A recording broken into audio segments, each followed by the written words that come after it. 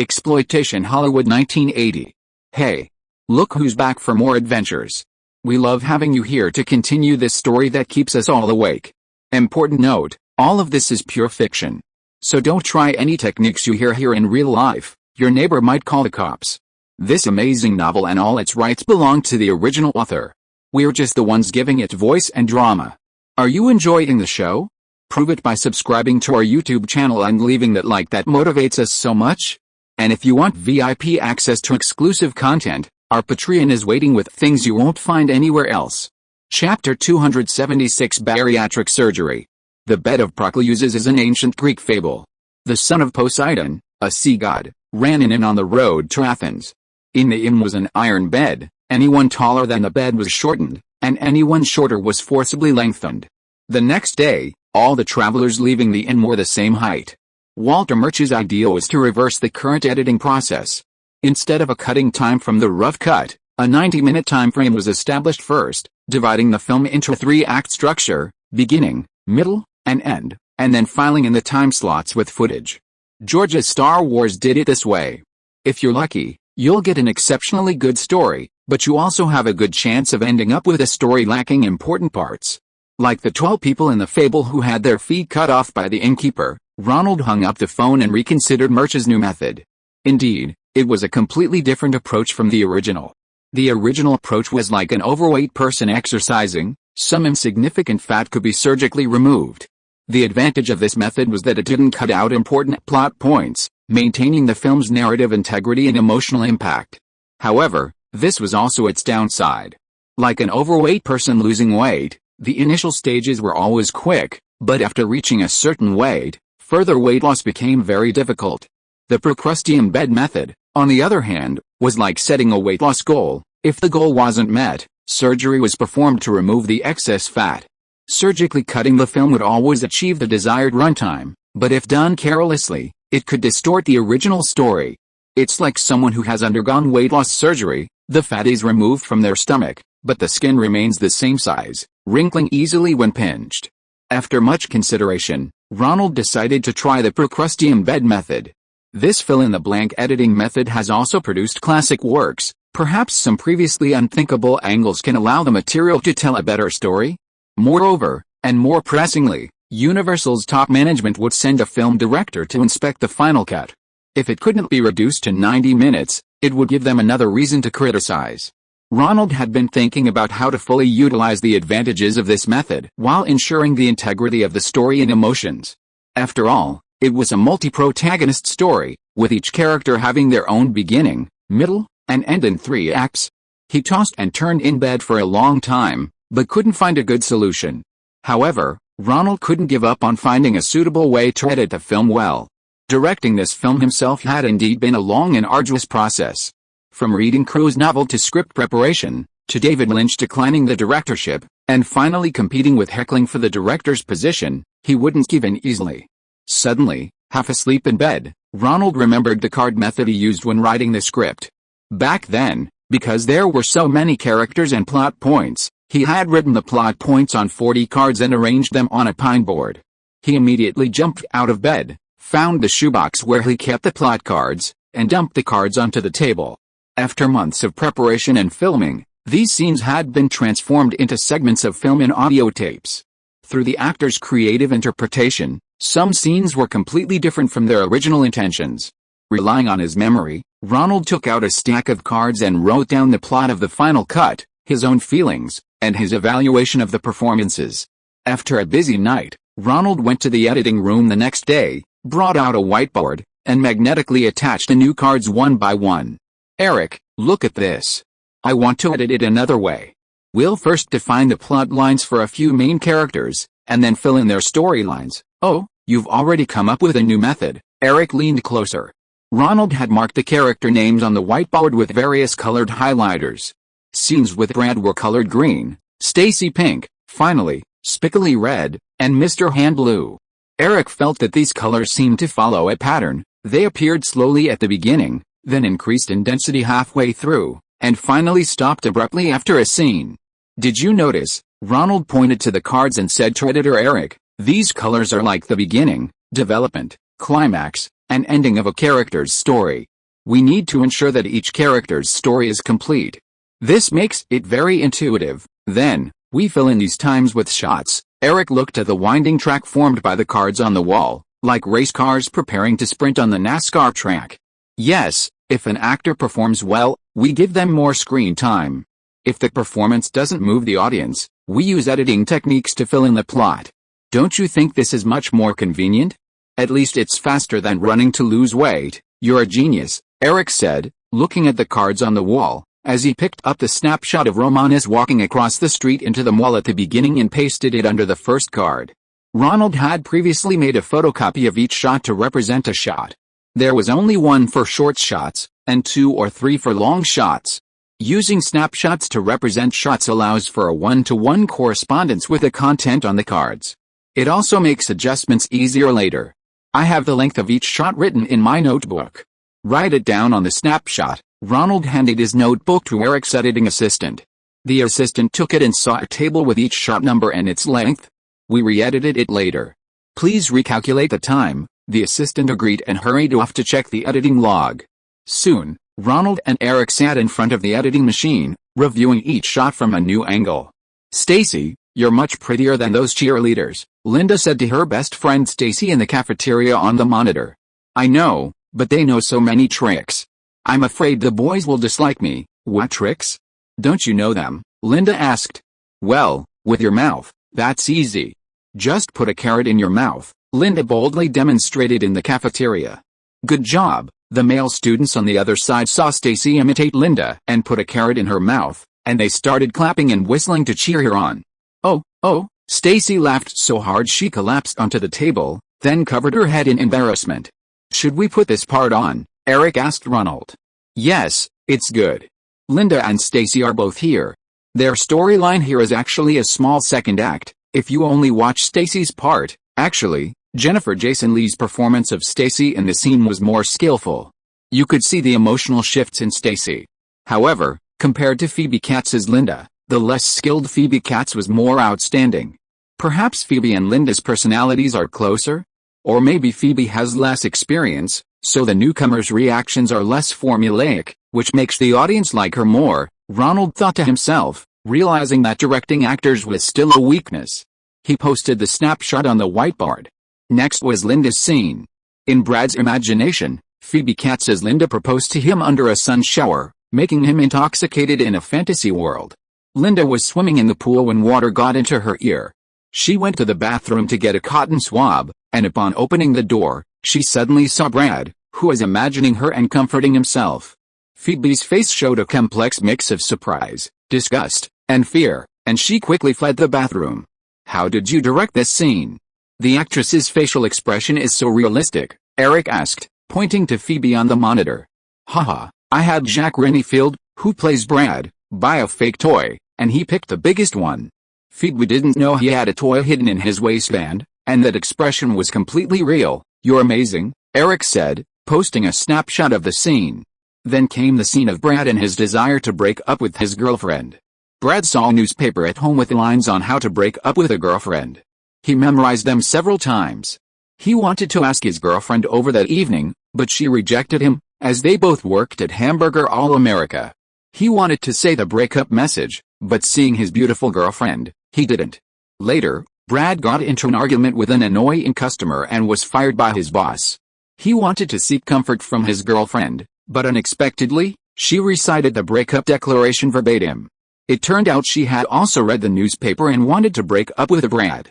These 2 paragraphs are quite good. They portray Brad as a law-abiding, good-natured guy, Ronald said to Eric.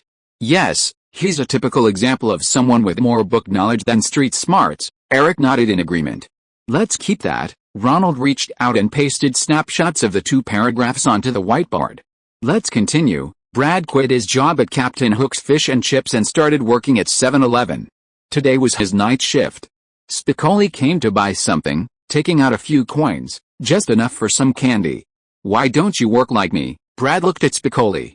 He no longer felt the superiority he had when Spicoli was the supervisor at All American Hamburgers. Now he was just an ordinary clerk.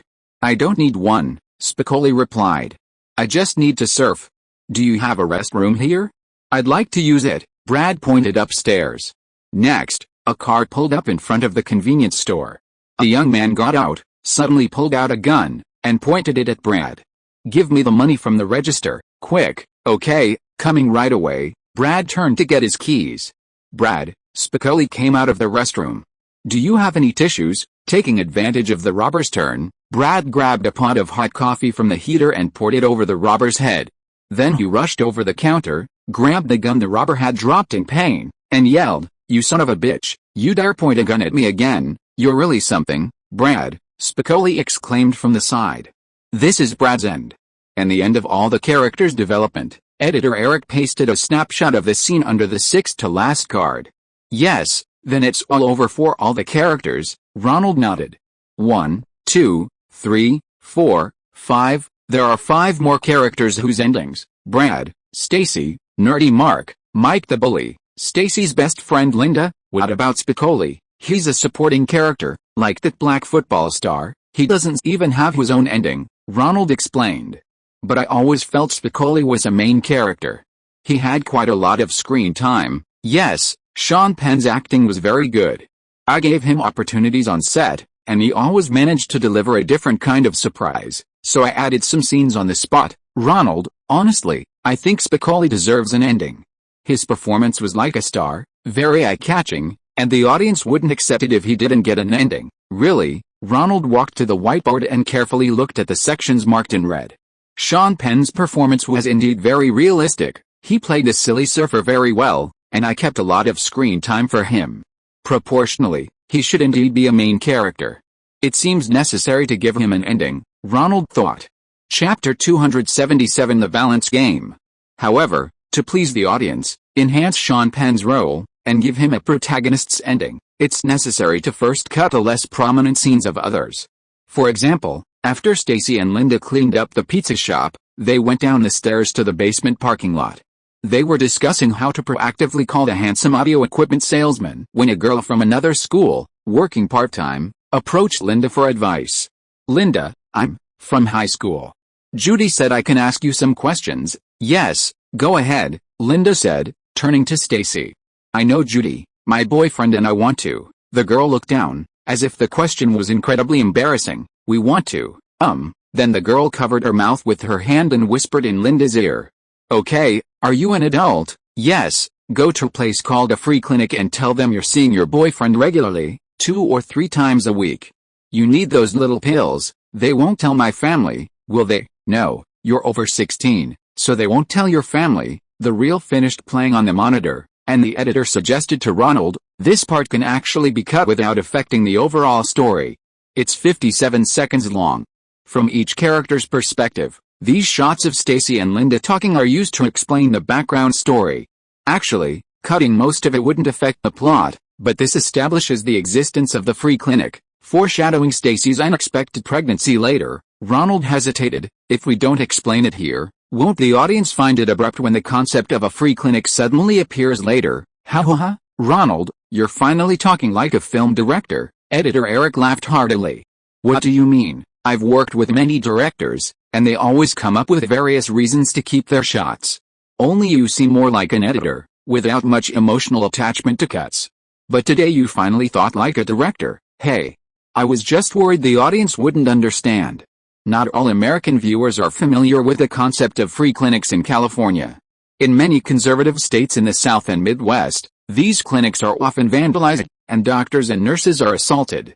Just the other day, CBS reported on a case in Texas where a free clinic providing contraception and abortion services was burned down. Although the 1973 Supreme Court ruling in Roe v. Wade granted women the right to be responsible for their own bodies and to have their privacy protected under the 14th Amendment, the precedent set by the American Supreme Court does not automatically apply in each state.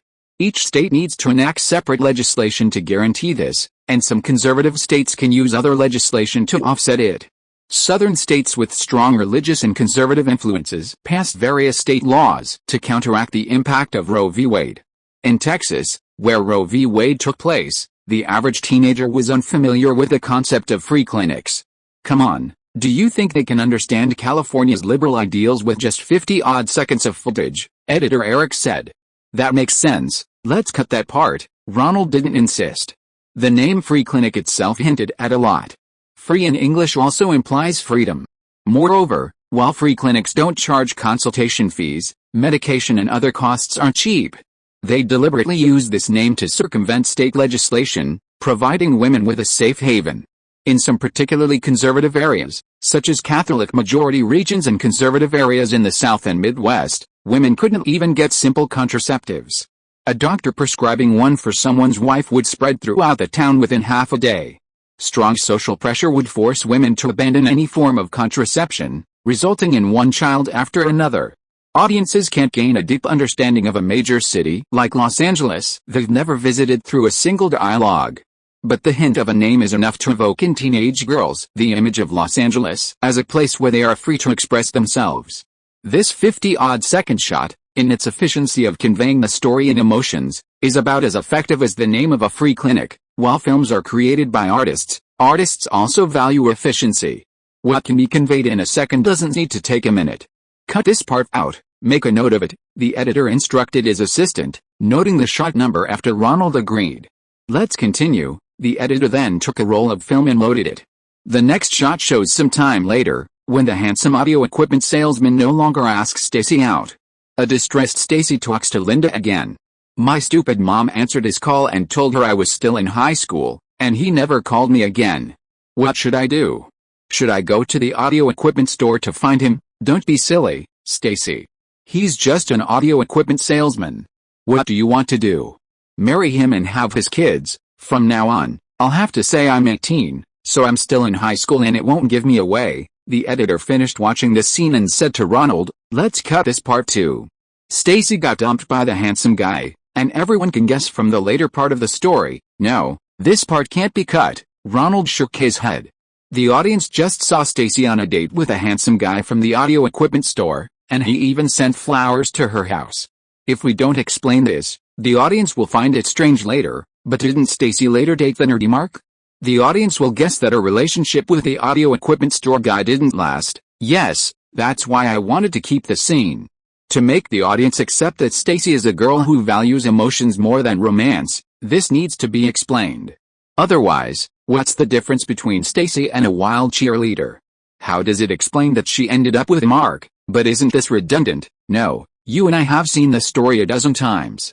We all know exactly what kind of person Stacy is.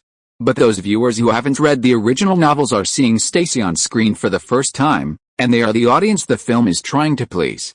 I don't want them to think Stacy is strange and lose interest in the story. Okay, you're the boss. Anyway, this scene is only a little over 10 seconds long. Let's keep it. Such decisions about what to include and exclude went on for several days. When finally assembling the entire film, Ronald realized he had unknowingly cut about 20% of the footage. The film's runtime was now only 96 minutes. Ronald and the editor reviewed the entire 96 minutes of film using a horizontal editing machine. Did you notice? The pacing of the 6 characters' introductions is a bit off. Editor Eric initiated. Yes, you're absolutely right. And the actors' performances lack the build-up from other shots. The emotional intensity doesn't quite match up, Ronald agreed. This Procrusteum bed editing method was highly efficient at cutting shots. It completed the editing time that would normally take 20 days in just 2 days. However, it also brought several side effects. One significant side effect was that the proportion of each character's appearance became somewhat chaotic. For example, the nerdy Mark, who had a crush on Stacy but was shy by nature. Mark's first date with Stacy involved going to her house. After kissing her, Mark felt extremely uncomfortable with the progress of his relationship with his crush and ran away from her house. A long time passed before Mark reappeared. This was after Stacy and her best friend, Mike, had an unexpected pregnancy. During a biology class visit to the hospital, Stacy remembered her surgery and ran outside to vomit. Mark comforted her, and his gentlemanly actions made Stacy realize that she wanted a stable, supportive relationship. However, for several tens of minutes, Mark was absent from the story. His sudden disappearance and reappearance made it difficult for the audience to recall his background. We need to add some scenes for Mark. Or cut his earlier scenes with Mike and move some to the middle, Ronald said, fully understanding editor Eric's idea. He went to the whiteboard on the wall and started searching. However, he found nothing. The scenes of the 6 main characters were crammed into a 90-minute runtime, reducing each person's storyline to a very small amount. The nerdy Mark has a scene where he forgets his wallet on a date with Stacy and asks him to bring him money. Later, he learns that Mike stole his girl and they fight in the locker room. However, these scenes are logically connected to the preceding and following plot points, making it impossible to cut them out and move them to a part where Mark isn't present. How about this? Eric repeatedly watched the opening shots on the editing machine and finally found a scene of Mark being embarrassed. This was originally an opening scene to introduce the characters, showing Mark awkwardly dodging 2 girls. Shall we add this to the middle scene where they're preparing for the football game against Lincoln High? Ronald asked. Yes, there's also a shot here where Linda and Stacy are talking about Mark running away during the date. Let's add that too. On the monitor, Linda and Stacy are applying face masks. With a guy like Mark, you have to take the initiative, take the first step, Linda said. I've been very proactive. I've not only taken the first step, but also the second and the third, Stacy complained. Mark doesn't like my type at all. Adding this scene would add another minute or so. And Stacy's screen time in those 10 minutes is too much, we'd have to cut other shots. Editing is like that, a small change can have far-reaching consequences. Shifting the weight slightly to one side of the scale disrupts the rest. Ronald and editor Eric were playing this delicate game of balancing. After several days of permutations and combinations in the editing room, they finally produced a version with a relatively balanced cast and story. Ronald moved the camera positions on the whiteboard, adding a layer of colored highlighter to the emotionally charged scenes to make the colors appear deeper. Then he stepped back, looking at the various cards on the whiteboard that formed a picture. Like a Mondrian painting, it was simply lines composed of various colors. But the colors representing the intensity of the characters' emotions varied in shade, and the number of colors representing each character's appearance varied. Each character's story begins with occasional appearances in light colors, gradually progressing to more frequent appearances in dark colors, culminating in their own ending. Their appearances on the 40-odd cards are also evenly distributed. The 6 colors representing the 6 main characters, Brad, Stacy, Linda, Mark, Mike, and Spicoli, are arranged in a staggered pattern, along with Mr. Hand, the American history teacher. Ronald picked up a single-image camera and took a picture of the whiteboard. The Polaroid produced a black and white photograph. Ronald tore it off, flicked it in the air, and after a while, a photograph developed. The colors on the whiteboard cards formed a Mondrian-esque modernist painting. The colors representing each character, like instruments with different timbres, told their own stories. There was the story of nerdy Mark and his crush Stacy finally becoming a couple. There was Brad, fired from his supervisor job at Hamburger Mart, who was then promoted to manager after unexpectedly apprehending a robber. There was Mike, a scalper, who couldn't afford Stacy's surgery and had the word scammer spray painted on his car. There's Linda, unable to conjure up her imagined perfect boyfriend, forced to cry to her best friend at the prom about being dumped. Then there's Stacy, who, after spending time with several men, finally realizes she likes Mark, and the two return to normal high school romance. Of course, there's also Mr. Hand, the teacher who outtweets Spicoli, eventually softens and tutors him in history at his house, letting him graduate. And then there's the clueless Spicoli, whose car is wrecked but he unexpectedly becomes a legend, defeating Lincoln High's black football star Jefferson, Lisa, who was almost dumped by Brad but ultimately dumped him, and so on, a dozen or so vividly portrayed supporting characters. These supporting characters, along with the protagonist's stories, represent various colors, scattered yet ultimately converging in the photograph to form a grand symphony. Editor Eric also came over and looked at the snapshot in Ronald's hand. This is a beautiful picture. I think we can string together the working copies and give the producer a full screening. Yes, what's the total length? The current total length is 87 minutes and 34 seconds, the editing assistant reported to Ronald with his notebook. Please string together the working copies. Ronald tapped the photo. The red part representing Spicoli was still a bit short. Should he consider shooting some more footage to give him an ending? In the end, Spicoli saved Brooke Shields, the award presenter who accidentally fell into the sea at a surfing competition and won a large sum of money. He then spent the money on hiring the rock band Van Halen to celebrate his birthday, and ended up penniless. To shoot these scenes, we'll need to increase the budget. Let's show it to the producers first. If they're satisfied, we can start lobbying them, Ronald thought. Chapter 278 Evaluation and Reshoots. Click, click, click. In Universal's small screening room, a newly edited sample film was being shown. Occasionally, blackouts caused by the transparent tape at the film cutter appeared on the screen, and small popping sounds from the tape on the cassette tape emanated from the speakers. But none of this affected the two producers, Lin Sen and Azov, who were completely absorbed in the film. Nor did it affect the middle-aged man with a thick beard sitting next to them.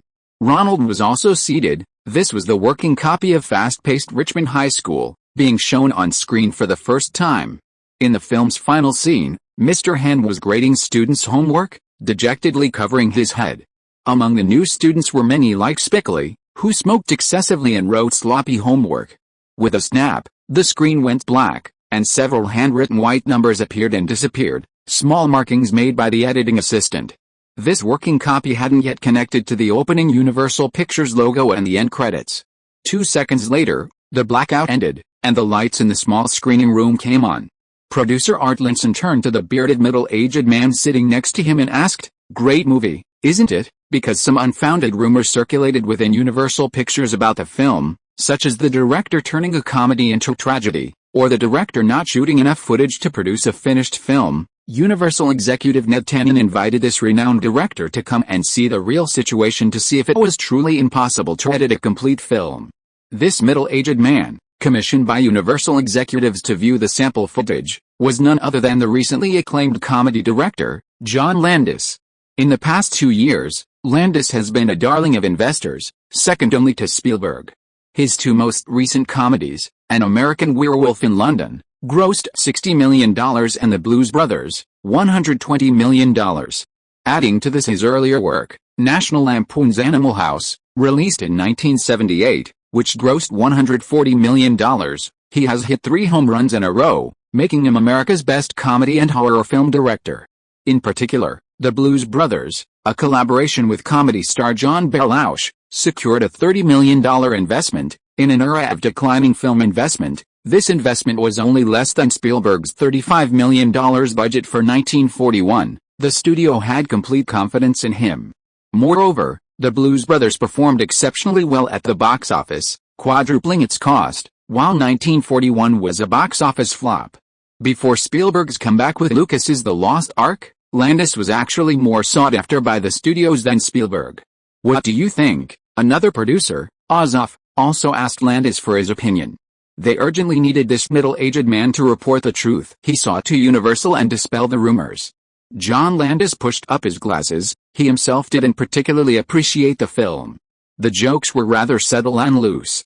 The comedy films that have been big hits in the last 2 years have been aiming for dense, shallow jokes, like some of his own films in last year's box office hit, Unprecedented and Unparalleled. Although it didn't suit his taste, the claims that the director couldn't direct or edit properly were nonsense. It seemed someone was deliberately trying to mislead him. The truth was quite the opposite.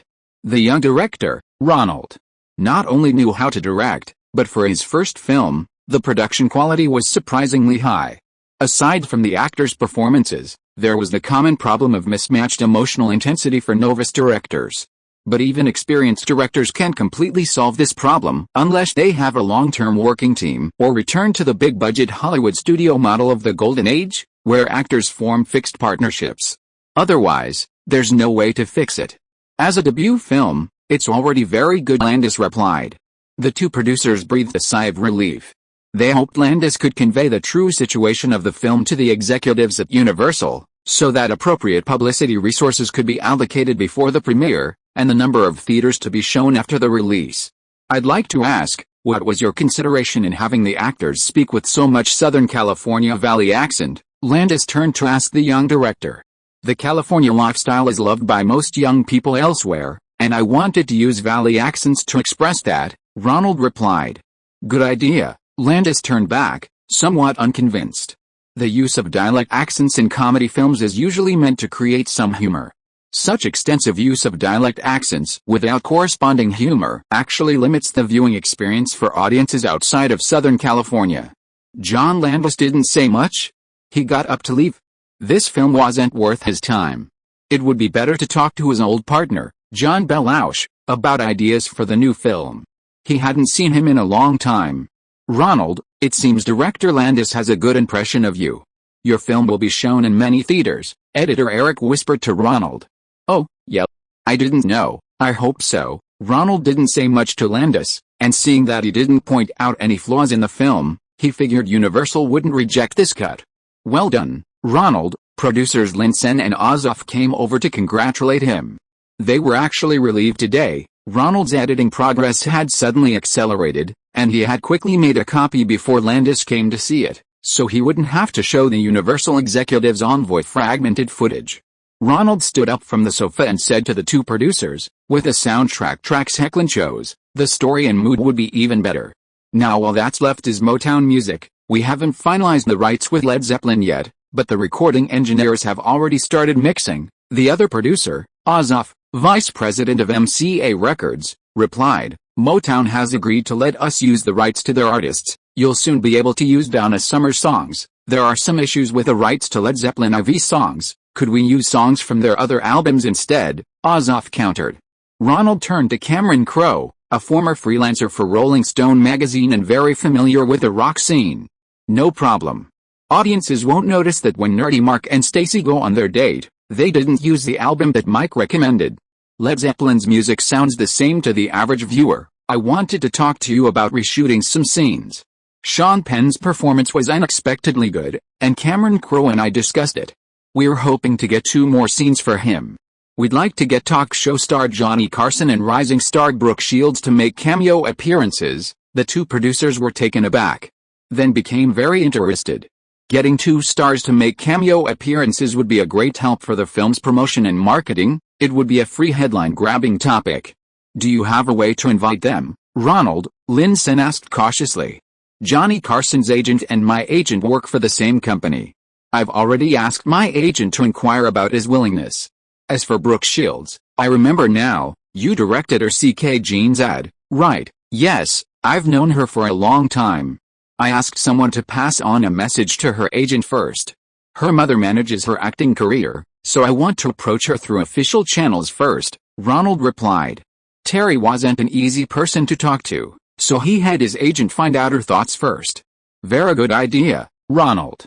After watching the working copy, I also think Sean Penn's portrayal of the surfer is outstanding and very appealing to the audience. If you have a way to contact Johnny Carson, please try. I heard he charges a high price for a cameo. Linsen nodded. Johnny Carson wasn't just a talk show host, he also had his own menswear brand and had invested in a car company, preparing to build a pure American-made sports car. This was beyond the capabilities of most people in the entertainment industry. Building cars was no simple matter. I'll ask around for you, but you should also be prepared for failure. My agent gave me a list. If he doesn't agree, we'll go find other show hosts. It doesn't hurt to try the most famous one first.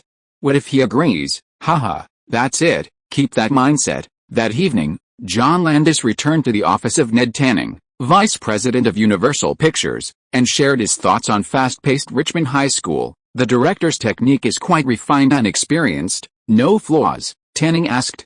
Technically, there are no problems. The film's pacing doesn't quite match recent blockbuster comedies.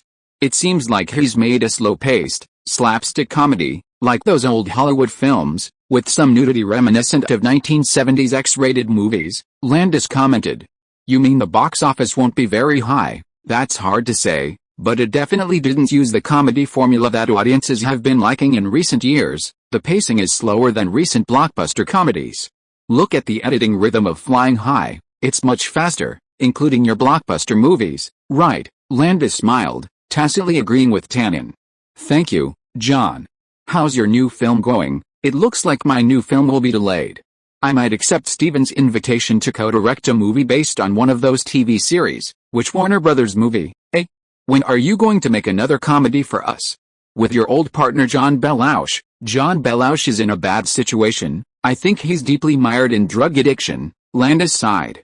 His former partner was like a different person now, always asking for money. He didn't want him to continue down that path, so he refused the loan. He even called Belushi's agent. The agent was also very frustrated.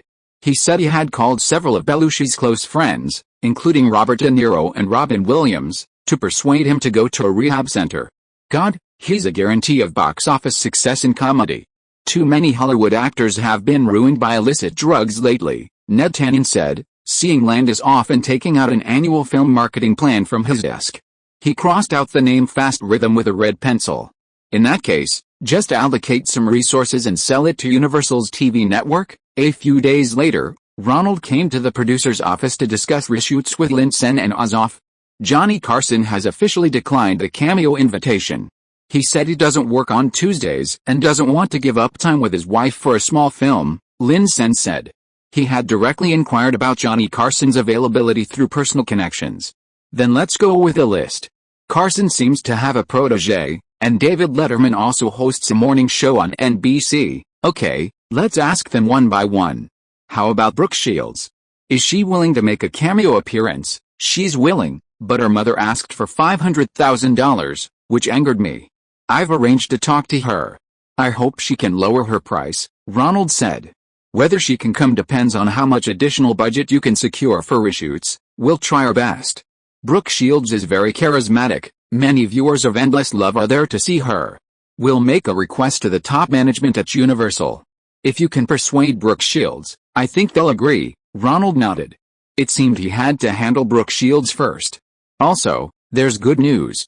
The top management at Universal had a new idea after their meeting.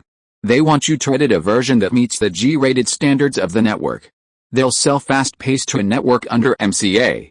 It seems they're very confident about the box office performance, Linsen said. Generally speaking, only films that perform well at the box office after release will be offered for by the network. They've already started preparing the TV version, which probably means the higher-ups listen to Landis's advice and are very confident about the show's prospects, right? Chapter 279 Private Meeting with Brooke Shields. Ronald and editor Eric were working together in the editing room, editing the version for television. Television ratings are similar to film ratings, but much stricter. Public television is broadcast over the air, typically watched by a single family in the living room. In this case, except for some late-night programs with explicit content, everything else must be rated G. Universal Pictures MCA Group owns Universal Television Network, and most of Universal's studios and staff also produce television programs for NBC. Therefore, the fast-paced special version for television stations sells well, and two versions are edited during the editing phase. After theatrical release, they are sold to television stations. The deal is priced based on the number of broadcasts, and Ronald, as the director, receives a share of the profits. These nude scenes, and these lines with themes of love, abortion, etc., all have to be cut. What story do you plan to use to fill those times? Eric asked. I don't want to go through this again, reorganizing the story structure. We were exhausted enough last week. Ronald pointed to the cards on the whiteboard on the wall. Let's see if there are any other supporting characters' storylines to fill in. You're the boss, you decide. Editor Eric got up to get the shot log, picking out several shot numbers mainly featuring supporting characters. These two are good actors, we can add more of their shots. Eric looked at the two boys on the monitor screen, pressed pause, and pointed them out to Ronald. Nick Capella and Eric Stoltz. Ronald smiled. They've given me a lot of trouble on set. Nick made several pages of actor notes specifically for a scene with only 2 lines.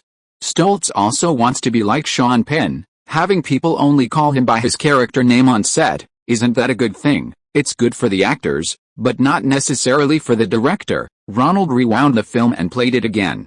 Look at this scene between them. Nick's performance is very realistic, but the intensity of his emotions far surpasses that of Judge Reinhold, who is acting opposite him. This makes the audience feel something is wrong, Ronald pointed to the editor. There are many such problems in this film, which made me realize that acting skills aren't necessarily better the higher they are.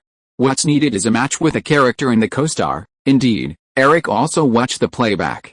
Fortunately, Spicoli's character is inherently eccentric, and Sean Penn's performance fits the role perfectly. Hopefully, the audience will like him.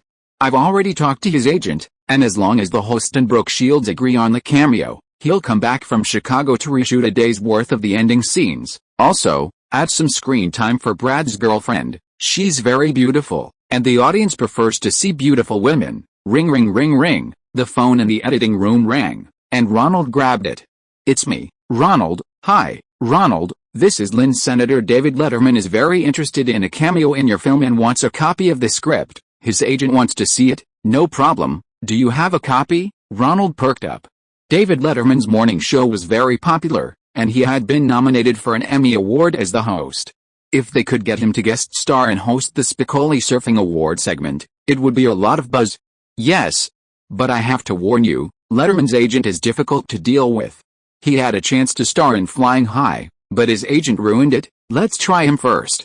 If he doesn't work out, who else is on our list? If Letterman doesn't work out, we can try the host of The Tomorrow Show, but he's far less popular than Johnny Carson and David Letterman. Producer Linson switched the receiver to the other ear. How's your contact with Brooke Shields going? Brooke's mother, Terry, asked for $500,000 for the role. I explained to her it was just a cameo and mentioned the help I'd given her before, but she only agreed to $400,000. Brooke's popularity is very high right now. Even a product commercial would cost that much? Her mother doesn't have much room for negotiation. How much budget can we get for reshoots? With Brooke, it'll be at most $300,000. If you can't get Brooke, then around $100,000, Linson replied. They don't think your reshoots are absolutely necessary. If they don't have a star like Brooke who can boost marketing, they'd rather just add credits explaining Spicoli's fate. Okay, I'll try to get it below $300,000. Ronald hung up the phone. Spicoli's performance would resonate with the audience, and he needed to give him a sensational ending so that word would spread. Spicoli saved Brooke Shields. Since her mother was unwilling, he might as well talk to Brooke himself. She was already 16. It wasn't surprising that she had her own ideas. If Brooke was willing, then Terry would have to consider lowering the price. Ronald thought for a moment, then picked up the phone and dialed his agent. Nisida, this is Ronald. Can you find Brooke Shields' schedule for the next 2 days? What, you want to date her? Her mother, Terry, won't agree. That woman is notoriously snobbish in the industry, only allowing her daughter to date people on the front page of the newspaper. Your new movie's a huge hit. She might even throw herself at you. Don't joke around. I'm serious. Ronald recounted how Terry had offered a high price and he'd turned down his daughter's cameo. Okay, I'll look into it for you. But don't actually manage to snatch Brooke away. Terry's notoriously protective of his daughter. She'll go crazy. I know better than you, Rick. 2 days later, the results for both guest appearances were in. Linson called to say that David Letterman's agent didn't like the role of Spicoli and had turned down the offer on his behalf. They had to settle for the host of The Tomorrow Show. His ratings had been declining recently, so a cameo would be a good thing for him, and he was likely to agree. Agent Rick Nisida had contacted entertainment reporters and found Brooke Shields' whereabouts. She was in Los Angeles for the recording of CBS's Celebrity Circus. Ronald had obtained an inside pass to the CBS recording venue, which Nisida had helped him through connections. The red pass was of high priority, granting access to the backstage and dressing room areas. Ronald was waiting for Brooke Shields there, avoiding her ever-present mother. Celebrity Circus was an annual CBS variety show where popular celebrities impersonated circus performers to put on a show for the audience. Ronald stood backstage, watching the various equipment in the studio, tightrope walking, fire hoop jumping. He felt a pang of sympathy for the participating stars. They were risking their lives. Lost in thought, a staff member approached and reminded him, Brooke, come and familiarize yourself with the venue soon. Ronald adjusted his leather jacket and stood in the aisle. He saw a tall woman approaching from the passageway leading to the dressing room. She wore a high-slit white yoga-style performance outfit, adorned with a purple silk flower at the chest. Her long legs were encased in stockings studded with sparkling, diamond-like embellishments. She also wore a headdress resembling a coxcomb. A female acrobat walked gracefully towards him. However, her white fur-lined slippers betrayed her girlish nature. It was Brooke Shields, participating in the Celebrity Circus show. Hi, Brooke, Ronald greeted her from a distance. Isn't Terry here? Oh, hi, Ronnie. Brooke Shields was surprised to see Ronald. What are you doing here? My mother is in the dressing room. Then Brooke whispered in her ear. She had 2 glasses of whiskey and is resting. I've put a limit on her daily intake. She can't drink more. Ronald also whispered back in Brooke's ear. Don't worry, I'll keep it a secret. I'm here to ask you to have a cameo in my movie. Huh, really? You want me to have a cameo in your movie? Brooke smiled. Sure, what kind of movie is it, and what role do you want me to play? Just play yourself. It's a teen movie where the last character wins a surfing award, and you accidentally fall into the sea while presenting the award to him, and he rescues you. But all the scenes of falling into the sea are done by stunt doubles. You only need to film the scene of presenting the award to him. Ah, ha ha ha. Brooke Shields laughed wildly. You're so mean, Ronnie. Making up this kind of plot for me. I agreed, but you have to teach me how to act. After Endless Love came out, film critics were all criticizing my acting. No problem, but I think your acting is not bad. They just don't know how to appreciate it. Ronald quickly praised Brooke. Your mother asked for a very high price. My film has a small budget. Could you lower it a bit? How much did she ask for? 400,000. How much can you offer? 10. Brooke thought for a moment and said, 40 is the price my mother offered for shooting a product advertisement, but she can be flexible for projects with exposure, like this circus show. As long as the audience can see me, she's willing to compromise. That's no problem. The film is released during the summer, and teenagers all over the country will go to see your cameo. Besides, Universal instructed me to edit a TV version, which will be broadcast on public television later, then wait for me here for a bit. After I finish practice, we'll go find my mom together. With that, Brooke Shields, shuffling along in her white fur-lined slippers, scurried towards the center of the studio. A professional acrobat was already waiting for her on a high-flying trapeze. Brooke isn't going to risk her life on the trapeze, is she? Ronald looked at Brooke, then at the high-flying trapeze, a little uneasy despite the safety net below. Brooke took off her white slippers, climbed the rope ladder, and sat on a trapeze. She was calm. She performed at Celebrity Circus every year, and with her gymnastics and yoga background, the moves, though frightening, weren't actually that difficult. Then she grabbed the acrobat's arm, which was dangling upside down, and released herself. Wow, that's amazing, Ronald exclaimed, surprised that Brooke was serious. Then Brooke hooked her legs around the trapeze, releasing the acrobat with both hands. Holding the trapeze with only her legs, Brooke even opened her arms to the audience. That's so exciting. Ronald had a deep respect for acrobats. Then Brooke gradually lowered one leg, hooking her entire weight onto it. Ronald felt his heart race. Was she really pushing herself so hard? Brooke Shields did it with ease, hooking her arm and foot onto the swing and striking various poses. Ronald realized then that Brooke had excellent flexibility, perhaps having studied gymnastics as a child. Finally, Brooke picked up a rope loop, put it behind her neck, tilted her head back to let the loop hold her, spun her arms on the swing, and brought them to her chest, spinning rapidly. Ronald watched from the side, unable to resist applauding Brooke's spectacular performance. Ha ha ha! Brooke heard Ronald's applause, stopped the loop spin with her hand, stood on the swing, and bowed to Ronald. She jumped off the swing, landing on the safety net, then moved to the side, looking around for her slippers. Ronald stopped clapping, went to the rope ladder, picked up two fluffy white slippers, and gently helped Brooke put them on. Then he took one of her hands for leverage. Brooke braced herself against Ronald's hand and jumped down from the safety net.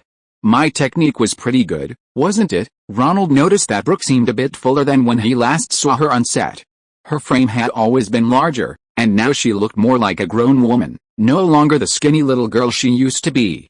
Of course, you're the best. The two walked to the dressing room, where Brooke shook her mother, Terry, awake. Oh, Brooke. You're done practicing? Yes, Ronald's here. He wants me to have a cameo in a movie. I said yes. Ronald, you said yes. Terry got up and saw Ronald standing beside her. She pulled him aside and began questioning him.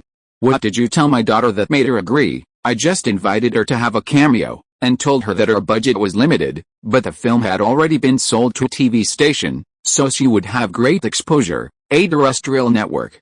Are you serious? Yes, it's a Universal production.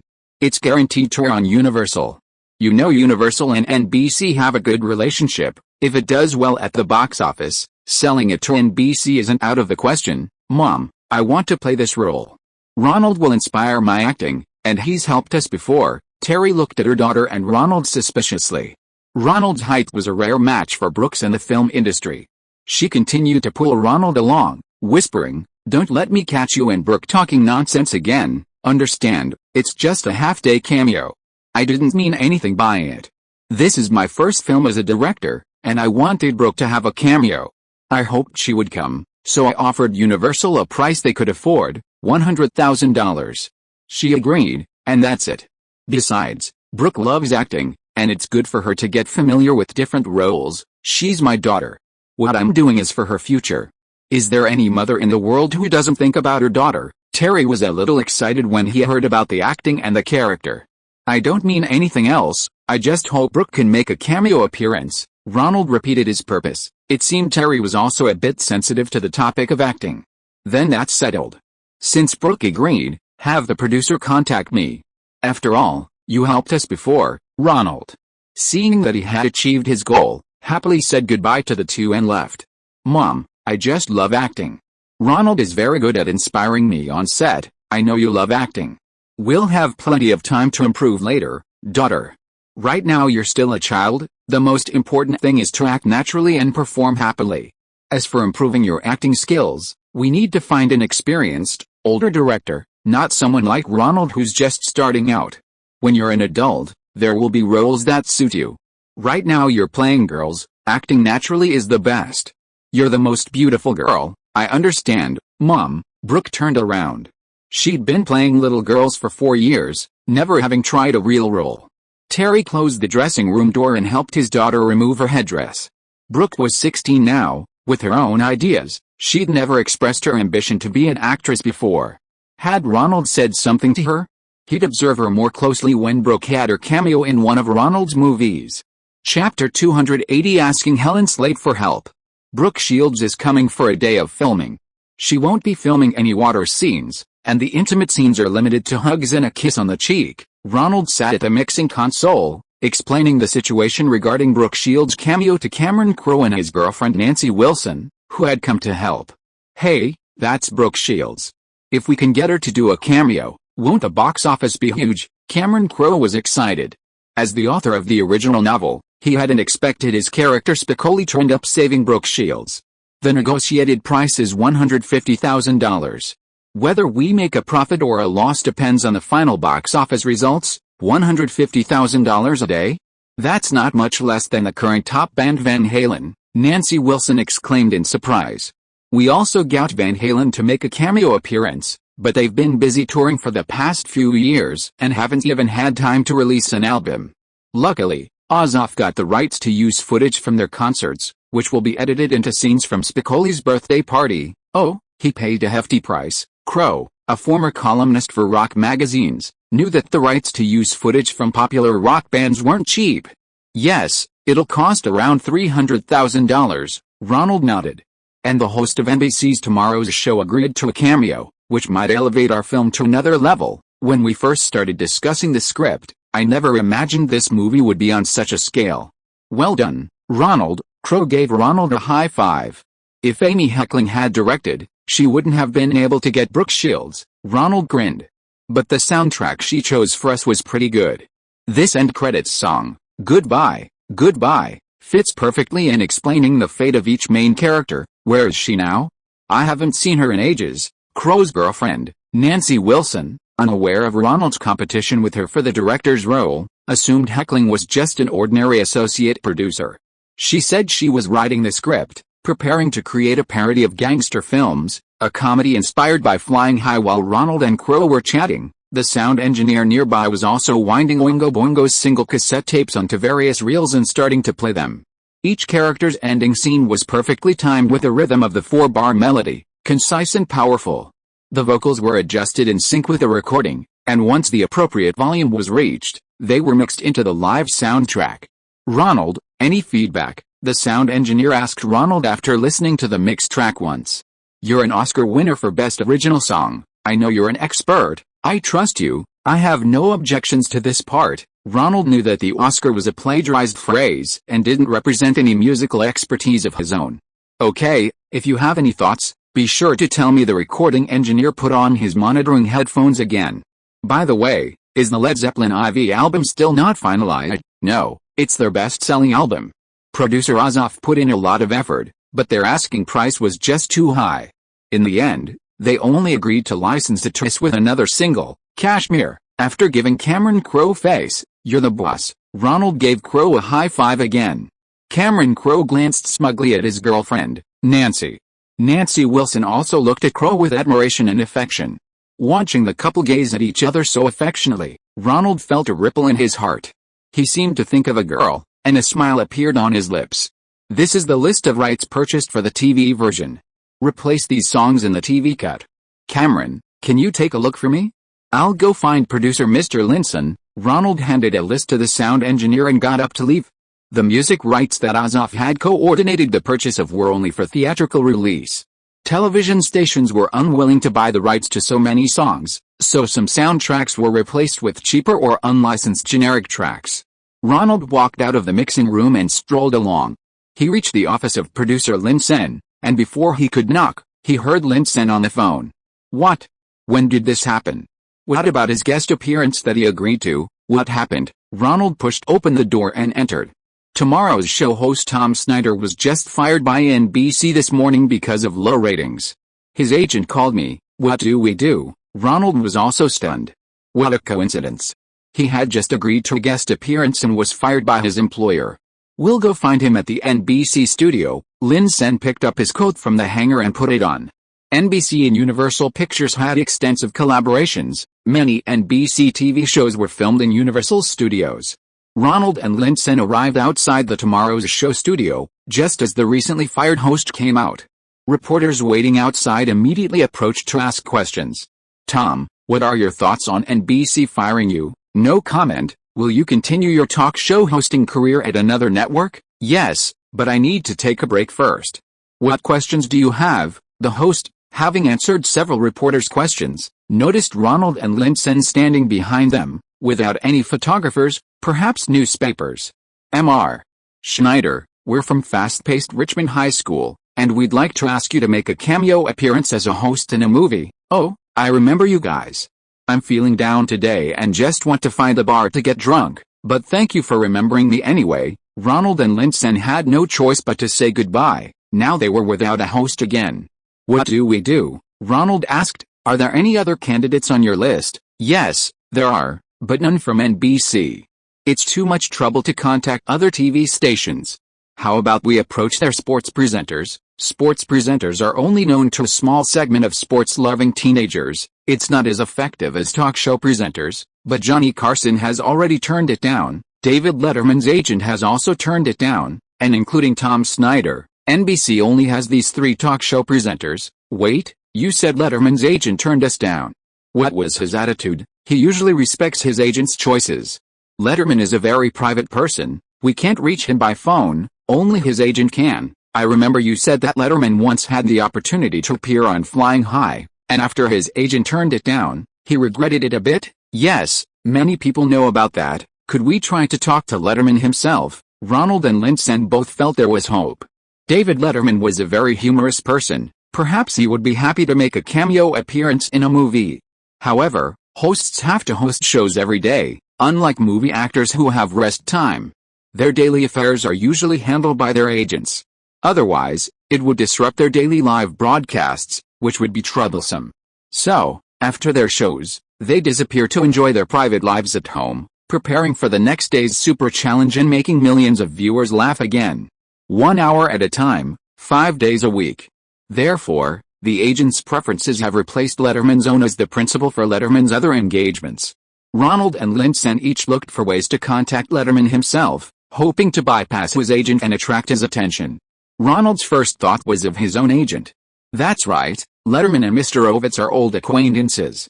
However, David is a very private person. No one but his agent can find him during his rest time, and recently NBC is planning to move his show from morning to evening, right after Johnny Carson's show. With a new late-night show, he might not have time to guest star in your movie. Nisita's voice came through the phone. He was very familiar with Letterman's business. In the CAA office, there was a large whiteboard tracking the recent activities of all the stars in Hollywood and on television. I'm not asking you to help sell this idea to Letterman. I just need an opportunity to get in touch with him, Ronald replied. I don't think I can help you.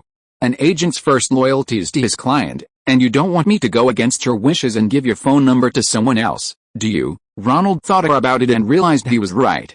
It was basic professional conduct for an agent. If he made an exception and gave him Letterman's number, he'd probably be fired soon. Okay, I'll think of something else. Here's a hint. Before Letterman came to NBC to write jokes for Johnny Carson, he worked as a writer for CBS for many years and had good relationships with many CBS hosts. They might have his contact information. Nisita gave Ronald a hint. A CBS host? He only knew one. Paya, the eldest daughter of actress Ingrid Bergman, was a host on CBS New York. However, he wasn't very familiar with her, only speaking to her half-sister, Isabella Rossini, who is the wife of his teacher, Scorsese. This kind of thing might not be convenient, after all, they didn't share the same father, and Bergman had abandoned Paya, who stayed in New York, for Isabella's father. He should know someone else, Ronald thought, a girl's figure appearing on his lips, a smile involuntarily spreading across his face. The first time he went to Paya's house, it was Helen Slater who brought him. They were both left at the 54 Club by their respective male and female companions, and it was only later that Helen produced an invitation and went to Paya's mansion on the Upper East Side of New York. He dialed the phone number Helen had given him, and a female voice answered the phone. "Hello, this is Alice June. I'm looking for Helen. Is she home, Helen? Someone is looking for you." The woman covered the phone and called to her daughter. "Who is this?" "My name is Ronald. I did a commercial for Helen before. I need her to do me a favor and introduce me to a host on CBS. "Oh, you're the director who did the chewing gum commercial for her? I saw the version you did." Helen sang a Carpenter's song. "Yes, that's me. Hey, Mom, don't talk nonsense with my friends." Helen ran over and answered the phone. "He's all your fault." Helen's mother patted her daughter and walked out of the living room. "Helen, it's Ronald. I need your help." Ronald explained his idea to Helen Slater. "No problem, I'll call Paya, and then you can talk to her yourself. Write down her number." "Thank you, Helen. How have you been lately?" "Not bad. My agent has arranged several auditions for me. But I haven't been selected. I want to listen to you and find another agent, but no agent is willing right now, and my mom doesn't have any connections. If you need, I can introduce you to my agency." "No, thank you. I like theater, so I want an agent in New York who has connections to Broadway." "Then I can't help you. I only know Eddie in New York. He's just an advertising model agent." "He, the guy from the chewing gum commercial?" "Yes, that's him." "What auditions have you been doing lately?" "Mostly TV series and TV movie auditions." "What about you? Any news on your new movie? Don't forget me if you get a new role." "I contacted Paya to ask David Letterman to do a cameo in my movie. I heard they used to be colleagues." The two chatted for a long time about their recent lives, then said goodbye. Ronald smiled as he looked at Paya's phone number on the paper, planning to call her later. Chapter 281. How much money do I have now? CBS presenter Paya agreed to contact David Letterman. They had worked together at CBS Los Angeles in their early days, and Letterman had written scripts for Paya when he was a weatherman. Letterman, easygoing about his old colleague's call, arranged to meet with Ronald and the producer. He was at home with his family. Producer Linson and Ronald visited Letterman's home. Letterman, relatively new to fame, lived in a small house, much smaller than the nationally renowned mansion of his mentor, Johnny Carson. Letterman was still preparing for the show at home. He cleared the documents from the living room table and warmly greeted Ronald and Linson. "I've been a bit busy. Paya called and said you wanted me to have a cameo in a movie." "Yes, we'd like you to play yourself, as the host interviewing a character named Spicoli in the movie. He was invited to your morning show because he saved Brooke Shields." "A late-night show? I'm moving to the late-night slot next month." "Invited to your late-night show. You'll ask him a few questions, and Spicoli will answer with that typical idiotic way of thinking." "That's interesting. I do have some acting skills. You might not know, but the Zach brothers approached me first for Flying Skies, but my agent turned it down. That's why we wanted to meet you, Mr. Letterman." "That's all? I thought you'd give me a big role." Letterman glanced at 2 pages of the script and chuckled. "If your agent hadn't turned you down, we would have had you audition for a teacher role." "That's right. I can play a teacher quite well." After chatting with David Letterman for a while, he happily agreed to the cameo.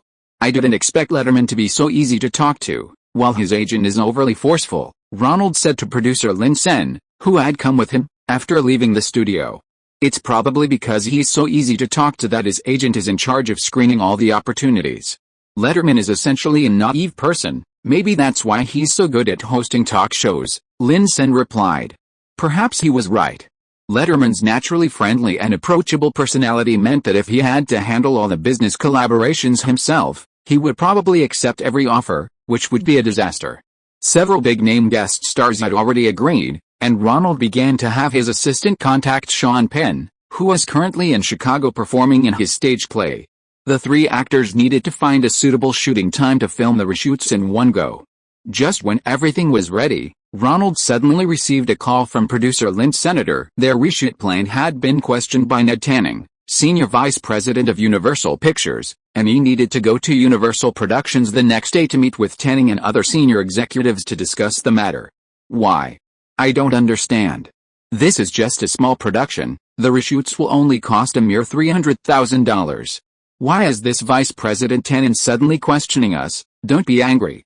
This Tanning is a notorious jerk. He has a terrible reputation with the director, always interfering and questioning projects decided by other executives. This film has nothing to do with him, but as a senior vice president, he certainly has the right to raise questions about any project. We need to have a meeting with him and explain his concerns. Mr. Simberg's people will speak up for us. Lynn Sen rushed to Ronald's editing room to discuss how to deal with Tanning's questioning. Be careful, don't be intimidated by his initial questioning. Tanning is good at using overwhelming aggression to scare off his conversation partners at the start. Overwhelming aggression, he'll start by labeling you, criticizing your film ideas, shooting techniques, editing, etc. As long as you refute him based on facts and have a reasonable argument, Tanning won't insist on opposing him. He's used this method to scare away those charlatans who pretend to be capable. What's his background? He started in the mailroom of the MCA, never produced a film himself, and only knows how to attack directors and pointlessly cut other people's scenes to show his power. Back then, Lucas was harassed by him and had several minutes of his American Graffiti cut. After the film became a hit, he vowed never to work with Tanning again, left Universal, and went to 20th Century Fox to work on Star Wars. So he's a troll. Yes, when he's rudely criticizing you, you have to stand up for yourself and fight back appropriately, so he'll know you really know how to make a film. I must retaliate against his baseless accusations, Ronald thought to himself. The next day in the conference room, Ronald indeed witnessed the overwhelming aggression of Vice President Tanning. Tanning had the typical features of a traditional Jew, with a large nose and a hump-like protrusion in the middle. His slightly curly hair and arched eyebrows disappeared halfway down to the outer corners of his eyes, leaving two small eyes staring at Ronald with a menacing expression. If you removed all the pleasant elements from Cannonball Studios owner, Minahan Golan, his large glasses, amiable smile, and sincere face, and replaced them with a touch of arrogance and rudeness, that would be the first impression one gets of Tanning, also a Jew. I don't understand why you would give the green light to such a script, one filled with contempt and trampling on traditional American morality. This kind of script shouldn't be produced by Universal, Tanning said, attacking Ronald's film while glancing at Simberg's subordinate, a female vice president. Mr. Tanning, I don't know why you say that. This is supposed to be a teen comedy. Comedy? A real comedy should be like Melvin and Howard, suitable for all ages, and without these kinds of scenes that purely cater to the audience's lowbrow tastes. Tanning didn't forget to mention the Oscar-winning comedy film he produced while attacking. But Fast Pace is a low-budget teen comedy. We lack marketing investment and need some scenes to get audiences to the theaters. Get to the theaters?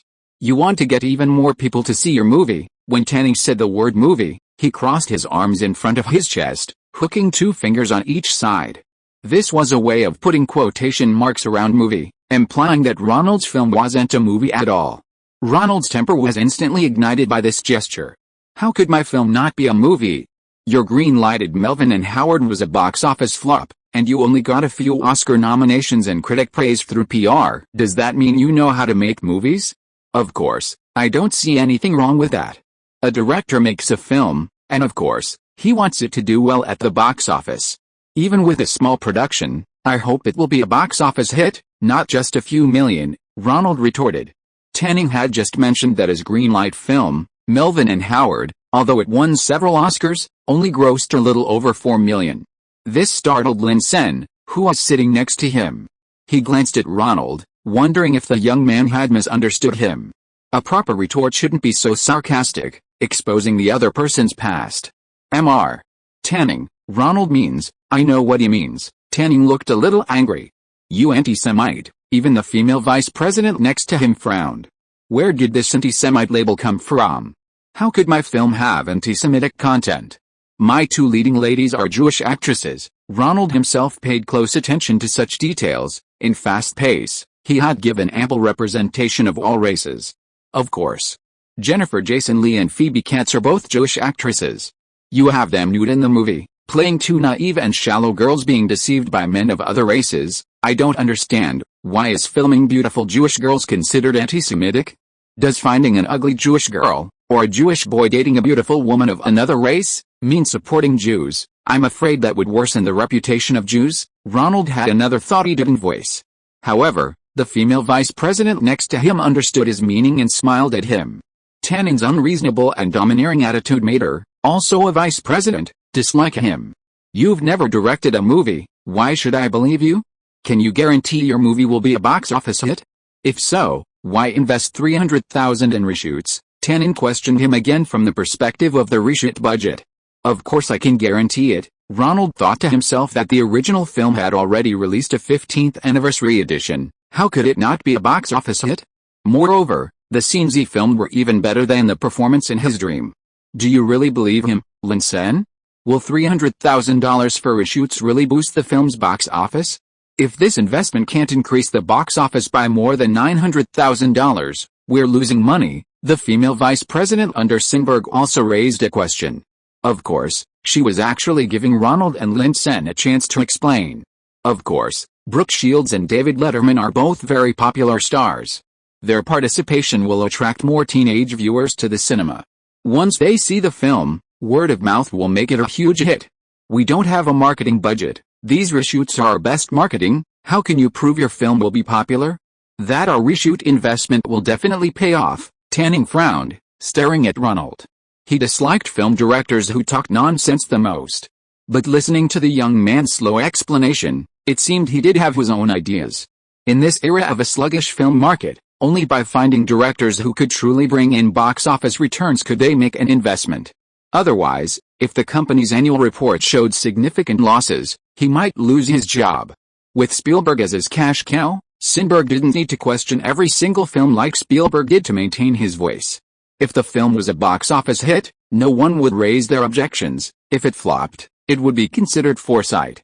I'm confident in my film. Ronald nodded to the female vice president next to Tanning. I hope we can approve our reshoot budget soon. The two stars who agreed to make cameo appearances have very tight schedules. We don't want to delay them. Please let me make a call first, and I'll prove it to you. Ronald finished speaking, walked out of the conference room, went to the front desk, got an extension, and dialed a long-distance number for his personal accountant, Lawrence Wong. Lawrence, this is Ronald. No time for formalities, just tell me, how much money do I have available right now? Lawrence answered without hesitation. Ronald, I'm assuming you urgently need some cash. Your securities assets haven't grown much, but your IBM, Coca-Cola, and Kodak stocks are over a year old, so you only need to pay capital gains tax, not personal income tax. If you sell them all, it would be a little over $350,000 to $380,000. Your tax payment for the sale is next year, so your short-term available money is this amount plus $100,000 in your bank checking account. After deducting the taxes due this April, you'll have about $350,000 available. If you need more, then you should consider taking out a mortgage on your house. If I write a check for $300,000 right now, will it bounce immediately? No, it will only bounce if Wells Fargo finds your account doesn't have enough when they try to cash it. You have about 2 days to balance your account. If you sell the stocks, I can transfer the cash into your checking account within 2 days. It won't bounce. Okay, you're ready to receive my orders. Ronald turned and went back into the conference room, pulled a checkbook from his pocket, wrote a check for $300,000 on the first page, and handed it to Ned Tannen. This is my personal check. I can pay this $300,000 for reshoots. Universal will split the profits with me according to their investment ratio. No, I trust you. You have a lot of confidence in your film, and I like confident people. Tannen, contrary to his earlier skepticism, unexpectedly said something. Finally, we have the budget. We can arrange the reshoots. Linsen opened the car door for Ronald. Why did Tannen agree in the end? I thought he would make me pay for it myself. Of course he agreed. If you paid for it yourself and the film was a huge success, Universal would have to pay you a share, and he would become a laughingstock in the industry. What kind of capitalist gets exploited by a director? Sorry for the delayed update, I overslept this morning. Chapter 282 Reshoot. The winter surfing spots on Venice Beach in Los Angeles were bustling with film crews today, exciting the young surfers who were enjoying the winter surfing season. They had the chance to be background actors, and several top surfers even had a chance to appear on screen. Thanks to the wetsuit invented by surfing legend Jack O'Neill, surfers can finally surf on the West Coast beaches in winter. This neoprene-coated clothing helps maintain body temperature even in water. We're only shooting 3 scenes on the beach today: a wide shot of Sean Penn surfing in a rolling wave, then a shot of him running with his surfboard, and finally a shot of him walking out of the water, Ronald communicated with the filming crew. It turned out that the cinematographer and assistant director, who had worked well together, had already found new jobs and couldn't return to reshoot the surfing competition scenes. Working with a hastily assembled team today, Ronald needed to confirm every detail with the team members. "Sean, how are you?" Ronald asked Sean Penn, who had flown in from Chicago specifically for the reshoots. He had broken free from the method acting obsession and no longer demanded that the director and crew call his character by his name, Spicoli. "I'm ready." Sean Penn, wearing a wetsuit, had been warming up by running in place for a long time. It was still a bit chilly in the water, so a thorough warm-up was necessary. "Okay, let's begin," Ronald ordered. Sean Penn himself was a surfing enthusiast. Although he wasn't at the level of a true professional, he still looked quite professional running on the beach with his surfboard. "Yet, whoosh," Sean Penn yelled, throwing his surfboard, coated with cold water wax, into the sea, then jumping in and swimming towards the surfboard floating on the surface. Cut. Despite wearing a wetsuit, Sean Penn shivered from a gust of cold wind. Ronald glanced at his unresponsive assistant, then grabbed the blanket and rushed over to drape it over Sean Penn. Ronald, shivering from the cold, Sean Penn, barely able to speak, scrambled into a roadside RV to recover in a heater. "Next time, remember to give him a blanket the moment I call a stop," Ronald instructed his assistant. The assistant, a recent college graduate, smiled sheepishly and grabbed another blanket, preparing it nearby. Luckily, it's only an afternoon shoot. Ronald himself tightened his coat against a cold wind. It was late January in Los Angeles, and the beach was still a bit chilly. Action. After resting, Sean Penn plunged back into the sea, then straightened up, ran his fingers through his hair, and walked out of the water with a broad smile. Cut. The assistant rushed over and draped the blanket over him. Sean Penn seemed to have suddenly exhausted all his energy, clutching the blanket and shivering uncontrollably. "Dry yourself off first, then warm up in the RV." Sean's professionalism was unquestionable. He tried his best to maintain a cheerful expression after filming the scene of him coming ashore, before he started shivering from the cold. However, when he opened the RV door earlier, a foul odor wafted out. Ronald then realized who had been smoking something they shouldn't have on set. Sean Penn had hidden it very well. The last shot was a long shot of Spicoli surfing in the ocean.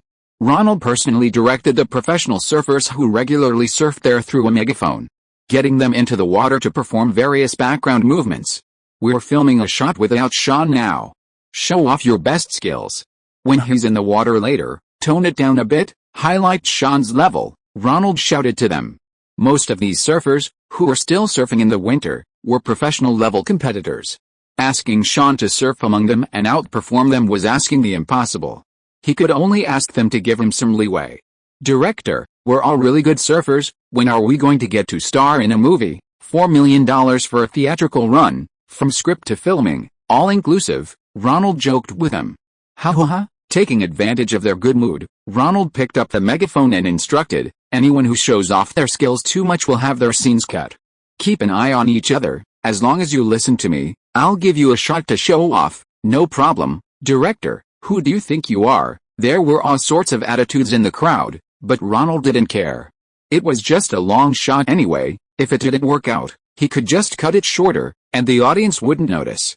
Cut. The last shot of Spicoli surfing in the ocean was finished, and the whole crew started packing up and heading to the Universal Studios studio to film the cameo scenes of Brooke Shields and David Letterman. The convoy drove to a studio in the middle of Universal Studios, where the set for the stand-up comedy show had already been set up, just waiting for the 2 guest stars to act with Sean Penn. "Brooke Shields, do you think she could be on my show? My talk show is about to move from morning to evening." David Letterman arrived at the studio early and started chatting with Ronald as he walked in. "Her work is all arranged by her mother, Terry. You could talk to her." But Terry isn't an easy negotiator, so you'd better think it over. It would be great if Brooke Shields could be on the first episode. I know she was on Johnny Carson's Tonight Show. Yours? Yeah, the ratings. Definitely not as good as Carson's. But I've scheduled it after his show, so at least some viewers will stay on NBC to watch. I can't help you with that. It's nothing, I was just saying. CAA got Bill Murray as the guest for the first episode. Letterman was curious, and watching the lighting team setting up, he went over to ask some questions. Finally, Ronald asked him to sit still on the sofa while the camera assistant measured the focus. Are we filming already? I'm interviewing him right here. Yes, just like your talk show. But we didn't get the rights for the film, so our setup is a little different from your morning show. I understand. After a few rehearsals, Ronald called for action. Spickily, you not only won the Los Angeles leg of the International Surfing Grand Prix, but you also saved the presenter Brooke Shields. How does that feel? David Letterman flashed his signature smile and addressed Sean Penn across from him. Cut. Ronald called for a stop. Great, let's film another take. Letterman will ask the questions again. What, aren't you filming his answers? It was Letterman's first time directing a film, and he wasn't familiar with the process. He thought movies were similar to television, with questions and answers conducted in an orderly fashion. No, lighting takes a lot of time. We'll shoot your part first, then Spicoli and Brooke Shields' responses. We can edit them together later. The camera focused on Letterman again. He glanced at his assistant prompting the script across from him and said, Brooke, what were you thinking when he rescued you? Cut. Ronald checked with the cameraman. David, your solo scenes are finished. When Brooke arrives, we can shoot one more main shot. Okay. Letterman, still excited, sat on the sofa, leaning against a table, and said, your setup is great. I'll have them set up something like this in the studio. Just then, Brooke Shields and her mother, Terry, walked in. Brooke's hair was styled in large waves, blown high on top, and a gray and white checkered men's jacket made her look very capable. Hi, Ronnie, Brooke greeted Ronald. Brocky, let me introduce you. This is Sean, he plays Spicoli. This is David Letterman, guest host, his forte. Hi David, I've seen your morning show. Hi Brookie, my talk show is moving to the evening slot. When are you free to come on my show? My mom handles everything. I really enjoy your show. Were you there when I went on Johnny Carson's show? Yes, I was writing scripts for Johnny then. Ronald had them sit down and, while they were getting their makeup done, he explained the scene to Brookie. You play yourself, a teen idol, presenting an award to Spicoli, the champion of a surfing competition. You accidentally fall into the sea, and Spicoli jumps in to save you. Then you both go on Letterman's talk show. Letterman will ask you what you were thinking when Spicoli saved you. You look at him with deep affection and say, with him by my side, I feel safe and secure. Brooke had read the lines beforehand and memorized them. Yes, is there anyone you usually feel safe just standing next to you? Just imagine Spicoli as him, and act like you'd act in real life. Like your mother, don't you feel much safer with her next to you? Try to get a feel for it.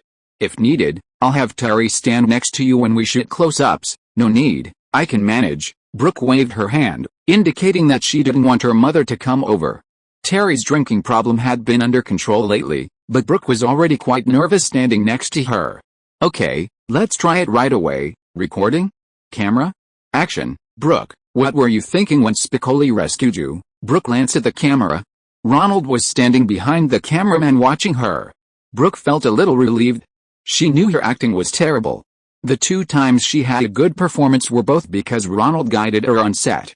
No, it was 4 times, and he even pinched her twice.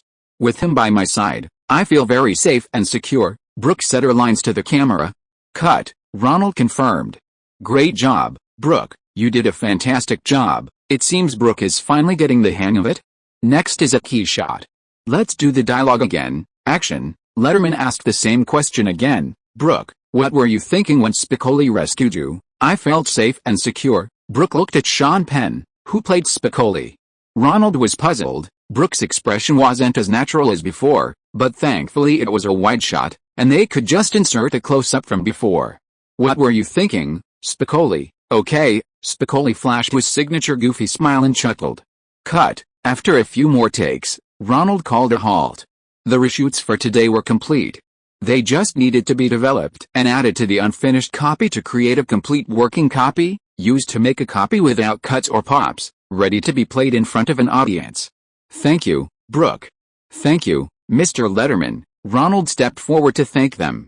I told my mom, and she agreed that I should start learning acting and become an actress, Brooke Shields whispered to Ronald, sharing her recent activities. Congratulations. You must have received a lot of audition offers, right? Quite a few. I'll be choosing with my mom. Goodbye, Ronald. Brooke waved goodbye, her long, wavy hair flowing. Chapter 283, a groundbreaking youth film. Brooke Shields gave Spicoli a sum of money as a reward for saving someone from drowning, which he immediately spent, hiring the Van Halen band to perform for his birthday, leaving him penniless again. Ronald and the editor added this comedic ending of Spicoli's story to the final cut, completing the editing of fast-paced Richmond High School. Well done, Ronald. Producer Lynn Sen, who had observed Ronald from casting to filming and post-production, also felt the film had some box office potential, especially after Brooke Shields' cameo. After the film is finished, Universal will organize internal screenings, followed by small-scale screenings for teenage audiences. You'll have some time to rest. Where are you planning to go on vacation? Me. I'll go see how to edit the film.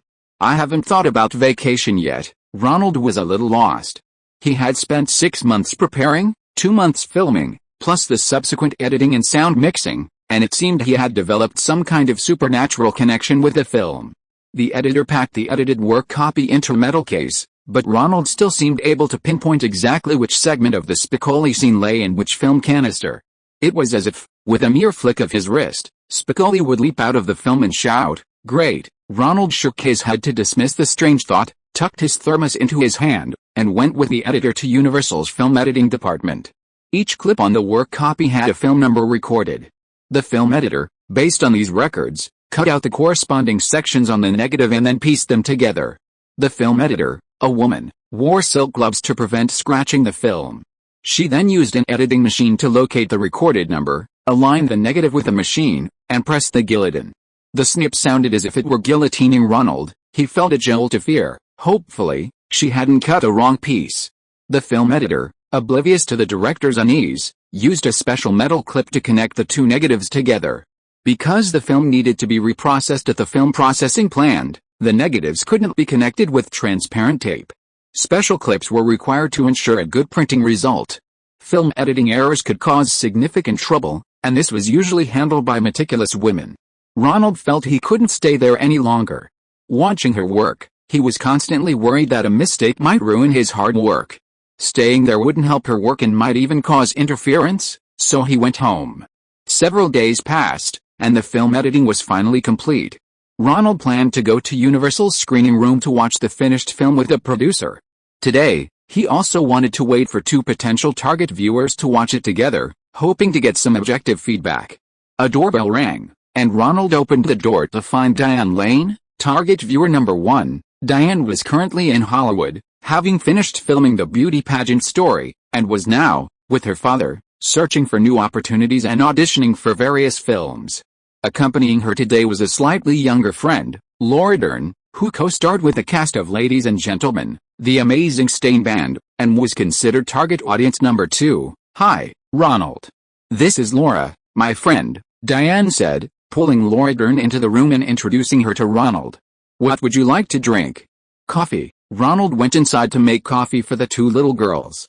"This is the potential director you were talking about." Laura Dern glanced around the room. It was rather shabby.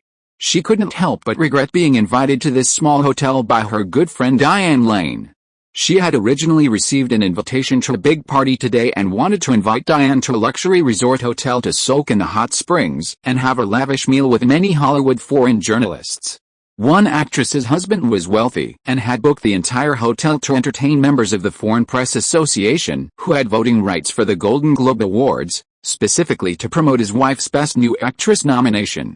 She, as this year's Miss Golden Globe, was also among the invitees. "He's pretty good. He was a screenwriter, then became a director, and even won an Oscar last year, though it was for Best Original Song." Diane, upon hearing that Ronald's film was finished, immediately called to say she wanted to see a preview screening. Laura Dern and Diane got along well on set, even fighting together against the harassing members of the punk band Sex Pistols, and the two became good friends. Ronald handed her coffee. "Laura, I've heard about you from Diane. Welcome to my film. You also come from an acting family, so I'd like to hear your honest opinion." "What acting family?" "My parents are in gangs." Laura, a bit rebellious and mischievous, pulled a photo from her wallet.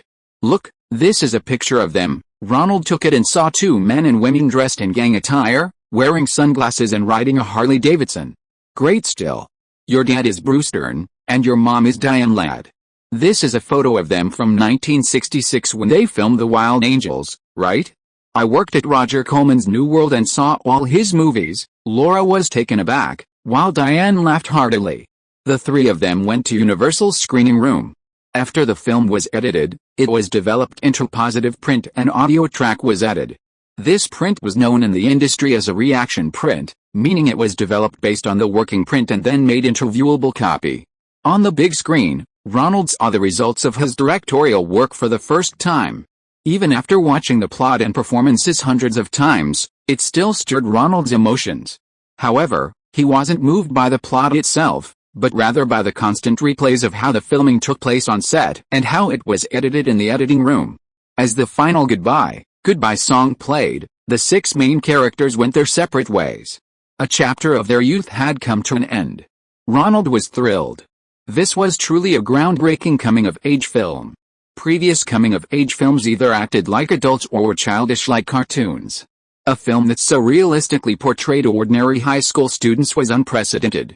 "Fantastic. Absolutely fantastic." Producer Linson next to him was also excited.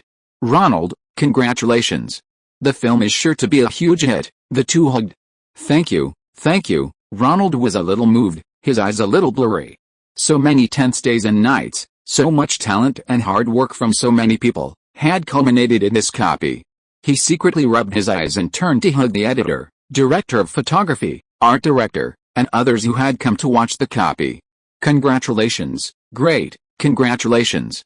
The praise from everyone made Ronald feel triumphant, secretly pleased. Let Ronald teach Hollywood how to make a coming-of-age film, so? Do you like it? Ronald looked around and saw Diane and Laura Dern sitting in their seats. Not bad. The actor who played Spicoli at the end was really talented. Yeah, I think Jennifer Jason Leigh did a good job too. Haha, of course, they all acted very well. Ronald puffed out his chest. And I edited it pretty quickly. Universal will be organizing a preview screening for audiences next week. If I were directing your ladies and gentlemen, The Amazing Stains, I would have finished editing it a long time ago. Seeing Ronald turn back to chat with others, Laura Dern tugged at her friend Diane's hand. "This friend of yours," she pointed to her head and spun it twice. "It's his first time directing, he's so excited." Diane covered her mouth with her hand and whispered in her friend's ear. "Does he really have a way to edit The Amazing Stains? I'm almost giving up. I've been editing for almost a year and it's still not done. We'll ask him when the time comes, and if he has a way, we'll talk to the producers." Ronald chatted with the crew for a while, then turned back to talk to Diane and the other woman. "What were your first impressions? Was it good? Would you recommend it to your friends? If so, what would you say?" I thought the story was quite interesting, but some characters spoke with too much Valley accent, starting every sentence with I like, he like, and so on." Diane thought for a moment and asked a question. Yes, I deliberately emphasized the Valley accents of some of the cheerleaders. They are the Southern California Valley girls in the movie, kids from middle-class families here, and they all like to imitate that way of speaking. What do you think, Laura? It's good. But we are actors, and the final result depends on the reaction of the test screening audience. Right, you are Hollywood actors too. So what do you think of the actors' performances? After finally dealing with the overly excited Ronald, Diane and Laura walked out of the screening room with Ronald. Ronald planned to take her back to the hotel twice. "Excuse me, is this Ronald?" The receptionist called out to him. "Here's your phone number." Ronald said "Oh," and went to answer the phone. "This is Ronald." "Ronald, this is Jane.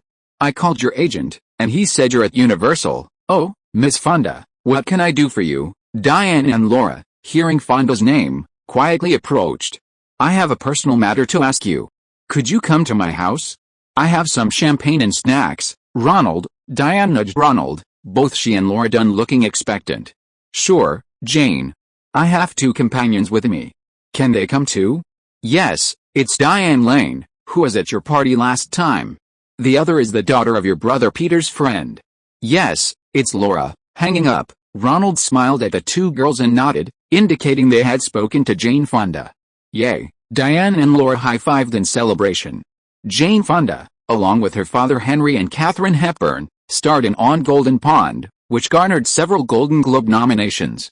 Jane was riding higher on her popularity. Moreover, it's a rare experience for the two young actors to listen to Jane Fonda, a double Oscar winner, chat. If you are listening to this novel on a channel other than Fanfic World, it means it was downloaded and re-uploaded without effort. We warmly invite you to visit our channel, Fanfic World. There you will find the original version of this story and many other novels of various genres. We look forward to seeing you dive into a world of incredible novels.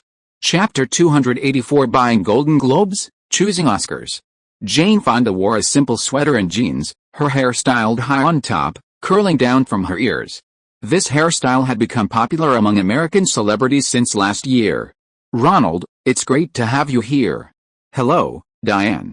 Hello, you must be Bruce's daughter, Laura. After exchanging pleasantries, Ronald sat down with the two little girls, looking at Jane and waiting for her to tell him about the invitation. Compared to the last time Ronald saw her, Jane Fonda had more wrinkles on her forehead. She didn't seem to be in good spirits, and a hint of sadness occasionally flickered in her eyes. I invited you here today because of something. My father, Henry, is currently unwell and has been recuperating in the hospital for several months. I specifically bought the rights to the novel On Golden Pond and asked him to co-direct it. Henry has never won an Oscar. Last year, the Academy awarded him a Lifetime Achievement Award, and I was in the audience when he gave his acceptance speech. I don't believe that was the culmination of his acting career. He deserves an Oscar. Now that the Oscar nominations are starting, I've asked all my friends, and my father's friends, to vote for Henry.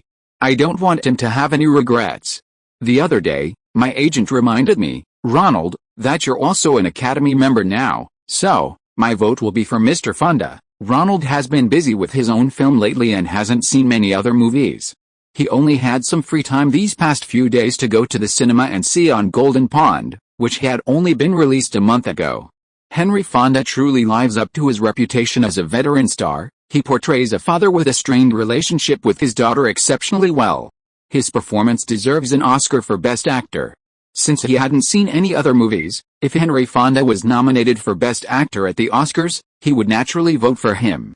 After all, Jane Fonda had given him his first opportunity, selling his first script, and all the subsequent opportunities started from there. Jane Fonda must be very confident that his father will be nominated, Ronald thought. Henry Fonda had been a force to be reckoned with in Hollywood for decades, and stars like James Stewart were his close friends. A nomination should be no problem at all. The Oscar nomination process was quite complex. Each Academy member could only nominate people in their own category. Ronald could only nominate directors and screenwriters, Jane Fonda could only nominate actors, and Walter Murch could only nominate editors and sound editors. As for winning, that depended on the vote of all members, and no one could say for sure. After the nominations were announced, all members could vote across categories, so Ronald could also cast a vote for a Best Actor nominee. An actor's network is limited to their own profession. If they can garner votes from other categories of members, it can ensure Henry Fonda's chances of winning this award in the final moments of his life. After discussing the most important point, Ronald began chatting with Jane Fonda about the trivialities of filming On Golden Pond. The most difficult shot was the close-up of my father, Henry, acting opposite me by the lake. You know, Henry was an old-school actor, none of the lines could be changed, and I couldn't improvise on set, otherwise he would criticize me. So I deliberately saved his close-up for the last take of the day. I held his hand and improvised a line that wasn't in the script. I want to be your friend, and at that moment he was moved. I saw a glimmer in his eyes. He lowered his head, pulled his hat down, and looked away. As she spoke, Jane Fonda became emotional. Oh, I can't talk about this, I always cry when I do, Ronald quickly comforted her. Mr. Fonda will be alright. How is he feeling now? He's in the hospital, and his condition has stabilized considerably. I've been with him the whole time, and I haven't even participated much in the marketing for Golden Pond. Golden Pond is currently having preview screenings in major cities. It seems that the distributor, Universal, is following the example of The Deer Hunter, waiting for the film to win Golden Globe and Oscar nominations before leveraging the news and audience interest in Oscar-nominated blockbusters to expand its release. Ronald, seeing Diane eager to try, asked her, "Is there something you want to ask Jane?" "Diane, you shot that scene by the pond so well, how did you do it?" Diane was clearly eager to learn from the Oscar-winning actress's acting skills. "It's a long story. My close-up shot was right after Henry's. But I had already exhausted all my emotions in the previous shot. This is the situation actors fear most. You should know that," Jane said to the two young actresses, Diane and Laura. "I felt completely empty inside, devoid of any emotion, and I didn't know what to do. So I told the director, I need to turn my back to you to get into character. Once I'm in the right mood, I'll turn around, and you can start filming me." Actually, I didn't know if I could act with my back turned, but I had no other choice. That's when I saw Katharine Hepburn lying in the bushes, out of the camera's view. She noticed that I had run out of emotion and came to encourage me. She clenched her hands in front of her chest and mouthed to me, "Jane, you can do it." Suddenly, I found my source of emotion, and I acted that close-up shot very well. Diane and Laura, the two young girls, were very excited to hear how these superstars inspired their acting skills. Diane Lane's eyes lit up. She wished she could be that good. "And you, Laura? You can ask me any questions you have." Jane Fonda rarely saw the child of her brother Peter's best friend. Peter's daughter, Bridget, is a few years older than you. She also wants to enter the film industry, but she hasn't had the luck yet. Ronald smiled beside her. Henry Fonda's granddaughter and Jane Fonda's niece certainly have no shortage of audition opportunities. She probably just hasn't found a good leading lady yet, so she hasn't debuted. Laura Dern also asked a few questions, which Jane Fonda answered one by one. "Are you here to be Miss Golden Globe?" Jane Fonda noticed Laura Dern's new role at the Golden Globes. "Yes, I'll be working at the awards ceremony." Laura Dern's parents are a level below Jane Fonda and Peter Fonda in terms of fame. So they're using this method to launch their daughter's career. "The Golden Globes? Oh, I'll be there too. They promised to give Henry the Best Actor award if I go." Although they're all in the industry, Ronald still felt a little uncomfortable hearing Jane Fonda so directly expose the secrets of the Golden Globes, shifting a couple of times on the sofa. He himself had won a Golden Globe. Pia Zadora's husband took the judges of the Hollywood Foreign Press Association to a luxury resort hotel today. He's trying to buy his wife a Best New Actress award. "I heard there's a lot of good food," Laura Dern revealed another inside story. "Although everyone says they buy Golden Globes and Oscars, this is going too far. NBC, the broadcaster, won't be happy." Jane Fonda, having been in Hollywood for many years, knew a lot of inside information. It turned out that the Golden Globes had been exposed for a buying scandal beforehand, and the Federal Communications Commission, FCC, suspended NBC's live broadcast of the awards ceremony for 7 years, citing pre-selection of winners, until 1975. However, the Golden Globes committee made money from the broadcast ratings. To attract more stars to the awards ceremony, they would continue this practice of exchanging star attendance for awards. Seeing that Jane Fonda looked tired, Ronald said goodbye. "Oh, by the way, take a look at this." Jane Fonda took out a videotape and handed it to Ronald. "This is the Jane Fonda workout video I made." "Oh." Ronald took the videotape.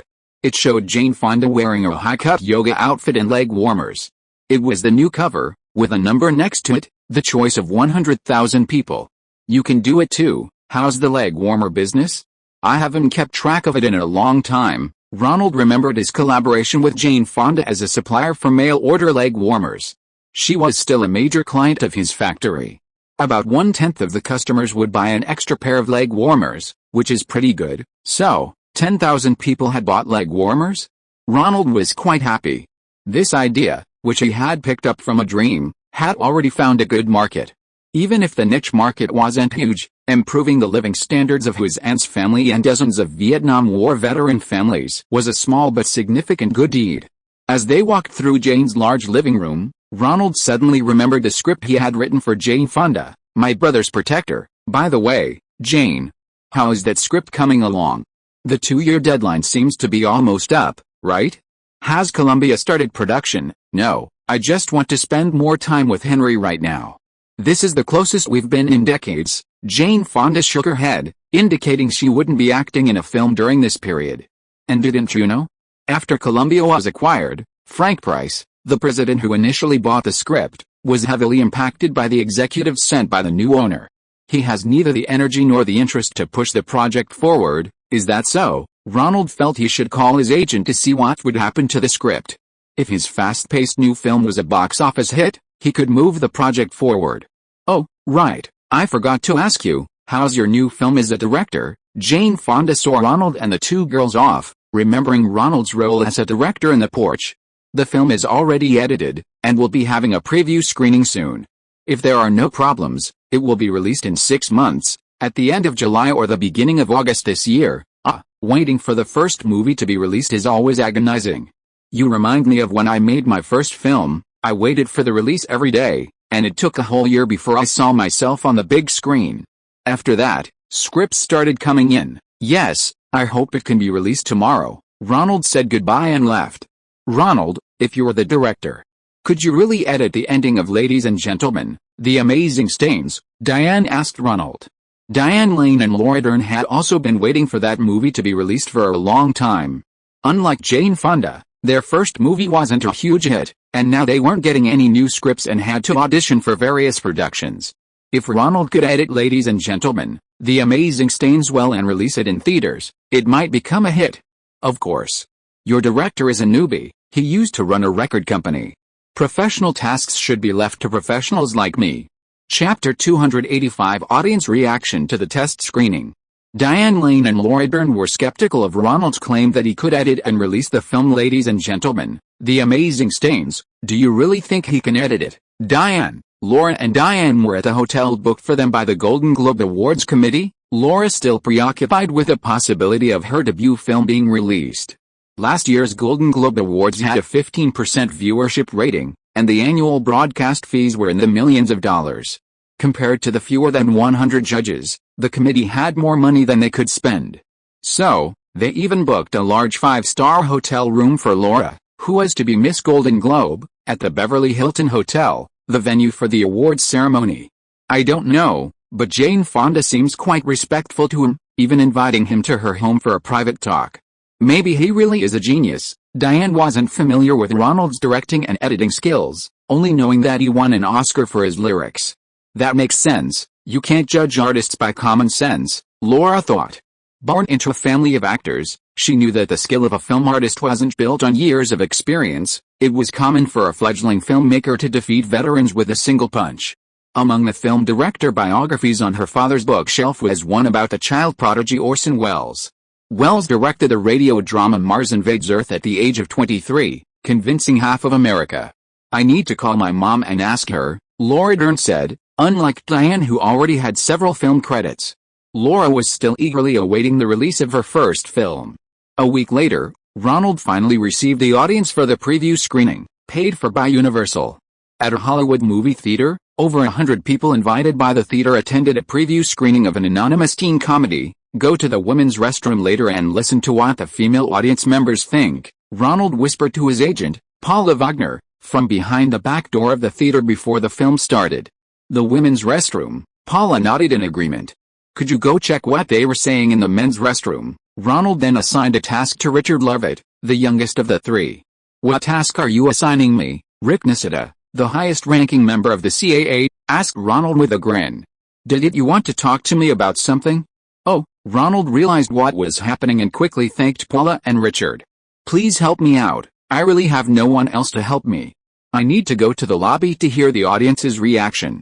Thank you, Nisseta smiled and pulled Ronald out of the screening room. Do you think Ronald has become a bit, Richard said to the rarely seen Paula Wagner. Confident, sensitive, and aggressive, Paula smiled. Artists are all like this with their work. They're full of confidence, yet afraid of criticism. This is Ronald's directorial debut, his film debut. It would be abnormal if he didn't have this conflicting mindset. You'll understand once you interact with more artists. With a whoosh, the theater's automatic doors swayed twice before finally closing, and a globe appeared on the screen. The Universal distributed preview screening of fast-paced Richmond High School had begun. The upbeat opening music quickly transported the audience to an ordinary department store in Southern California. Richard and Paula stopped talking, found seats, and started watching. Outside, Nisita was talking to Ronald. He needed to speak with him. A Paramount executive called personally, asking if you could help look at their film The Amazing Stains. They can't seem to finish editing the ending. If they can't tell a complete story, they'll have to abandon the release and lock it in storage. Huh? They really contacted you? Ronald was surprised. Had Laura and Diane relayed his message? Yes, but I don't recommend you take over the editing. Helping to look at the copies is fine. But Lou Adler isn't a simple director, he's also a record company boss. We don't know what he's thinking. Then you'd like me to meet with him? If he really needs help, then I can step in, otherwise, I can just look at someone else's work. Why don't you take a vacation? There are still 6 months until the release. You can take a long break and then start preparing for a new project. I know you're quick. 6 months is enough time to write the script for your next film, Nisita replied. Writing a script? Ronald repeated the question. I don't know, Rick. I've been under a lot of stress lately, unable to write any quality scripts, and I have absolutely no inspiration. On the other hand, I can't completely stop and rest. I'm always looking for something to do. I seem to have gotten used to sleeping less than 5 hours a day, filming, watching rough cuts, editing, rewinding. This fast-paced life.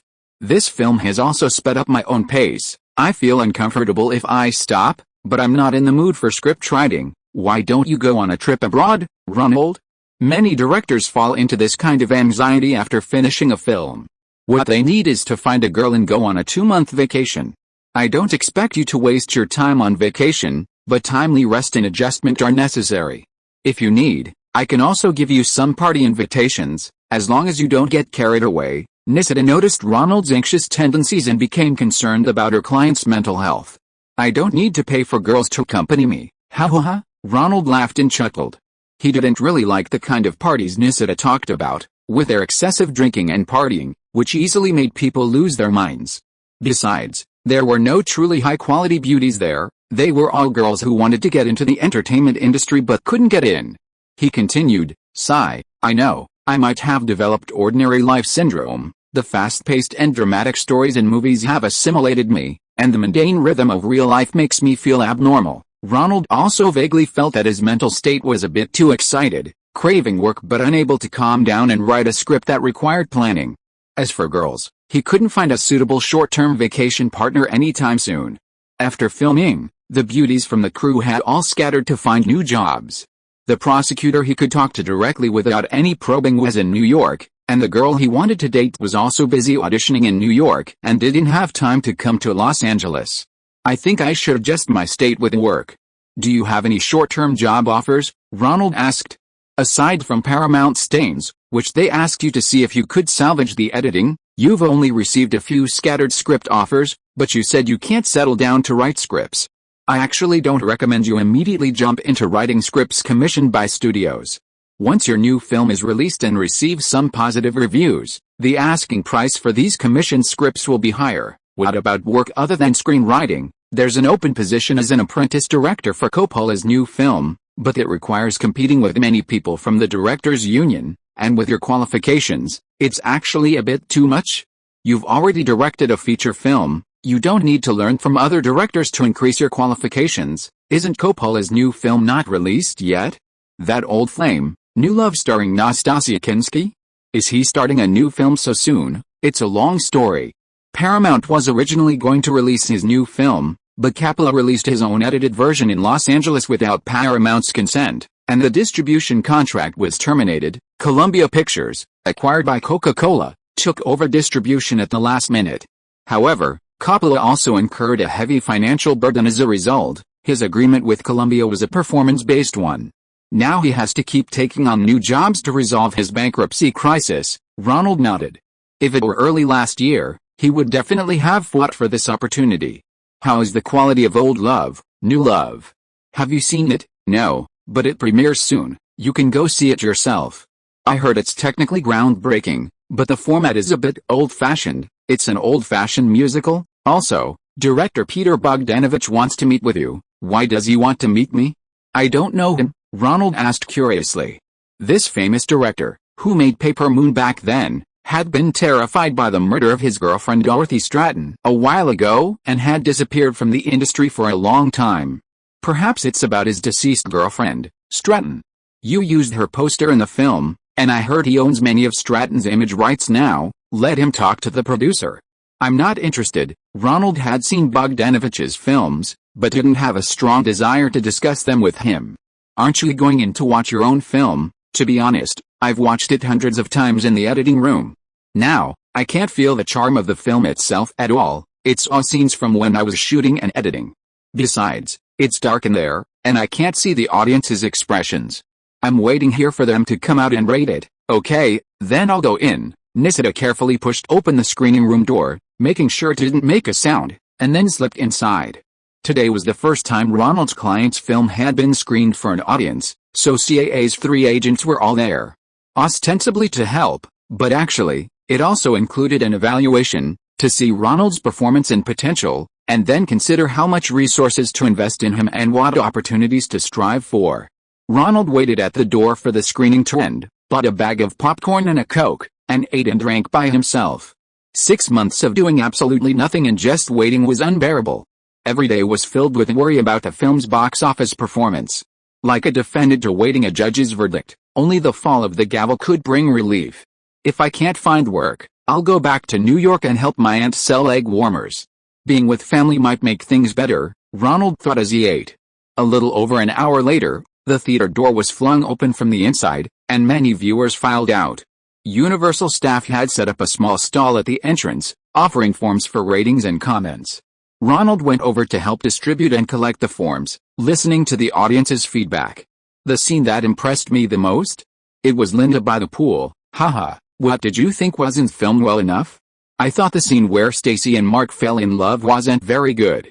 Why would Stacy fall for him? Would I be willing to have a follow-up phone interview? Sure, I'll leave my number.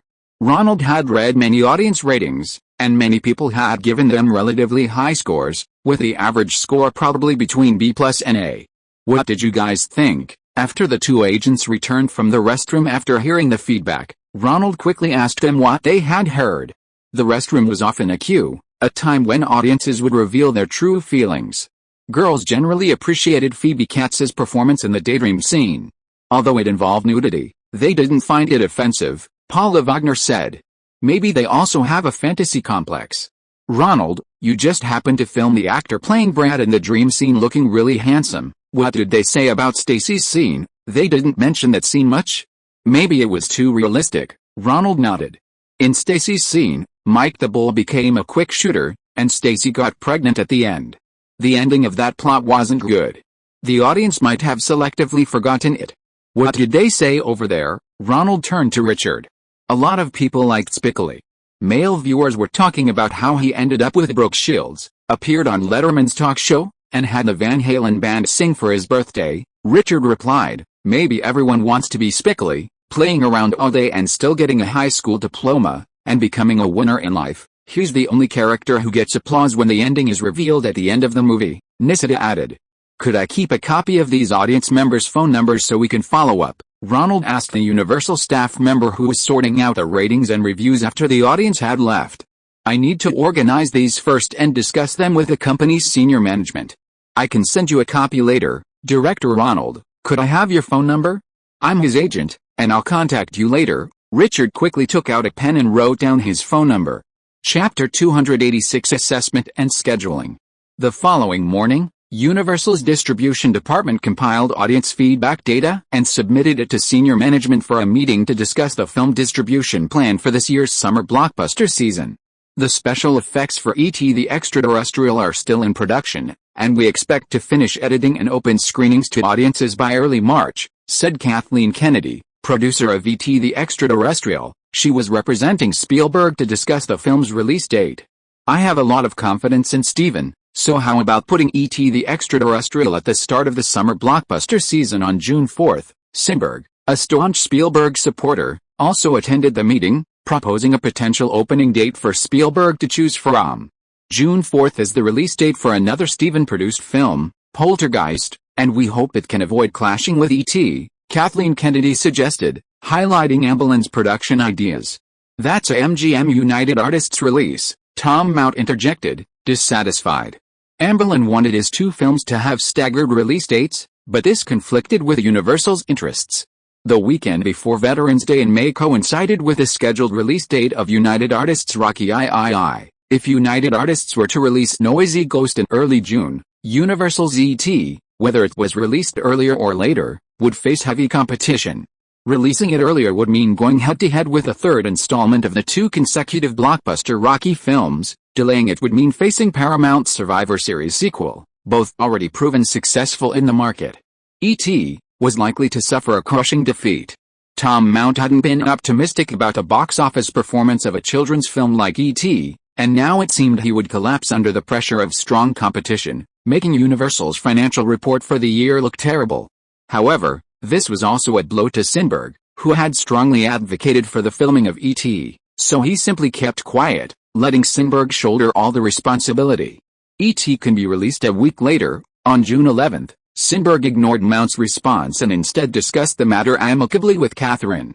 Spielberg's The Lost Ark has been in theaters for 7 months and is still grossing nearly $2 million a week.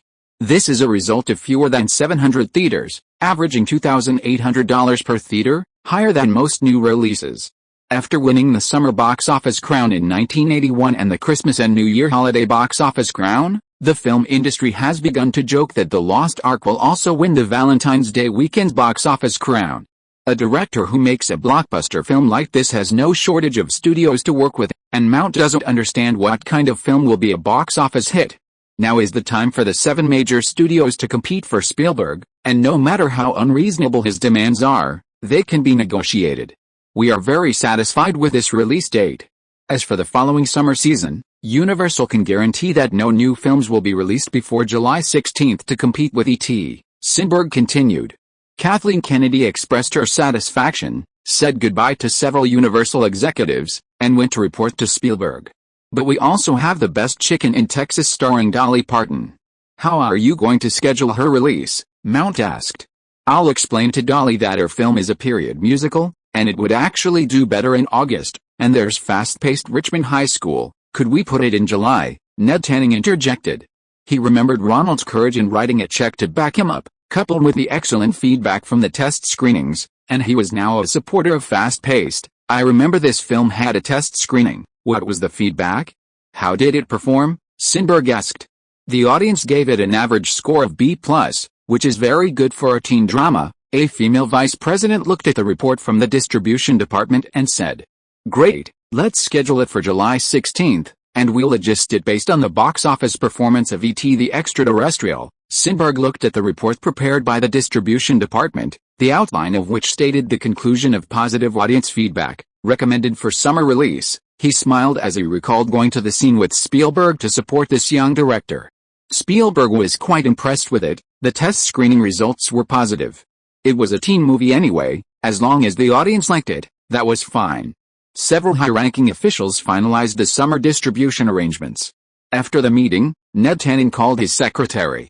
He wanted to get Ronald's edited copy to review, to see if the $300,000 investment in reshoots had improved the film's quality. If the quality was good, his initial support would be a success. Mr. Tanning, you have a guest. Mr. Francis Capello from the Mirror Company is looking for you. He says he has an appointment with you. Having only watched the beginning, Ned Tanning was interrupted by his secretary.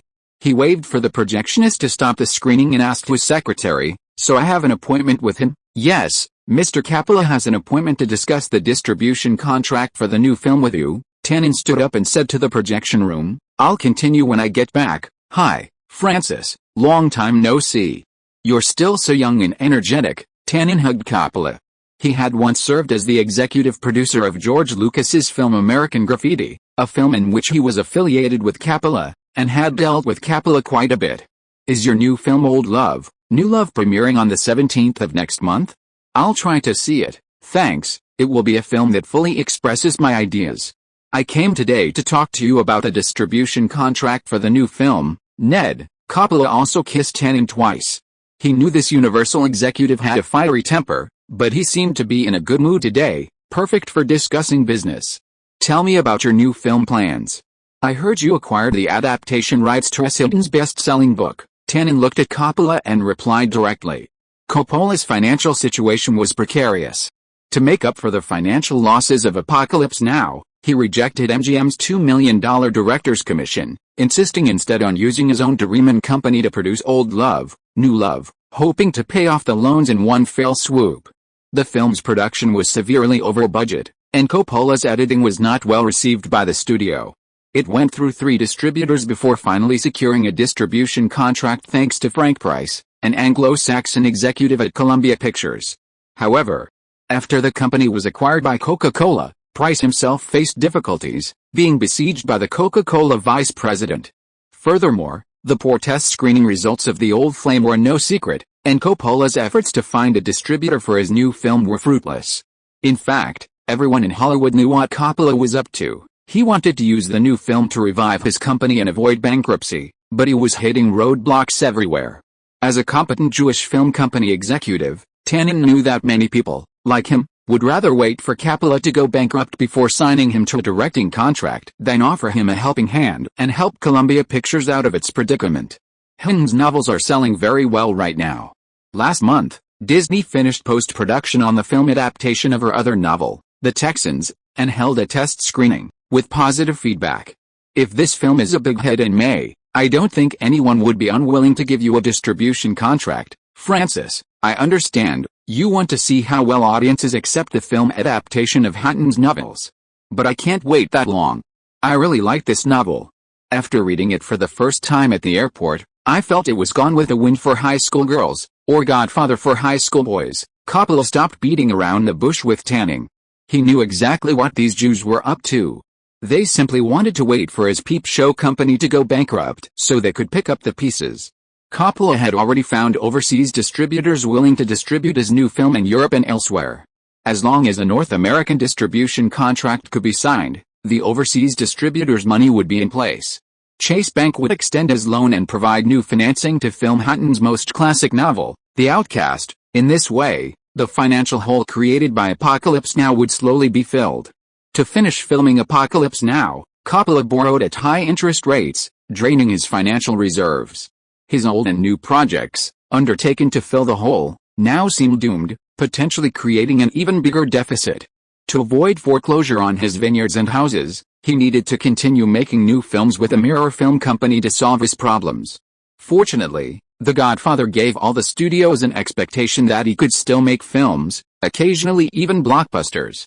Hey Francis, do me a favor. I'll propose a project, but only Sinberg can give the green light. What favor? Watch a film for me and evaluate it. I don't have much free time. Coppola knew the nature of these Jews well. They always wanted something in return. While Italians were numerous in the film industry, most were artists. Few held high positions in business or management. Just for a little while, the projectionist continued the film, and Coppola patiently watched for a while, becoming interested himself, and finished a movie with Tannen. Tannen asked Coppola his impressions. How was the filming? Coppola chuckled, a very good film, technically excellent. It reminded me of the films I made with Roger Corman back in the day. If I'm not mistaken, he definitely finished filming on schedule. Yes, how do you know? Apart from a few reshoots at the end, he didn't even use up the budget. He has the hallmarks of Roger Corman's low-budget films. If you were a new director, he should break free from that constraint as soon as possible. Coppola shook his head. Some shots were very talented. You can tell he watched a lot of classic films. Chapter 287. The beautification filter is not working. Francis Coppola's assessment of Ronald was relayed by Tannen to CAA's agent, and then from the agent to Ronald's ears. What did he mean? What does break free from constraints as soon as possible mean? Ronald was unsettled. He thought Fast-Paced was exceptionally well made, so why was Coppola saying this? Was he suggesting Ronald break free from this commercial filmmaking style as soon as possible? I don't know, Tannen just mentioned it casually, Nisida replied. If you're bothered by his assessment, I can help you find out. Okay, thanks. Oh, how come you can contact Coppola? Ronald looked at Nisida. Coppola is looking for a distributor for his new film. All the agents in Hollywood are playing a game called Guess Who Can Find One for Francis first. Whoever can sign him a distribution contract will get his management contract. Ronald looked at Nisida's smile. You want to sign him? You found Ned Tannen at Universal for him? No, Sinberg and Tannen both turned down. Nisida didn't reveal more information. Francis and I are both Italian-American, and right now Ed Lamato from WMA and I are temporarily ahead in this game. Then I wish you success. Ronald felt that his agent was close to signing one of America's most successful directors. If successful, he would have more resources, but whether his own would increase or decrease was hard to say. Come with me to the premiere of Coppola's new film. He knows you and wants to thank you in person for giving his nephew Nicholas the opportunity. Nisida pulled out an invitation to the premiere of Old Flame, New Love and handed it to Ronald. Okay, thanks. I'll go. Ronald accepted the invitation, intending to ask Coppola in person what he meant by that. The next afternoon, as Ronald was getting dressed in his hotel room, the news came on television. Last night, renowned actor, acting coach, and founder of Actors Studio, Lee Strasberg, passed away from a heart attack. His third wife, Anna, and 2 sons were by his bedside. Ronald glanced at the television. This old man, famous among the public for being Marilyn Monroe's acting coach, but known within the industry as having only average acting skills, had died. He looked back at himself in the mirror, a spirited young man, his neatly trimmed beard adding a touch of maturity to his youthful face. Ronald realized there was a reason directors like to grow beards. On one hand, it made them appear more mature, making actors more trusting of their guidance. On the other hand, directors often had the least rest time on set, allowing them to leave their beards unkempt for extended periods. Francis, let me introduce you to Ronald. After seeing Ronald at the premiere, Nisida immediately introduced him to Coppola. The premiere of Old Flame, New Love wasn't packed, perhaps because Coppola had a falling out with the original distributor, Paramount, and hastily turned to Columbia Pictures. Ronald, I saw your new film. It's well made. Thank you for giving Nick the opportunity. Thank you, Mr. Coppola. This isn't our first meeting. A few years ago, I saw a preview screening of your Apocalypse Now at Roger Corman's company. I really enjoyed that film. That was several years ago. Thank you for coming to the premiere. Coppola was busy, and Nisida gave him a wink. Ronald then hugged and shook hands with the other guests attending the premiere. Hello, Natasha. He saw Natasha Kinski, dressed elegantly. Kinski's hair was considerably longer than at last year's Golden Globes. Hi, Ronald, long time no see. I heard your new film is coming out. Natasha Kinski had been watching Ronald for a long time, overhearing snippets of his conversation with Coppola. The new film's box office performance was expected to be poor, and his Hollywood debut was unsuccessful. He needed to find another opportunity. Yes, it's a teen comedy. Good luck. Kinski lost interest upon hearing it was a teen comedy. She always collaborated with renowned directors on auteur films and didn't want to participate in this kind of fast-paced movie that didn't emphasize acting skills. The screening began quickly after Coppola's brief remarks. Old Time Buddy tells the story of a couple in Las Vegas who break up on their anniversary after a small argument, both meeting new people and preparing to start new lives. However, at the last moment before the woman is about to leave, they both feel their old love is better and end up getting back together. Ronald's feelings about the film were conflicted. On one hand, the film did have many innovative techniques that a professional director like Ronald could study repeatedly, especially the use of color. For example, the film used puddles on the ground for the first time to reflect the neon lights of Las Vegas, making the ground glow with various colors. Another example is the use of color to suggest the protagonist's emotions. When the mood was bad, the entire screen was bathed in blue. When the mood was good, it was a cheerful orange. Even the actors' faces were colored. Ronald had never seen this method in any other film, and as an insider, he understood what Coppola wanted to express. Using color to suggest a character's moods to the audience, conveying an emotion directly without dialogue or facial expressions. This technique was incredibly powerful, but it was also where Ronald's contradiction lay. A cliché story of finding the old flame better after going through a lot of relationships had been turned into an art house musical. Would ordinary viewers really like it? Some viewers might not have grasped Coppola's deeper meaning and might even think the lighting was off. Ronald himself quite liked it because Coppola had a magic touch, making the sound and visuals work together. He could feel the actors' emotions, like a gushing fountain rushing towards him. After watching the film, Ronald waited a while and, together with Nisida, found Coppola. Coppola seemed to understand that Old Flames and New Loves weren't very popular with ordinary audiences. Most people didn't feel anything, and not many even offered a polite congratulatory greeting. Mr. Coppola, I really enjoyed the film. It stirred up a torrent of emotions within me, like an undercurrent, surging and erupting. Ah, Ronald, thank you for liking my film. Coppola came over and put his arm around him, saying to Nisida, this good young man, is he also of Italian descent? No? It's rare to find such a tall, blonde Italian. There are some in Sicily. Coppola opened a bottle of red wine from his own estate in the lounge and poured 2 glasses for Ronald and Nisida. Rick told me about your comments on my film, Mr. Coppola. May I ask you, do you mean I should break away from the old ways of making films as soon as possible? Ronald asked, holding his wine glass. Have a chocolate to go with your drink, my son. It's a product of Italy. Ronald took a chocolate from the table, paired it with his red wine, and drank it, finding it quite delicious. I can tell you know Roger Coleman's methods. I was his assistant, washing cars, picking up the kids, editing footage, composing music, and receiving all sorts of training, before I got my first directing opportunity. Coppola, offering Ronald a piece of chocolate, spoke slowly. The advantage of learning filmmaking this way is that you can quickly become familiar with the knowledge required for each aspect of filmmaking.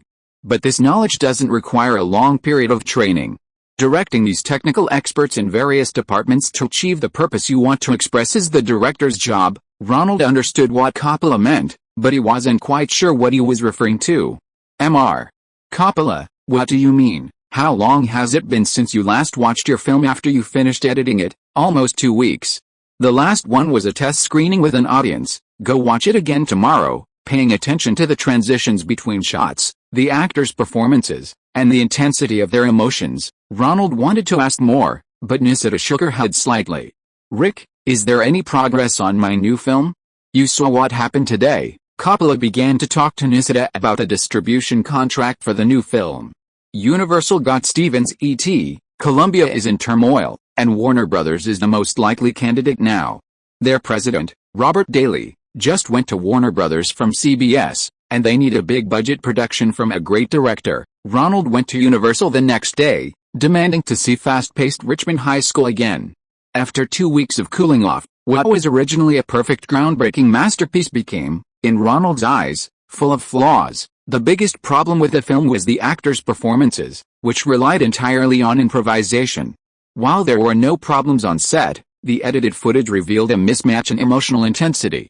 For example, Jennifer Jason Leigh's performance was very emotional when she was flirting with a handsome guy at the pizza shop, but the intensity was lacking during their date. The joy of their first date wasn't as strong as when she was flirting.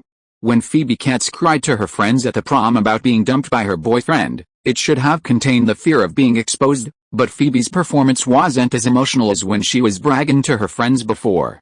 Ronald kept covering his face, wondering why these problems hadn't been noticed during filming and editing.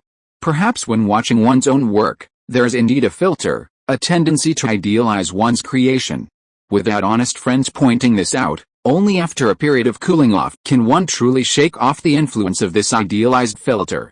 Why didn't you tell me when you saw the test screening? Ronald finally caught Nisida the next day, calling to complain. It's too late to reshoot or re-edit now. Universal won't invest any more money in improving it. Relax, Nisida replied. The audience won't necessarily notice these problems. It's just a teen comedy. They won't care about these acting issues. They'll enjoy the story. I hope so. You're right. It's just an exploitation film. I understand what Coppola meant. Exploitation films have short production cycles, leaving no time to hone the actor's skills. I'm very curious about his approach to acting now. His Old Love, New Love wasn't very good, but his handling of acting and guiding the audience's emotions was truly first-rate. Ha ha ha. Don't tell him that. Old Love, New Love had a terrible opening, less than $400,000 at the box office over Valentine's Day weekend, and theaters are about to pull his movie. Okay, Rick. I remember you said Coppola's new film has a trainee director program, and I'd like to see how he makes it. Can you help me get a chance? It's a Directors Guild program, and Francis will also compete according to the rules. He'll interview several candidates. I'll put your name in the last round of interviews. What's the story of his new film? It's an adaptation of S.E. Hinton's debut novel, The Outcast, which she wrote when she was 17. Chapter 288 Insomnia and Dreams. Ronald, still resentful after hanging up the phone, paced back and forth in his room, trying to calm himself. Inconsistent acting and mismatched emotions permeated the entire fast-paced film. Just thinking about it made Ronald incredibly embarrassed. He wanted nothing more than to call the actors and crew back for a reshoot. However, the inconsistent emotional intensity of the same character throughout the film wasn't actually the most serious problem. After all, most viewers only watch a movie once and aren't as perceptive as film professionals. The intervening scenes between an actor's appearances tend to lessen the sense of inconsistency. Ronald felt incredibly lucky that other characters' storylines were inserted into one character's plot. Fast-paced is an ensemble film with multiple protagonists, meaning each character's screen time is only about 1/6 of the total, making it less likely for the audience to notice the issues. If his first film had been a traditional story, a romantic comedy with one or two main characters, the inconsistent emotional intensity would have been glaringly obvious to the audience. Imagine if the entire film focused solely on the story of Stacy and the nerdy Mark. If Stacy were more excited during their first date than during their first kiss, it would immediately pull the audience out of the story. However, their two dates are interspersed with the stories of 7 or 8 other characters, so viewers can follow the sequence without noticing anything amiss. The truly serious errors occur in some of the indoor scenes. For example, in the scene where Stacy and Mark have their first date at the Italian restaurant, to ensure shooting efficiency, all of Mark's and Stacy's frontal shots were filmed on separate days. This saved a significant amount of lighting time, as each lighting setup takes over 2 hours. By filming all of Mark's shots together, and then refocusing the camera on Stacy the next day with new lighting, the filming of Stacy's scenes was completed in one take. Because the actors' states differed between the 2 days, and they couldn't accurately recall and recreate the emotions of a specific moment from the previous day, the emotional intensity of the 2 actors speaking to the camera was inconsistent. The dialogue scenes shot over 2 days were edited together, with continuous switching between the 2 actors' faces, immediately revealing the inconsistency to the audience. Ronald himself, knowing the ending of their story and having a fixed image of the 2 characters and their subsequent development in his mind, didn't notice the error during editing. After being pointed out by director Capella, Ronald felt incredibly embarrassed. The entire film's interior shots were riddled with holes. Fortunately, during the department store filming, cinematographer Matthew used a special lighting system, eliminating the need for relighting the dialogue scenes shot from different angles. So, luckily, the numerous interior scenes in the opening 10 minutes, including the over-the-shoulder shots of their dialogue, were all filmed on the same day. The actors could still remember the intensity of the performances during the previous shots, so the emotional inconsistency wasn't too serious. Otherwise, the audience would have started to lose interest right from the start. Unable to find a solution, Ronald went to bed, sighing as soon as he laid down. Sigh, sigh, half an hour passed. And Ronald was still tossing and turning, lost in thought. Back when they were filming Rock and Roll High in the new century, Jim Cameron was far more astute than him, following directors around every day, observing how they directed performances. Cameron must have been consciously aware of this issue back then. He himself had participated in various technical aspects, learning the various professional skills a director needs to know to make a film. But those professional skills could be learned later. The methods of directing and guiding performances, and ensuring emotional consistency in post-production, were not so easy to learn. Where could he find another director to learn from on set? Wait a minute.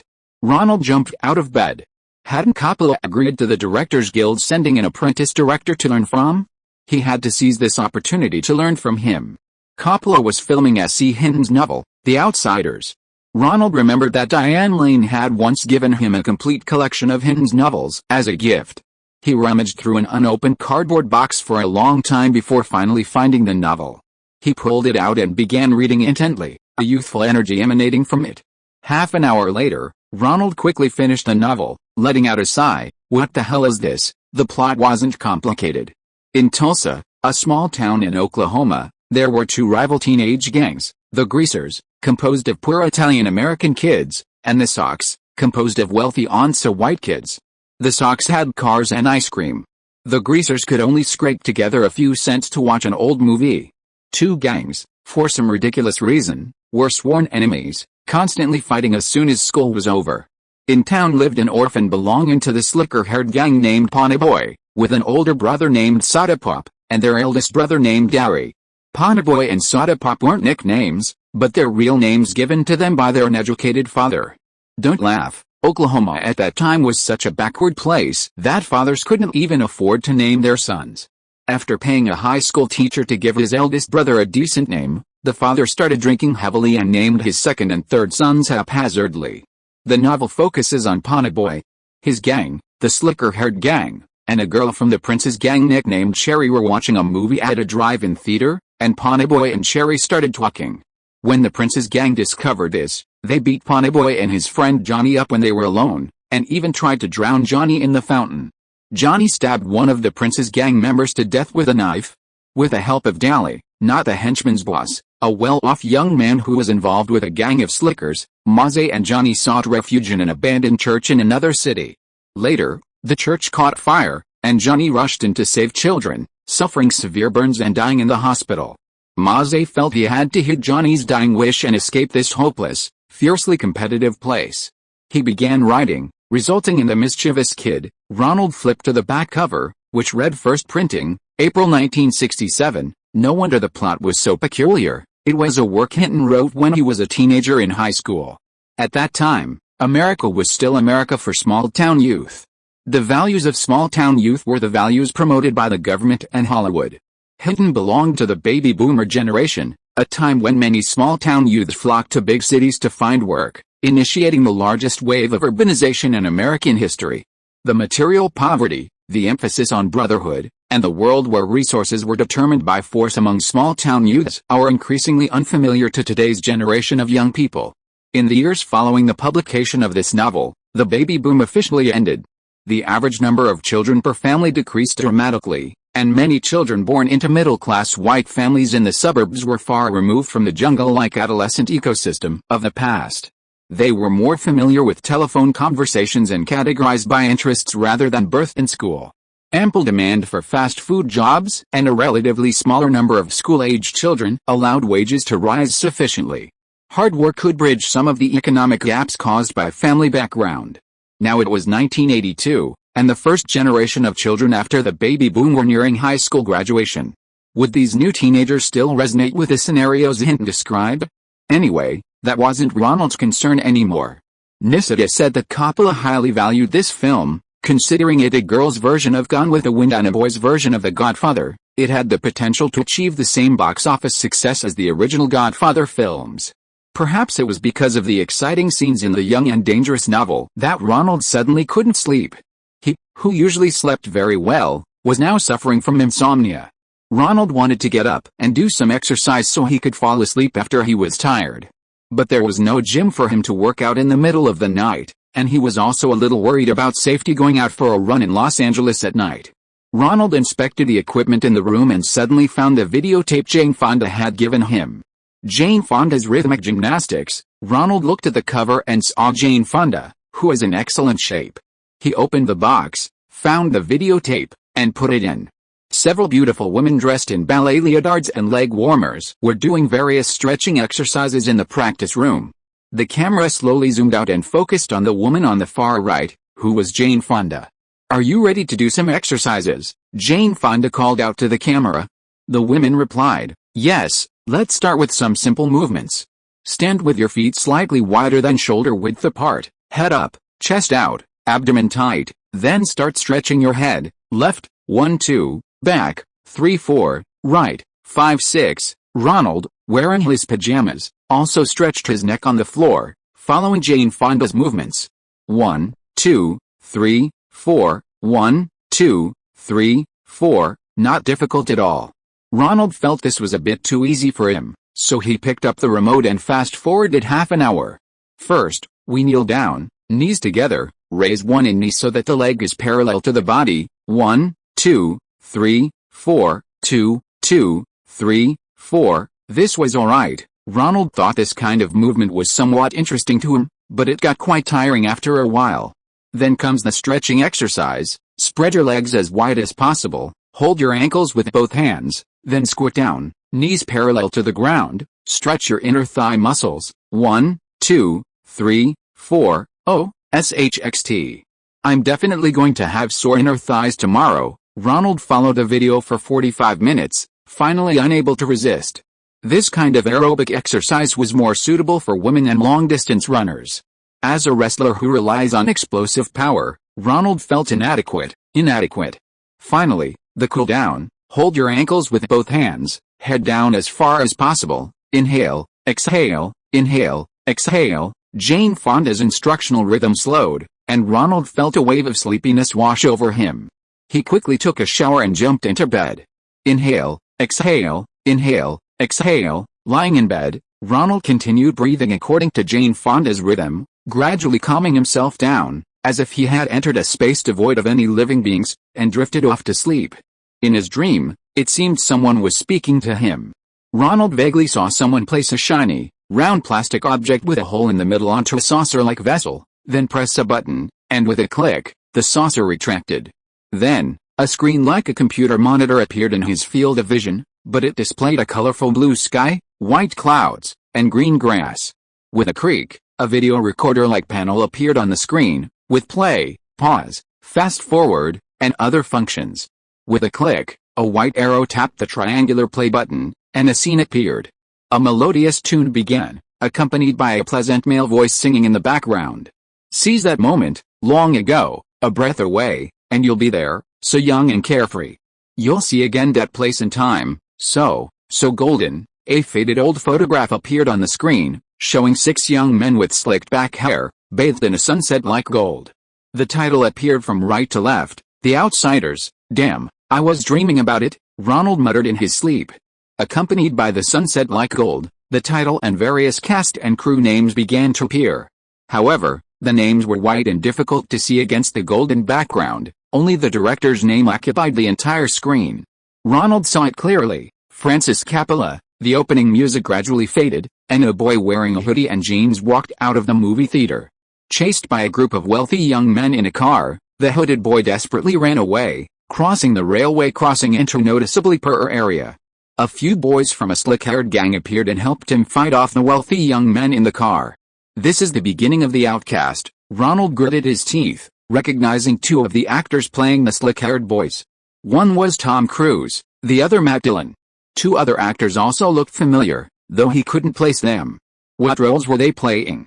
The movie seemed to drag on for a long time, and then Ronald spotted another familiar face.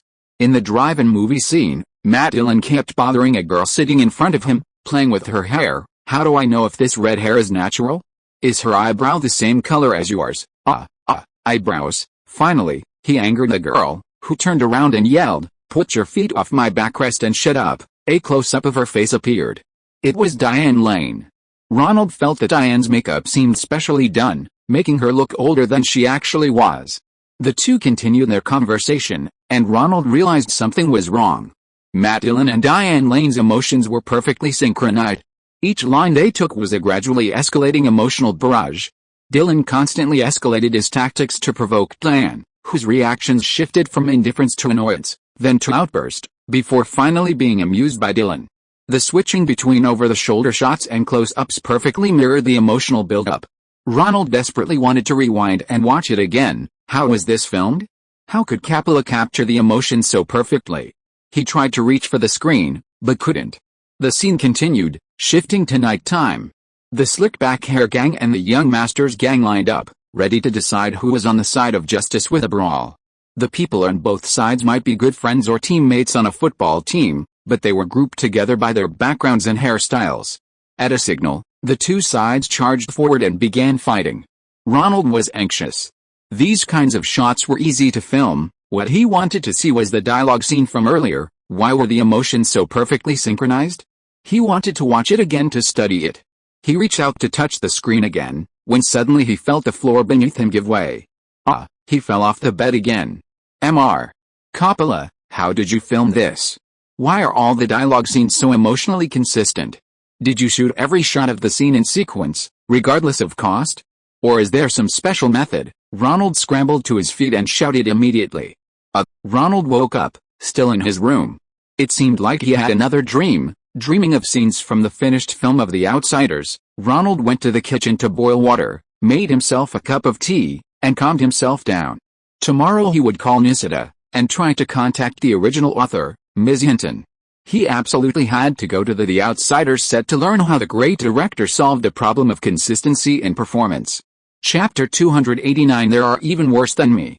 Rick Nocita signed Francis Ford Coppola. This news caused a sensation within the CAA and agent circles. While Coppola was indeed of Italian descent, he wasn't the kind of director who could be signed simply because of his ethnicity.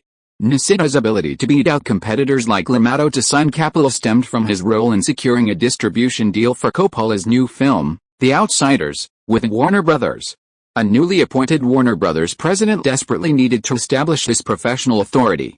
A renowned director desperately needed to make a blockbuster to salvage his reputation and finances.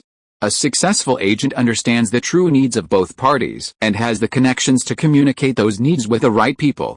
With this signing, Nocita successfully propelled himself into the top 5 of the CAA's power rankings. Coppola is known for his stubborn insistence on his own opinions, disregarding the producer's views, and frequently exceeding budgets and deadlines. But often, under immense financial pressure, he manages to produce blockbusters that are both box office hits and critically acclaimed. Last time with Old Flame, New Love, the financial pressure wasn't great enough, so Francis was able to act recklessly according to his own ideas. If he doesn't make a good film this time, he faces losing his house and vineyard. His wife won't let him off the hook. Italian men listen to their mothers and wives. Nocita was in his office, meeting with Paula Wagner, Tom Cruise's agent. Tom gave me a list of directors he'd like to work with. Coppola is number 1 on the list. Paula carefully straightened Nocita's tie, then kissed him before sitting back down in her seat. A famous director's film project can easily fill a lot of actors' resumes, and this The Mischievous Kid is an ensemble piece. Nocita was delighted, suddenly becoming the object of all his CAA colleagues' flattery. I'll get Tom into the audition quickly, but Coppola is Coppola after all. The director of The Godfather wields immense artistic authority, and Nocita can't guarantee his people will get the roles they want. It all depends on Coppola's decision. If only there were someone Coppola trusts artistically who could help Tom. Paula knows that while Tom is very hardworking, his education level is low, his reading comprehension is questionable, and he might not accurately understand the character. Coppola is also incredibly persistent when it comes to casting. Back then, he chose Marlon Brando and Al Pacino for The Godfather, even risking being fired himself to insist on their casting. So when Ronald comes later, be nice to him. I recommend him to Coppola as an apprentice. If Coppola agrees, he'll participate in the entire casting process. Oh, really? Knock knock. A young man with sunglasses and a full beard walked in after a knock on the door. Ronald, long time no see. Black tea or coffee? Paula Wagner stepped forward and hugged him. Black tea, thank you. Ronald took off his sunglasses and walked to the table. What's wrong? Didn't you sleep well? Nocita noticed that Ronald's eyes were red and bloodshot. Yeah, I watched the copy again. There are a lot of things I don't like. I've been thinking too much. Ronald leaned on the table, slowly sat down, and grimaced. I couldn't sleep, so I got up to exercise, and now my muscles are sore, he offered his explanation. Be careful. You still have a job here. Nocita glanced at the uncomfortable spot on Ronald's inner thigh and shook her head inwardly. Okay, Ronald adjusted his posture, avoiding the sore spot. What's the job? Your comments about The Amazing Stains reached the ears of Paramount executives. After discussing with director Lou Adler, they agreed to meet with you to review the rough cut and see if there's any way to salvage the ending. Here's the script. Nocita placed a bound script on the table and slid it across. Ronald caught it. Okay, I'll read it. When do I meet with the director? The sooner the better. I've put in a good word with Coppola for you. After he finishes financing his new film, he'll interview you and several other candidates next week to select an intern who will learn on set, starting from the audition. I'll read it now. Can you contact director Lou Adler for me? Ronald picked up the script and began reading. The next day, Ronald met with Lou Adler, the director of Ladies and Gentlemen, The Amazing Stains. Lou Adler actually has some connection with Ronald Reed. The Rocky Horror Show segment that Ronald suggested adding during the filming of Fame was actually produced by Adler. They watched the director's cut in Paramount's screening room. The film tells the story of a supermarket clerk who rises to become the lead singer of a punk band. Corinna, a small-town girl, is played by Diane Lane. Corinna's mother has tragically passed away, leaving her to work to support herself and her sister. She gives an interview at a supermarket, complaining about the economic downturn caused by the Persian energy crisis, and is subsequently fired by the supermarket owner. Desperate, Corinna unexpectedly discovers that her interview has been broadcast on local television, attracting public attention. She, her sister, and her cousin, Laura Dern, then form a garage punk band called The Magical Stain, hoping to earn money through performances. Because of Corinna's media exposure, the band is spotted by a local concert organizer and chosen to open a concert for a washed-up rock band. Unexpectedly, the three of them were musically terrible. The younger sister and cousin were barely able to play any instruments, and Corinna herself sang off-key. The organizers wanted to replace them, but Corinna, seeing the situation was turning bad, had all three sisters dye their hair skunk-alike, and then continued to give speeches to the media about her views on the economy and the current situation, hoping to continue attracting media attention. Her remarks and appearance caught the attention of national media, and after being broadcast on television, she became a nationally known spokesperson for rebellion, attracting thousands of disgruntled girls from underprivileged backgrounds like herself to her shows. The Magical Stains band was able to continue opening acts for other bands' national tours. Eventually, they earned enough money to support themselves and their sister's family. The film had no ending, nor did it include end credits. Ronald looked at the director and almost burst out laughing. This director had a much larger budget than him, but the film was far worse. The entire film was filled with chaotic plots and misdirection. Some shots clearly showed inconsistent lighting, numerous continuity errors, and the actors' performances were completely inconsistent. If Roger Corman had directed it, it would have cost at most $300,000 to $500,000, and he'd have done a better job. Ronald finally let go of his long-standing anxiety and breathed a sigh of relief. Sometimes he didn't need to compare himself to top directors. Looking at the works of other normal directors, his own films weren't that bad. Lou, I don't understand, your film was good, why is there no ending? Ronald. Do you support my filmmaking philosophy? I do support it. Ronald didn't know what the director's philosophy was, but this noisy, exploitative film was exactly in line with his own principles, except that it was a bit of a waste of money. I'm very troubled. My screenwriter doesn't want to be credited in the film, she wants to change her name to a pseudonym. Why? Ronald wondered, was it because it was so bad? She thinks the movie needs a normal ending. The Magical Stains are terrible, the lead singer is off-key, and the musicians can't play more than 6 chords. That kind of music isn't going to be popular, and the band can't succeed, so the ending is that they go back to town and return to their lives, right? You just need to shoot a few shots to show each character's fate. Ronald himself filmed it that way. But I didn't shoot those shots, the director said hesitantly. That's okay. You just need a still image and then use subtitles to explain. Mr. Eisner, the president of Paramount, showed me the movies you worked on, Rock High and Fame. Ronald, the director took off his glasses and wiped them with a handkerchief. You did a great job. I think you should support me. Of course I support you. Ronald wasn't quite sure what the director meant. The Magical Stains should be on the charts. The director turned to stare at Ronald, wanting to see his first reaction. Is that even possible? An off-key band on the charts? That's a bit of an exaggeration.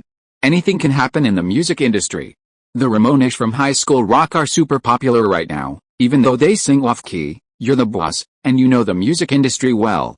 If you think about it carefully, it's not impossible. Ronald thought about it. The Ramones technique wasn't that great, but they were still a hit. I told you you'd understand, Ronald. The director gave him a tight hug on the shoulder. But we have a problem now. I didn't think of this when we were filming, and I only realized I wanted to give them an instant fame ending during editing. If you don't have any footage, we can call Diane and Laura back for reshoots. Ronald felt the director was hesitant, as if he was embarrassed to say something. Yes, can you help me think of an ending? The director looked at Ronald sincerely. The biggest problem now is that Diane and Laura have all grown a lot taller. If we reshoot, it will obviously not match the previous footage. PFFT, Ronald couldn't help but spit it out. Sorry, I choked on my tea. Cough cough, the root of the problem was unexpected. Filming this movie had been going on for over a year, and Diane had clearly grown taller since filming, while Laura Dern had grown over 10 centimeters. The audience would definitely notice the difference. No wonder director Lou Adler kept failing to finish the editing. He was probably too embarrassed to admit his basic mistakes and didn't want to follow the screenwriter's wishes and end it there. Plus, he was a record company owner with many things to do, so it had been delayed until now. How about this? We postpone the ending story by 2 years, let their all-female band become famous and successful, make a music video, get it on MTV, and then use that music video as the ending? Would that feel much more natural? Ronald still had a solution for the director. It would be a shame if the hard work of so many actors and crew couldn't be released because of the director's mistake. That's a good idea, Ronald pressed on. If you're still worried about their height, we can mainly use low-angle shots. Low-angle shots naturally make the actors appear taller, making it less noticeable. Then we can have Laura and another girl sit down and play bass, leaving Dan standing and playing guitar and singing. This way, their height will match the original footage more closely. We can also add some footage of their album releases, awards ceremonies, etc., interspersed into the music video as a montage. The audience's attention will be diverted, and they won't notice the sudden change in the actor's height. Director Lou Adler nodded repeatedly, truly a genius recognized by Eisner. I won't bother 2 people at once. Why don't you, Ronald, write and direct the ending shot? This directing job had exhausted his passion for film. He should go back to the record industry. I have other things to do recently. I'll pay you to do the reshoot myself, just one day, $50,000. Then you can edit out the ending. The director reverted to his record company boss persona, directly offering Ronald money. I really have other things to do, Mr. Adler, $60,000. I also need to prepare for Coppola's interview, $60,000, plus the favor I owe you. Alright, consider it as a way to save this movie. Very good, I'll go sign a contract with your agent. Chapter 290 How to Shoot a Music Video. Having secured this short-term project, Ronald had his agent, Richard, scour the MTV channels for music videos he could find since their inception, watching them for 2 days and nights at home. He devoured all sorts of music videos. Although a relatively new phenomenon, music videos were developing rapidly, now boasting various shooting styles and editing techniques. Ronald had a plan in mind and began drawing the storyboard for the ending of the Magical Stains music video. The editing rhythm of a music video is different from that of a regular movie. Movies have a plot first, then the music. Music videos match the visuals to the rhythm of the song. It doesn't need a complete story. The audience will imagine the missing parts themselves. Ronald picked up his completed storyboard and demonstrated his envisioned ending shot to the original director, Lou Adler. Lou Adler carefully examined the storyboard. Your idea is very original, not exactly the same as those music videos shown on MTV? Yes, the music videos on MTV now are either edited together from live footage of the singers performing, or spliced together from various symbolic images. If the lyrics mention victory, they'll show fireworks. If there's love, they'll add a kissing scene. We're making a movie, after all. Ronald divided the storyboard on the table into 3 sections and said to Adler, this is the live performance of Magical Stains, this is their happy life, and finally, this is their record selling well, winning awards, and so on. Although it's a bit loose, the audience can still use their imagination to piece together these scenes into a complete story. Lou Adler was quite satisfied. This fresh method of shooting music videos seemed very interesting. MTV would also be satisfied with this innovative approach and would play it on their channel repeatedly.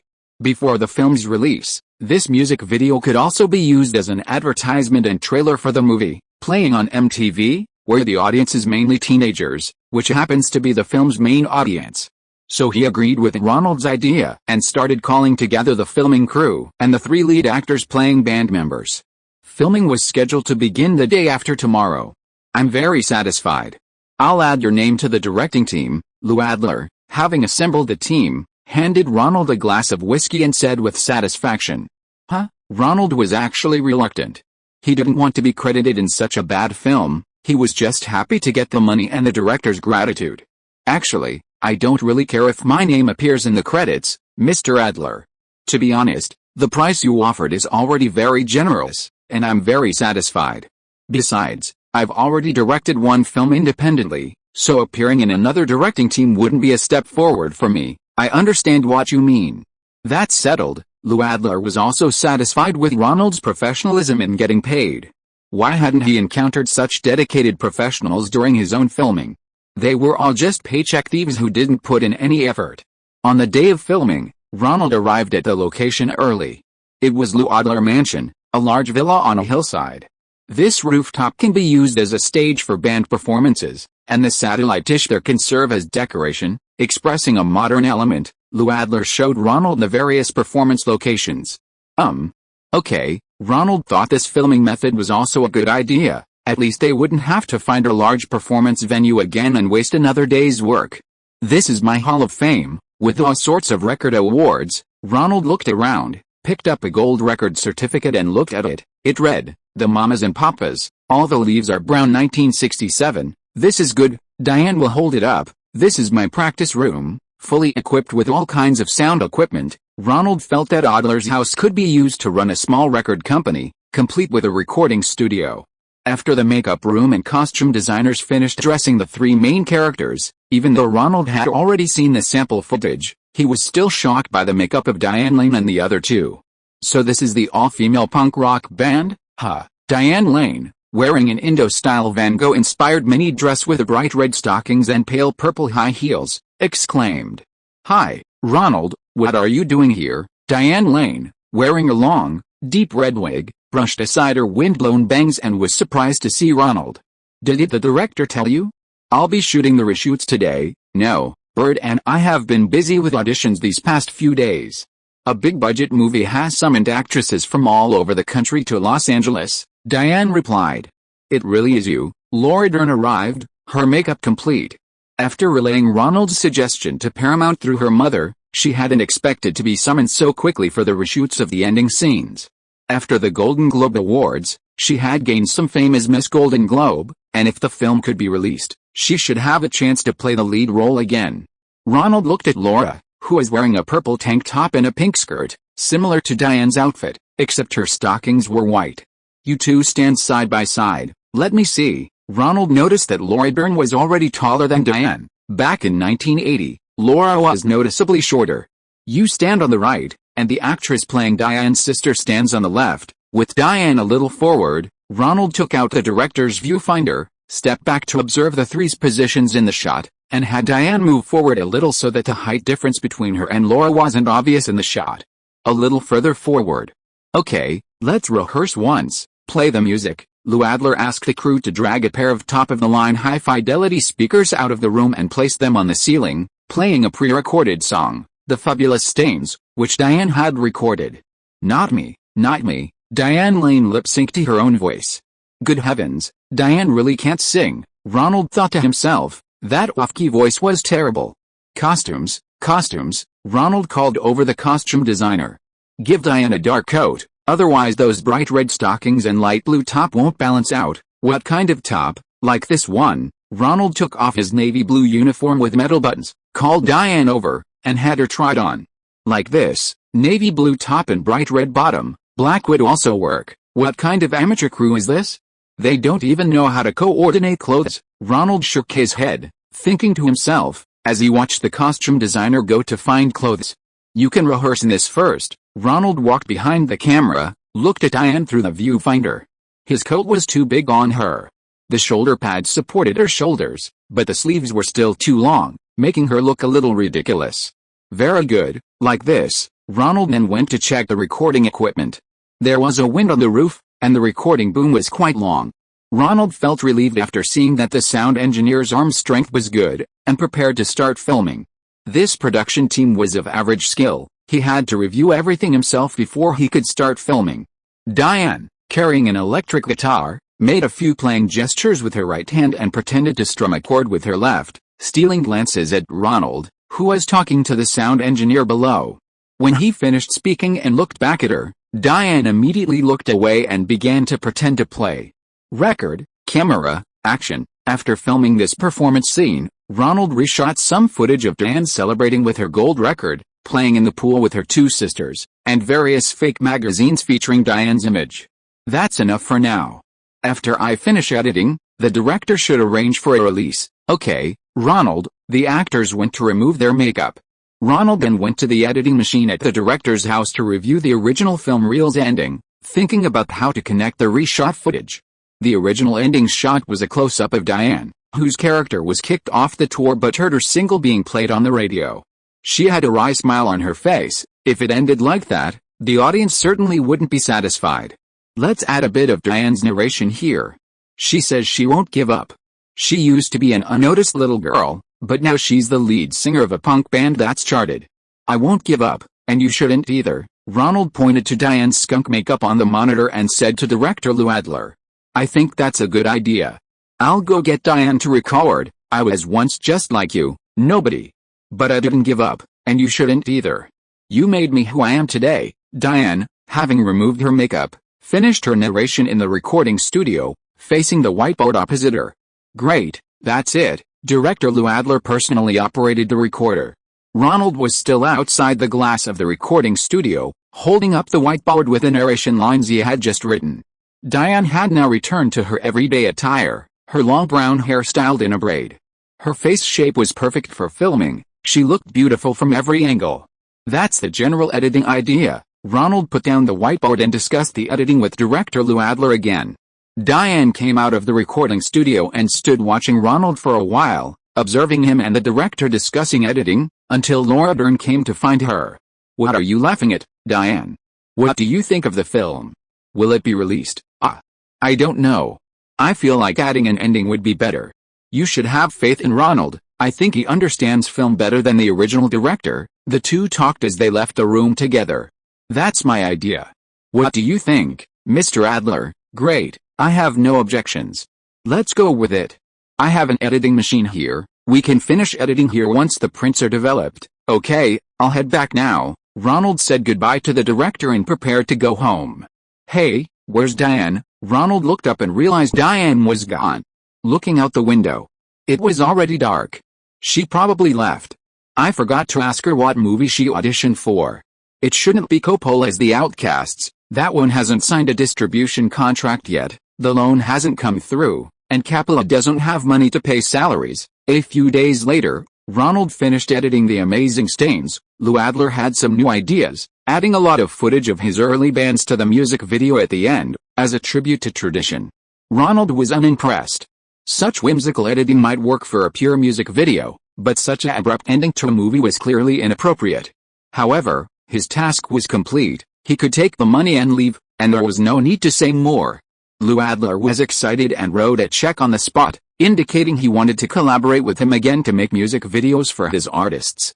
You can contact my agent in New York, Eddie, who handles things outside of film. A few days later, Ronald received a call from his agent, Nisida. Hey, did Coppola get the loan and start assembling the film crew? Ronald was eager to learn Coppola's secrets. Don't worry, he's already in Europe and signed the contract. He'll be back soon. I wanted to talk to you about something else. Someone seems to have plagiarized your idea and made a movie with a plot that's very similar to fast-paced Richmond High School. I've sent Richard to pick you up. If you are listening to this novel on a channel other than Fanfic World, it means it was downloaded and re-uploaded without effort. We warmly invite you to visit our channel, Fanfic World. There you will find the original version of this story and many other novels of various genres. We look forward to seeing you dive into a world of incredible novels. Chapter 291 I Swear in My Child's Name. Here's the thing, two Israelis made a teen comedy called The Last American Virgin. It has several plot points that are very similar to fast-paced Richmond High School, Nisida quickly explained to Ronald in the CAA office. They had a distribution agreement with MGM, so they sent the finished film to MGM for a test screening. But some people in the audience who saw Fast-Paced told the investigators about it. MGM investigated and then notified Universal. Ronald's understanding grew. Two Israelis, MGM Distribution. What's the name of this company? Who are those two Israelis? Cannonball Pictures, Minahan Golan and Yoram Gobris. The people at Universal gave them a nickname, the Go-Go Brothers from Israel, the initials of Golan and Gobris, a very offensive nickname. Sure enough, it was those two fat guys. Is it really plagiarism? Ronald was a little skeptical. Fast-Paced had only been edited a short time ago. How could Minahan have copied it? Is it too late? Nisida handed over a piece of paper, a briefing from MGM. One is that the female lead goes to the hospital for surgery, sees a mannequin, and then remembers her pregnancy, causing her to vomit. Another is that the male lead, who has always had a crush on the female lead, is her best friend, the man who got her pregnant. But it's unlikely they plagiarized your finished film. It seems more likely they plagiarized the script or some details from the original novel. There's a possibility the script was leaked during filming, So what does Universal mean? Suing them would be a long and drawn-out affair, and Universal isn't optimistic about the box office potential of their last Virgin. Besides, they're outsiders. No major Hollywood distributor would be willing to fend Universal and take on their distribution business. Of course, Universal also wants to ask for your opinion on whether we should release it earlier in June to eliminate the impact of Last American Virgin on the box office. Nisida lit a cigarette, took a puff, and looked at Ronald. MGM has rejected Cannonball Pictures' film due to quality issues. However, Cannonball has some distribution capabilities, and they will try to contact theaters themselves to find enough theaters to screen it in late July. Ronald thought for a moment and said to his agent, "Actually, I know these two fat guys. They met me at the Golden Globe Awards last year and know I'm writing the screenplay for Universal to adapt this novel." "Is that so?" Nisida stubbed out his cigarette. "Why don't we meet with them directly, see the quality of their film, and then make a decision? Your film's target audience is teenagers. If it's released as originally planned in July, it will generate a lot more box office revenue. Yes, I don't need to be afraid of them. Minahan's last film, Apple, was terrible. It was even thrown around in Montreal, Canada. I don't think his level will improve that quickly." In Nisida's office, Ronald dialed Minahan Golan's number. "Hello, Minahan, this is Ronald. I heard you plagiarized my film." "Ha ha ha." Minahan's gruff laughter came through the receiver. "You're really joking, Ronald." "How could I plagiarize your film?" Minahan stalled for time with laughter while gesturing for his cousin Yorn to come over and discuss the matter. "I don't think you're that despicable either. I've helped you in Canada and Los Angeles. But I received a letter from MGM. The film you had them release, The Last American Virgin, has a plot that's very similar to my fast-paced Richmond High School." Ronald exchanged a glance with Nisida, who was listening on another receiver, indicating that he was testing her. "Nothing like that, I promise you.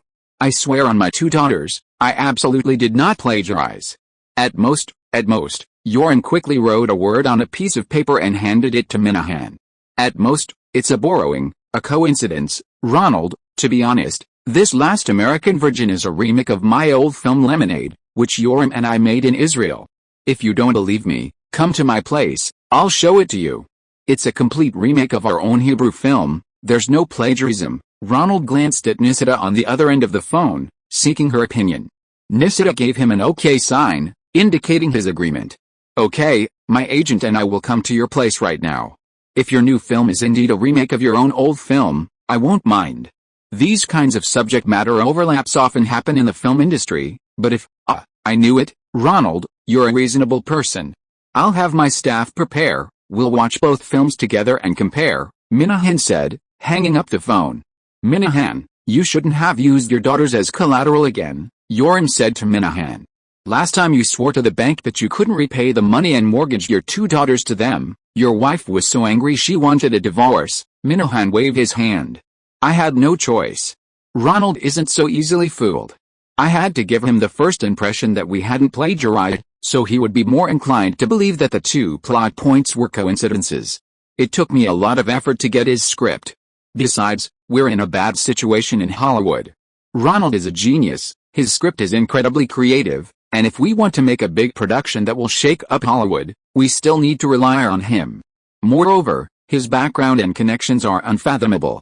He gave us a tip that allowed us to connect with a major distributor, MGM. Otherwise, we wouldn't be able to find a distribution channel right now." Ronald and Nisida walked to Cannonball Studios, which wasn't far away. Nothing had changed from before. Many employees were still working in the aisles. Please, Ronald. Let's go to the screening room. I'll have one of the employees who speaks Hebrew translate the original Lemonade dialogue for you on the spot." Minahan waited for Ronald at the door, gave him a big hug, and then ushered him into the screening room. First, they showed the old Hebrew film Lemonade, with an employee standing nearby reading out dialogue from the characters' scenes into a microphone. Ronald noticed that this film was more explicit than his own fast-paced film. Moreover, of the several plot points Nisida mentioned that seemed plagiarized, only the relationship between the two male leads and one female lead existed in Lemonade. The scene where the female lead went to the hospital for surgery was absent. Next, they showed the English film The Last American Virgin. This film almost verbatim retained the scene from his own film where the female lead, after her surgery, visits the hospital again and vomits upon seeing the mannequins. Ronald glanced at Minahan suspiciously. This was definitely plagiarism of his script, but the plagiarism was a bit odd. Why edit in some inexplicable scenes before and after? Could it be? Ronald quickly shut his mouth, suppressing a laugh. Mr. Golan, this part of your plot is very similar to my client's script, Nistida said to Minahan after the screening. Absolutely not. I haven't read Ronald's script at all. I only read Mr. Crow's best-selling novel, and I wrote this plot based on it. If there's any coincidence, it's because Ronald and I are both playwrights. Great minds often have similar ideas. Ronald remained silent, looking at Minahan. I assure you, Ronald. If you insist on holding us responsible, we'll have to fight back. But we're not enemies, are we? Our films aren't released together. I've decided to use Canon Films' own resources for distribution. And our release date is deliberately 2 weeks later than yours, so there won't be any competition. Ronald, you've helped me twice, and I won't forget it. You are indeed a top-notch playwright, and I'd like to buy your scripts for a high price in the future. If you're willing, I'll also offer you a high price to direct. Minahan rattled off a lot, but Ronald remained silent. Ronald, I won't forget your help. We've secured funding from a Dutch bank and are about to start filming a multi-million-dollar production. I won't forget you. Seeing Ronald still silent, Minahan reached out and hooked his arm around Ronald's shoulder. So? Are you willing? He asked, shaking Ronald's shoulder. Minahan felt a little nervous. He noticed Ronald's body trembling, as if his anger was about to burst. After a dozen seconds, no one spoke. Finally, Ronald nodded, shook hands with Minahan, and was then hugged tightly, receiving 3 hard kisses on his cheeks, left and right. Ho-ha-ho-ha. After Ronald left, Minahan and Yoram danced together. We've finally filmed our first movie in America, and we've gained Ronald's understanding. We'll definitely succeed. This movie will be nominated for Best Actor and Best Actress at the Oscars, and Best Supporting Actor too. Yoram was also very happy. Avoiding legal action from Ronald was great news for the film's release. Ronald also knew that lawyer named Mickey. The 2 Israelis had already witnessed his methods during negotiations with MGM. Yes, and Best Director, Best Picture too. Minahan became increasingly excited, picked up his glass, poured 2 glasses of strong liquor, and downed them with Yoram in one gulp. These Hollywood producers, they don't even want to play golf or tennis with us.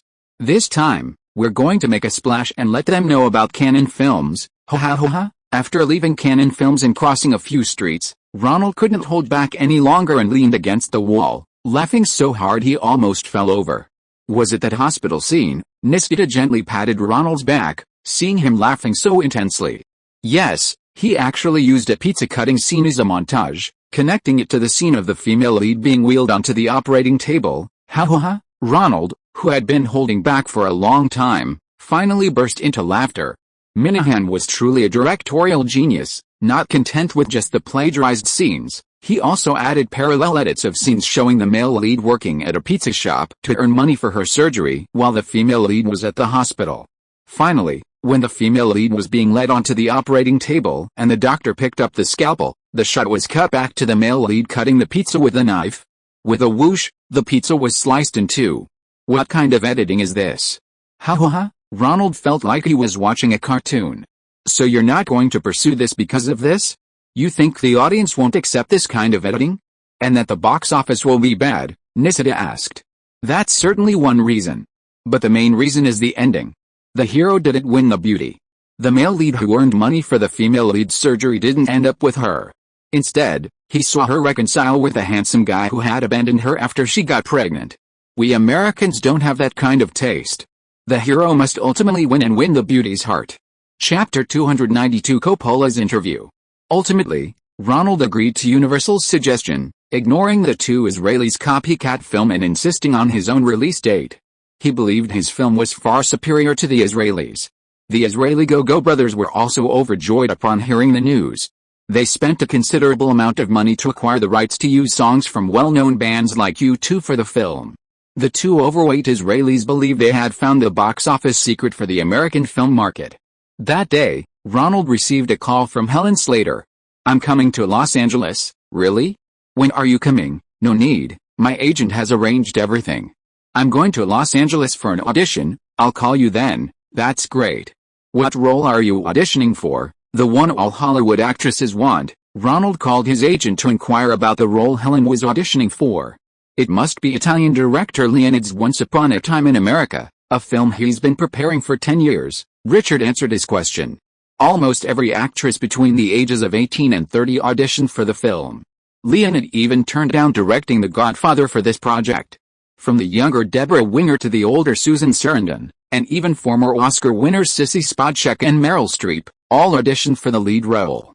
And the younger generation of actresses he knew and had worked with, such as Jennifer Jason Leigh, Diane Lane, and Brooke Shields, also auditioned. After calling Diane and Brooke, Ronald discovered that actresses under 18 had also auditioned. Both Diane and Brooke auditioned for the younger version of Deborah. The director's ambitions were huge. He had raised $30 million and planned to film in multiple locations in America, Italy, and Canada, making it a monumental work that surpassed The Godfather. However, this had nothing to do with Ronald. He couldn't possibly be involved in such a big production yet. Furthermore, through Nisida's connections with Coppola, Ronald had made it to the final round of interviews for The Outsider's directorial apprenticeship, meaning he'd be able to watch a Coppola film and learn from the master. Francis is a proud man. I can't influence his decision. Ultimately, it depends on your interview performance. But I think you have a significant advantage. Most of the other directors interviewing mainly make small-budget productions for small studios. Not many have directed theatrical films from the 7 major studios like you, Nisida advised Ronald. Because it was an apprenticeship with one of Hollywood's top 3 directors, many children of stars and studio executives were also squeezed into the final interview. Coppola's Duriman Company is in dire financial straits. He hasn't even paid the screenwriters and the original novel's author, Ms. Hinton. So, Coppola isn't just using this Directors Guild-funded project as an apprenticeship. He'll use it like a selection process for assistant directors. Someone with your practical filming experience is exactly what he needs. There are 5 interviewees in total, and your last, the interview for the trainee director, was held in the Duriman Studios in Los Angeles. This studio was where Coppola filmed Old Flame, New Flame. The film was a box office flop, pulled from theaters after only a week, and the studio would be taken back by the landlord if the rent wasn't paid soon. I'm Ronald Lee, here for the interview. Okay, Mr. Lee, you can go in. Wasn't I last in line? Ronald checked his watch. He wasn't late. How could Coppola interview people so quickly? Pushing open the door, he found himself in a small screening room. The first 2 rows were filled with interviewees, with Coppola and the novel's author and screenwriter, Ms. SHT, seated at the head of the table. Just as Ronald was about to greet them, an assistant announced the start of the interviews. Is this how Coppola interviews people? Ronald thought. I thought we'd be interviewing each candidate individually by calling out their numbers. If we interview them all at once, everyone can hear the other's answers. Why are you applying for the trainee director position? Coppola adjusted his large, black-rimmed glasses and casually began asking the first candidate questions. I want to learn from the world's greatest directors. Do you like my movies? Which one is your favorite? I like The Godfather the most. And you? Coppola asked the second candidate. I like The Rain Tribe the most. This guy was clearly a die-hard Coppola fan. He'd even seen Coppola's lesser-known films. Oh, why? Because, the second candidate launched into a long list of his favorite acting methods and narrative techniques. And you? What do you like? Coppola asked the third. I like The Godfather Part 2 the most because of its unparalleled use of flashbacks throughout the film. The third candidate has already learned to answer the question by saying what he likes. Coppola looked at the fourth candidate, a girl who is the niece of a high-ranking Warner Brothers executive. Coppola knew of her existence beforehand. I like your The Godfather and Apocalypse Now the most. Because The Godfather uses the techniques of auteur cinema to make Warner Brothers' traditional gangster films, Apocalypse Now is a profound anti-war film. You were the first to make a film about the Vietnam War. Back then, only Americans could accept your anti-war themes, and they truly deserved the Palme d'Or. The girl spoke of Coppola's films with great familiarity, unable to stop once she started. Francis Coppola had to raise his hand to ask her to stop. Apocalypse Now was the film he wanted to make, but it was also the culprit behind the financial troubles of the spectacular.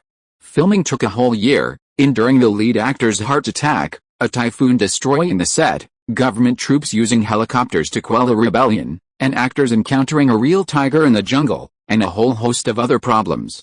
Compared to The Godfather, Coppola poured far more effort into Apocalypse Now. And you? What do you think? Which of my films do you like? Coppola looked at the last candidate, flipping through the names on the list. Ronald, this is also the person my new agent recommended. However, there's only one paid spot from the Directors Guild, so I can only choose one of the two who can give me advice. Young people always have some wild ideas, and this film is about young people, so it would be best to have a young person on set. Ronald hadn't expected Coppola's interview to be so casual. After thinking for a moment, he replied, "Apocalypse Now, do you like it because it's anti-war?" Coppola looked at Ronald. He remembered the name. Universal's executive, Tanning, had once shown him his films, a typical Roger Corman-style exploitative film. He wondered if Ronald's taste in filmmaking was as dull as Coleman's. Was Apocalypse Now anti-war? How could that be? He hadn't seen any anti-war inclination, but Coppola himself had said in Cannes that the film was anti-war. Who knew what he was really thinking? What if what he said didn't suit his taste? Ronald, sitting next to him, the chubby had called his name, reminding himself not to think too long. Coppola had already shifted his attention to the script. "I don't think Apocalypse Now is a war-themed film," Ronald said, speaking his mind. "Oh," Coppola looked up. This was an unexpected answer. All the critics praised Apocalypse Now's anti-war message, while some thought it glorified war, but none escaped the theme of war. This young man had his own ideas. "Then what kind of film is it?" Coppola asked. The executive's niece, looking at Ronald with pity, felt sorry for him. His surprising statement stemmed from being the last to answer a question, as everyone before him had already given their answers.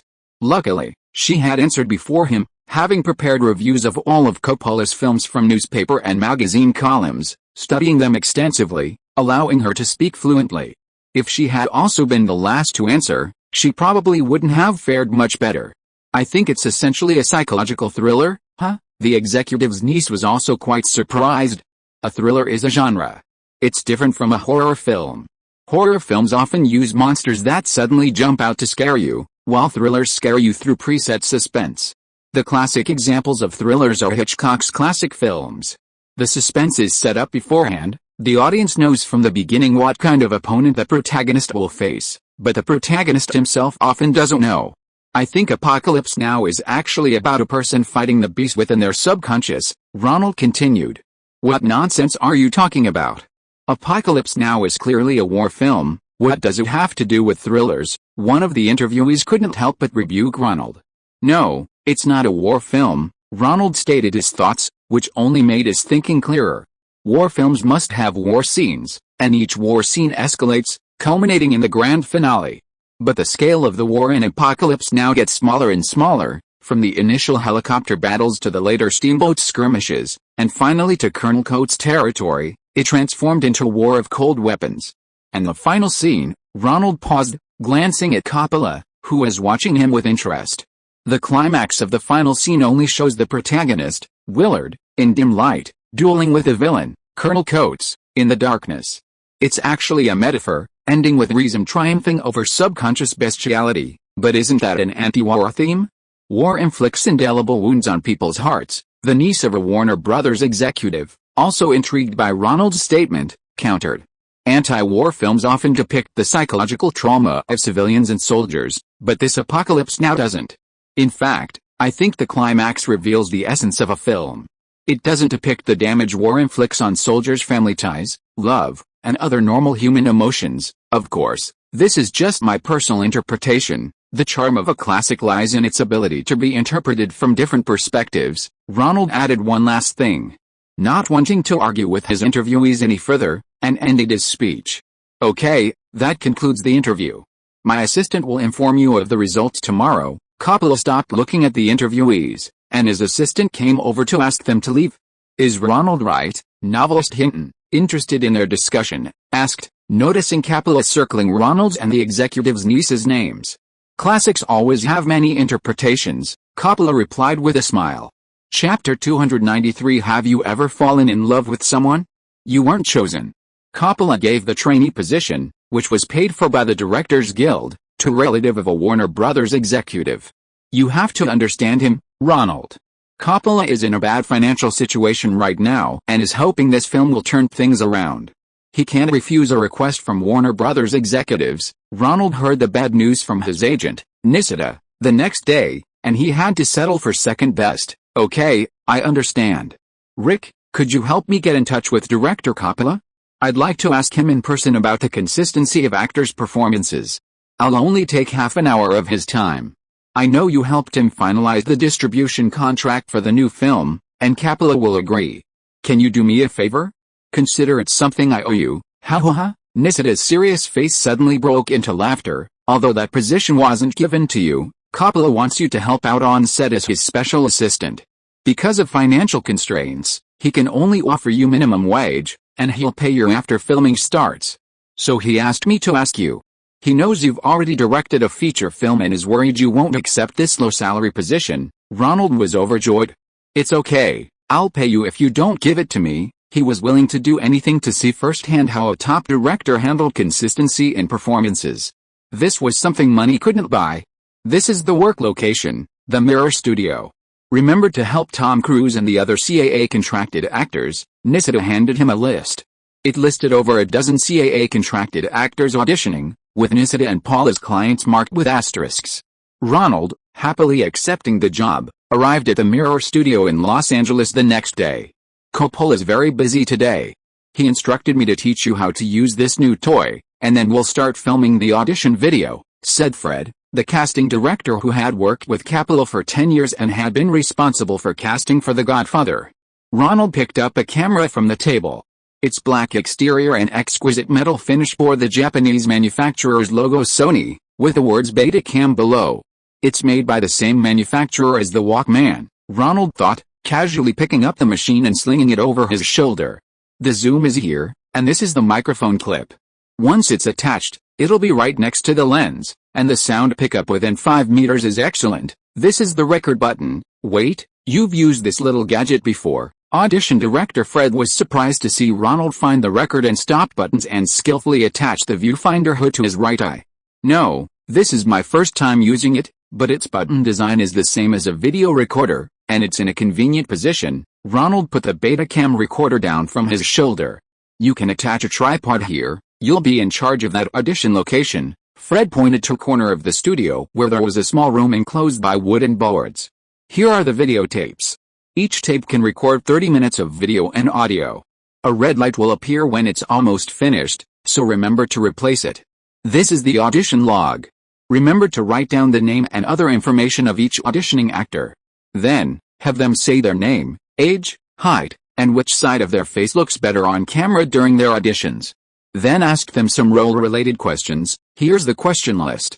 Oh, and actresses aren't allowed to wear makeup. I understand. Ronald turned on the Betacam, sat down opposite the camera, and began. My name is Ronald Lee. I'm 22 years old, 6 feet 2 inches tall, and I don't know which side of my face looks better on camera. Audition director Fred pressed the stop button and connected the camera to the TV. My name is Ronald Lee. The footage Ronald had just filmed himself was played on the TV.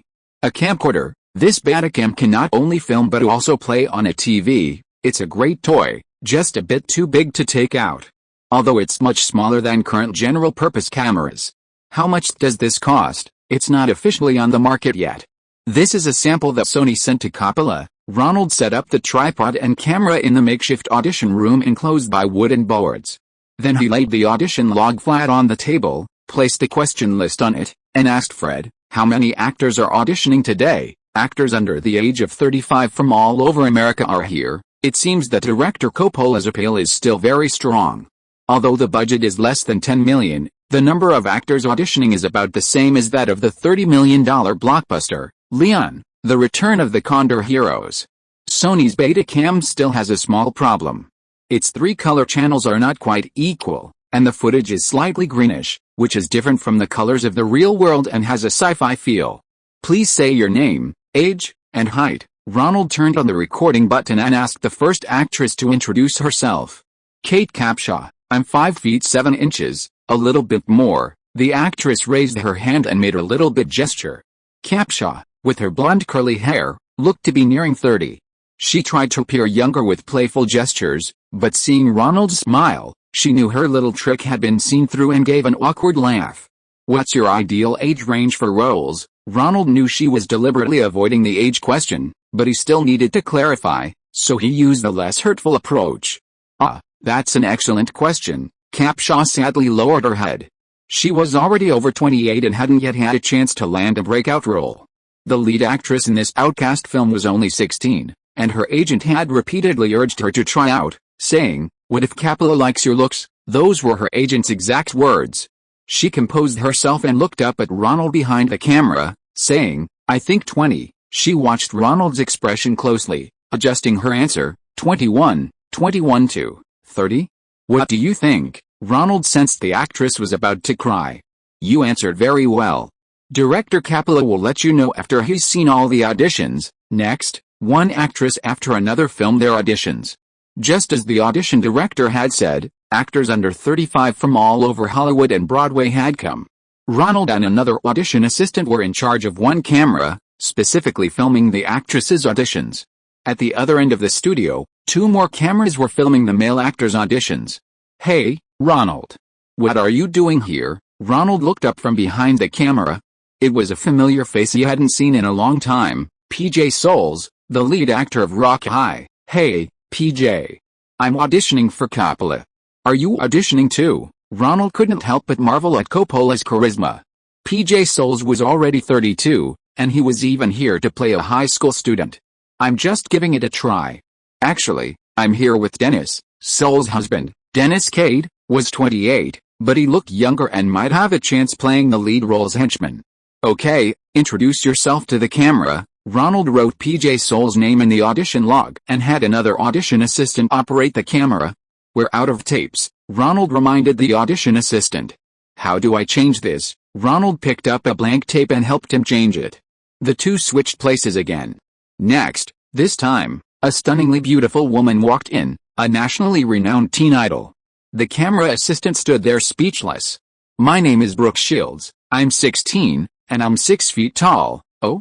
Brooke, you're here too." Ronald peeked out from behind the camera. "Hey, Ronald. Are you the director?"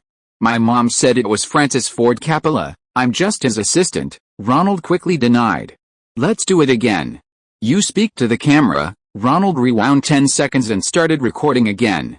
"My name is Brooke Shields. I'm 16, and I'm 6 feet tall. Have you ever been in love, or ever been in love with anyone?" The audition assistant saw that Brooke Shields was a little excited and stammered out the audition question.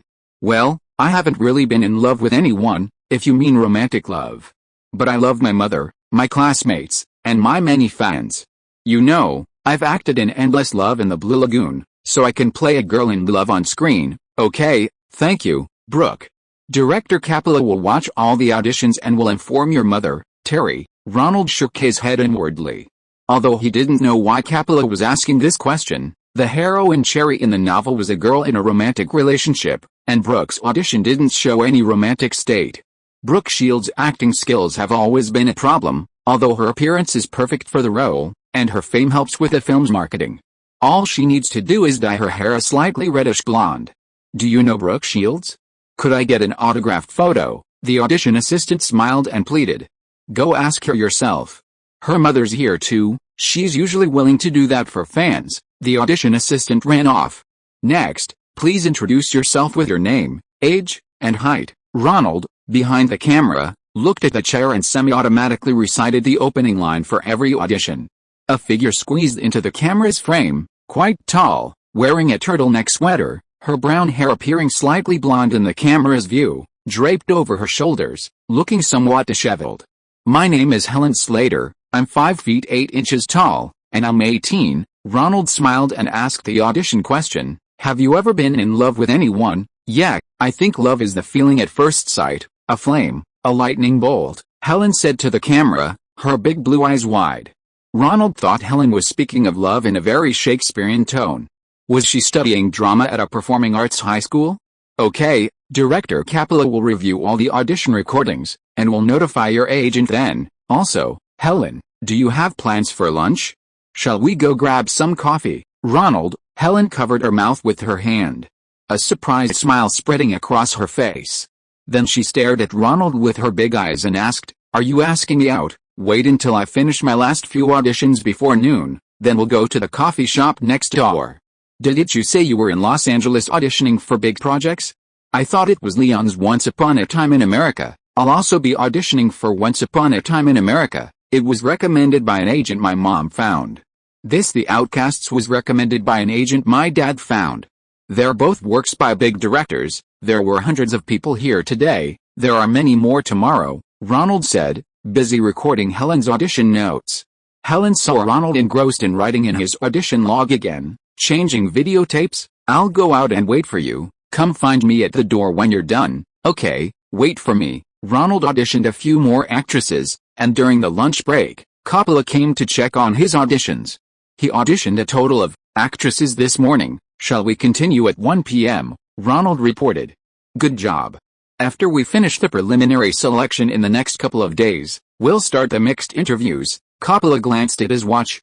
Go have lunch first, Ronald. We'll start on time this afternoon. Ronald hurried out to find Helen. The less than 1 hour date felt incredibly rushed.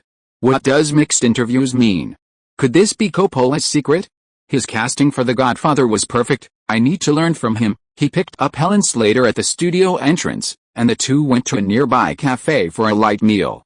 Your parents both found you an agent? Yes, the agent my father found always restricted the roles I could choose. There were some revealing scenes in Once Upon a Time in America, and he wouldn't let me do it, saying it was my father's idea. But my mother is very open-minded. She recommended another agent to help me get in touch. Isn't your mother a lawyer? How does she know talent agents? It's interesting. That agent also supports environmentalism and anti-war efforts, and participated in the activities my mother organized. He even discovered Christopher Reeve, who played Superman. Did you graduate from a performing arts high school in New York? Yes, let me tell you, the students there really loved your screenplay for Fame. The TV series is already airing on MGM in New York, and the actor who played Leroy in the movie version is the same one as the original, but Aaron Carla, who played Coco, isn't going back. That's Jean Ray. I didn't expect him to go back to play the same role in the TV version. Ronald rarely had acquaintances in Los Angeles to chat with. He thought the simple meal was excellent, leaving him feeling fully energized. Bert and his daughter Diane are here. Meanwhile, in the Mirror studio, casting director Fred said to Coppola, "It's lunch break now. Ronald hasn't returned yet." Coppola glanced at his watch. "No problem, let her audition. I'll operate the camera for her. My name is Diane Lane." Diane Lane, 17 years old. Diane was unusually nervous, mispronouncing the emphasis of her name. Coppola, the director of The Godfather, had been deeply influenced by his father Bert and knew this opportunity was rare. "Have you ever fallen in love with anyone?" casting director Fred asked. "Fall in love with someone?" "Yes, in high school." Diane lowered her head shyly, then looked up. The most important thing about falling in love is the first time you feel that way. You know, she laughed nervously a few times. It's like he sneaks a glance at him when he's not looking, and then prays he looks over. But when he actually does look over, you just look away. Diane raised one eyebrow, revealing a mixture of cuteness and shyness in her eyes. Casting director Fred nudged Coppola quietly. "What do you think?" "I think she's the living cherry." Chapter 294 Gladiator-style audition. Did they say Diane Lane was already chosen? Why are there other actresses auditioning? Ronald, having heard Coppola's evaluation of Diane after returning to the studio, assumed the auditions for the other actresses were over. However, Coppola still wanted him to continue filming auditions for the remaining actresses the next day, which puzzled him, and he blurted out the question. Looking alike doesn't necessarily mean being suitable. Did you want to know how to solve the problem of consistency in actors' performances? Start by filming my auditions. You know, back when Roger Corman asked me to wash his car, I didn't ask why washing cars would help me become a director. Okay, Ronald knew Coppola wanted a suitable person to help him with the audition process. Perhaps actors with good chemistry would deliver more consistent performances. Coppola's casting was known for its perfect fit. The Godfather was praised as the best casting of all time. Ronald decided to listen and observe more, rather than talk much. Continue. One more day of auditions. We'll move on to the next round of mixed auditions tomorrow. No problem, director. Ronald gave an okay sign. But Mr. Coppola, did Mr. Coleman's decision to have you wash his car back then have anything to do with becoming a director? That was quite in line with Roger Coleman's character. Of course, and then he had me drive his car to film a car chase scene. How could I film it if it wasn't clean? The next day, Ronald saw many familiar faces. He even saw Catherine Mary Stewart, the female lead in Minna Hangolan's disastrous film Apple. That evening, Ronald and the other audition assistants brought all the audition videos to Coppola for review. Ronald, Coppola, and the casting director sat together watching the audition videos. "This one is called C. Thomas Hall," the casting director pointed to a boy with big glasses on the TV. Coppola ticked it off in his notes. "Who do you think he looks like?" "He looks like Johnny, the boy who gets bullied, the friend of the protagonist's henchman," the girl who got the trainee director position answered. "And you, Ronald?" "Hey, Johnny's strong-willed and opinionated." "This actor, Hall, his innocent eyes are more like a henchman," Ronald answered, not speaking unless Coppola asked. Coppola nodded, signaling to continue. "This is Matt Dillon. Who would suit him?" Coppola asked again. "Dolly, that guy from a good background, but an outsider who hangs out with a slick-haired gang. This actor has a thug vibe, but girls won't dislike him," the girl answered quickly. "Ronald, I agree." After several rounds, Coppola had to wait for Ronald's opinion before proceeding. "This is Tom Cruise, Johnny. This looks like Johnny. He seems quite opinionated," the trainee girl answered quickly. Coppola looked at Ronald. "I'm not sure, several roles are possible." "Good, I hope you can give me your opinions, but don't take my opinion as the final answer." George Lucas often argued with me on set back then, but he also had a lot of good ideas. "If each of you can come up with one good idea a day, then we'll make a profit paying your salaries." Ronald nodded. He felt that Coppola's words were sincere, and perhaps he really needed some young people's opinions. Robert Lowe, this was a very handsome boy, not dashing, but handsome. But not in a feminine way, very masculine. Second brother Soda Water, Dennis Quaid, PJ Soul's husband, very masculine. Big brother. One by one, male actors were brought out, and several young people gave what they thought were suitable roles. The casting director, according to Coppola's code, filled in the appropriate role names for these actors in the casting notes. After a long time, it was the female actor's turn. Coppola also looked at each audition video. Kate Capshaw? 28 years old, still looks young, Ronald briefly introduced the actress. "A bit mature, Cherry is a bit naive," the trainee commented. "Catherine Mary Stewart, how about this one?" Coppola asked the trainee again. "A bit soft, maybe more suitable for the role of Cherry's friend, Brooke Shields. She's perfect, the dream girl of every boy in America. Isn't Cherry just a very pretty girl?" The reason for the fight between the two gangs was that the henchman and Johnny talked to her a few more times, arousing her boyfriend's jealousy. "What do you think, Ronald?" Coppola asked. "I think she's definitely pretty enough. Her beauty and fame seem to make up for any possible lack of acting skills." Next is Helen Slater, the casting director pressed play. Ronald looked at the blue-eyed girl and couldn't help but smile. "She's pretty too, but her temperament isn't like a country girl, she's an uptown girl." The trainee's evaluation of the actresses was more incisive, unlike her comments on the actors, where she was slightly more reserved and spoke well of several actors. "She's alright, isn't too much of a big city vibe. Her mother's an environmental lawyer, and she usually wears second-hand clothes." Ronald spoke highly of Helen Slater. Next up is Diane Lane. The casting director brought out a videotape of Diane's solo audition. It was the first time Ronald had seen Diane's audition video. Did Diane have a boyfriend in high school? Ronald watched Diane on the TV screen, shyly yet cheerfully talking about her first love, seemingly playing herself. Why didn't Donna mention it? Which lucky bastard stole her heart? She doesn't seem pretty enough, the trainee commented. Indeed, compared to Helen Slater and Brooke Shields, Diane was a bit darker and thinner, but she looked great when dressed up. She's very pretty with makeup on. I recently filmed her music video. She played the lead singer of a rock-punk band, and she's very photogenic. Brooke, Helen, Diane, and those. Ronald, which one should we choose? Coppola patted Ronald on the back. I don't know. Ronald was stunned. Why was Coppola asking him this? Perhaps he wanted to test himself, or maybe he wanted to hear what young men thought. Looking alike doesn't necessarily mean it's suitable. Ronald remembered what Coppola had said earlier. Maybe let them pair up with male actors, Ronald suggested. Good idea. Bring them all tomorrow. Bring the boys too. We'll do a mixed audition. When it came time for the mixed audition, Ronald set up a camera on one side. 3 rows of chairs were haphazardly placed in the middle of the studio, the scene Ronald had dreamed of, where Dolly flirts with Cherry in the drive-in movie theater. All the actors, men and women alike, sat in a circle along the corner. Ronald greeted Matt Dillon, Tom Cruise, Helen, Brooke, and Diane, whom he knew. Helen Slater plays Cherry, C. Thomas Hall plays the henchman, Tom Cruise and Rob Lowe, you played Johnny and Dolly. Wow, the actors immediately erupted in commotion. What kind of audition is this? Normally, auditions involve everyone waiting outside, and the actor only goes in when their name is called.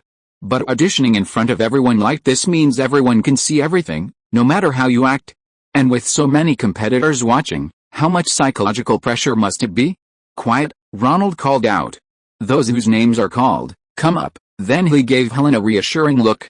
Look, there's a red-haired beauty here. Rob Lowe pulled Helen's hair up and sniffed it. Sorry, I can't act. Let me think about it. Rob Lowe was also a little flustered. How could he act out a scene of flirting with a girl in public? He couldn't let loose.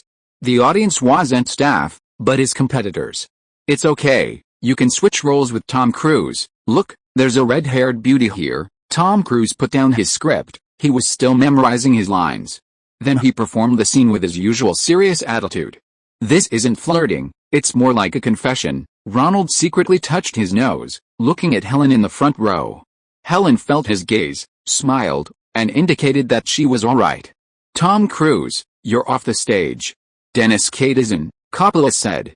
Was my acting terrible? Tom asked Ronald after coming down. Actors who didn't audition, please stand by the wall and don't disturb the other actors, Coppola said.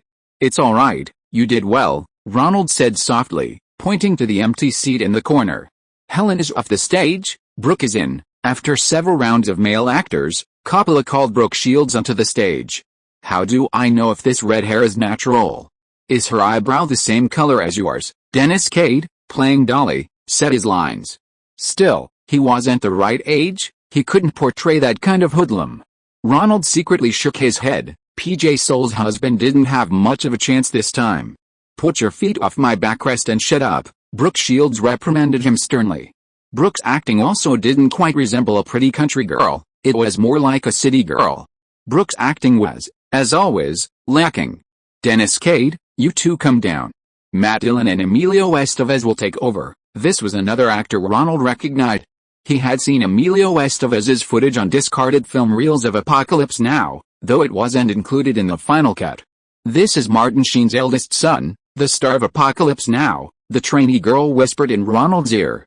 He's very handsome, really. American Girl's aesthetic sense was sometimes strange. Some girls thought this slightly hunched Latino boy was handsome. How do I know if that red hair is natural? Is it the same color as your eyebrows? Ronald thought Emilio's acting was alright, but still a bit inferior to the Matt Dillon of his dreams. Emilio, you go play Johnny. Matt, you played Dolly. Brooke, you switch with Diane. How do I know if this red hair is natural? Is her eyebrow the same color as yours? Put your feet off my backrest and shut up. Diane Lane, who had been hiding for a long time, finally spoke up to reprimand her. Tisk, Ronald secretly admired her. This must be the chemistry between actors, right? Some actors are just so compatible on screen, and audiences love watching them act together. Emotions, power, everything they do is spot on, and the consistency is excellent. They can handle any role without any problem. Ronald began to understand that the first key to Coppola's ability to achieve consistent dramatic emotions was casting. It wasn't about whether an individual actor resembled the character, but more importantly, the chemistry between the actors. Sometimes it's not necessarily the actor who most resembles the character who is the most suitable, but rather several actors working together to create the right emotions. This is what's called chemistry. Emilio, you come down. Ralph Macchio will take your place. Coppola called another dark-skinned, thin actor to act alongside Matt Dillon. Ralph Macchio was Latino, and although he was already 20, he looked like he hadn't yet developed. As time went on, Ronald noticed something. No matter how many actors were changed, C. Thomas Hall, who played the henchman, remained the same. It seemed Coppola was gradually making up his mind about who he wanted to cast. Alright, Matt Dillon, you can go now. After finishing this take, Coppola let Matt Dillon leave.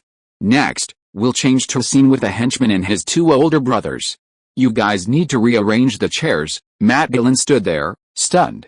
The other actors looked at him with a hint of pity. Fuck, Dillon muttered under his breath and turned to walk towards the door. Don't be discouraged, It might be a good thing. Ronald gently tugged at him as he passed by, offering his advice. Don't try to comfort me. Dylan patted Ronald's arm and walked away. Van Kilmer, Mickey Rourke, go up and play the eldest and second eldest henchman. You two switch. Dennis Quaid, Patrick Swayze, you two go up as the eldest and second eldest henchman. This gladiator-style audition made all the actors very nervous, and many performed poorly, their voices trembling. But some actors performed even better under pressure.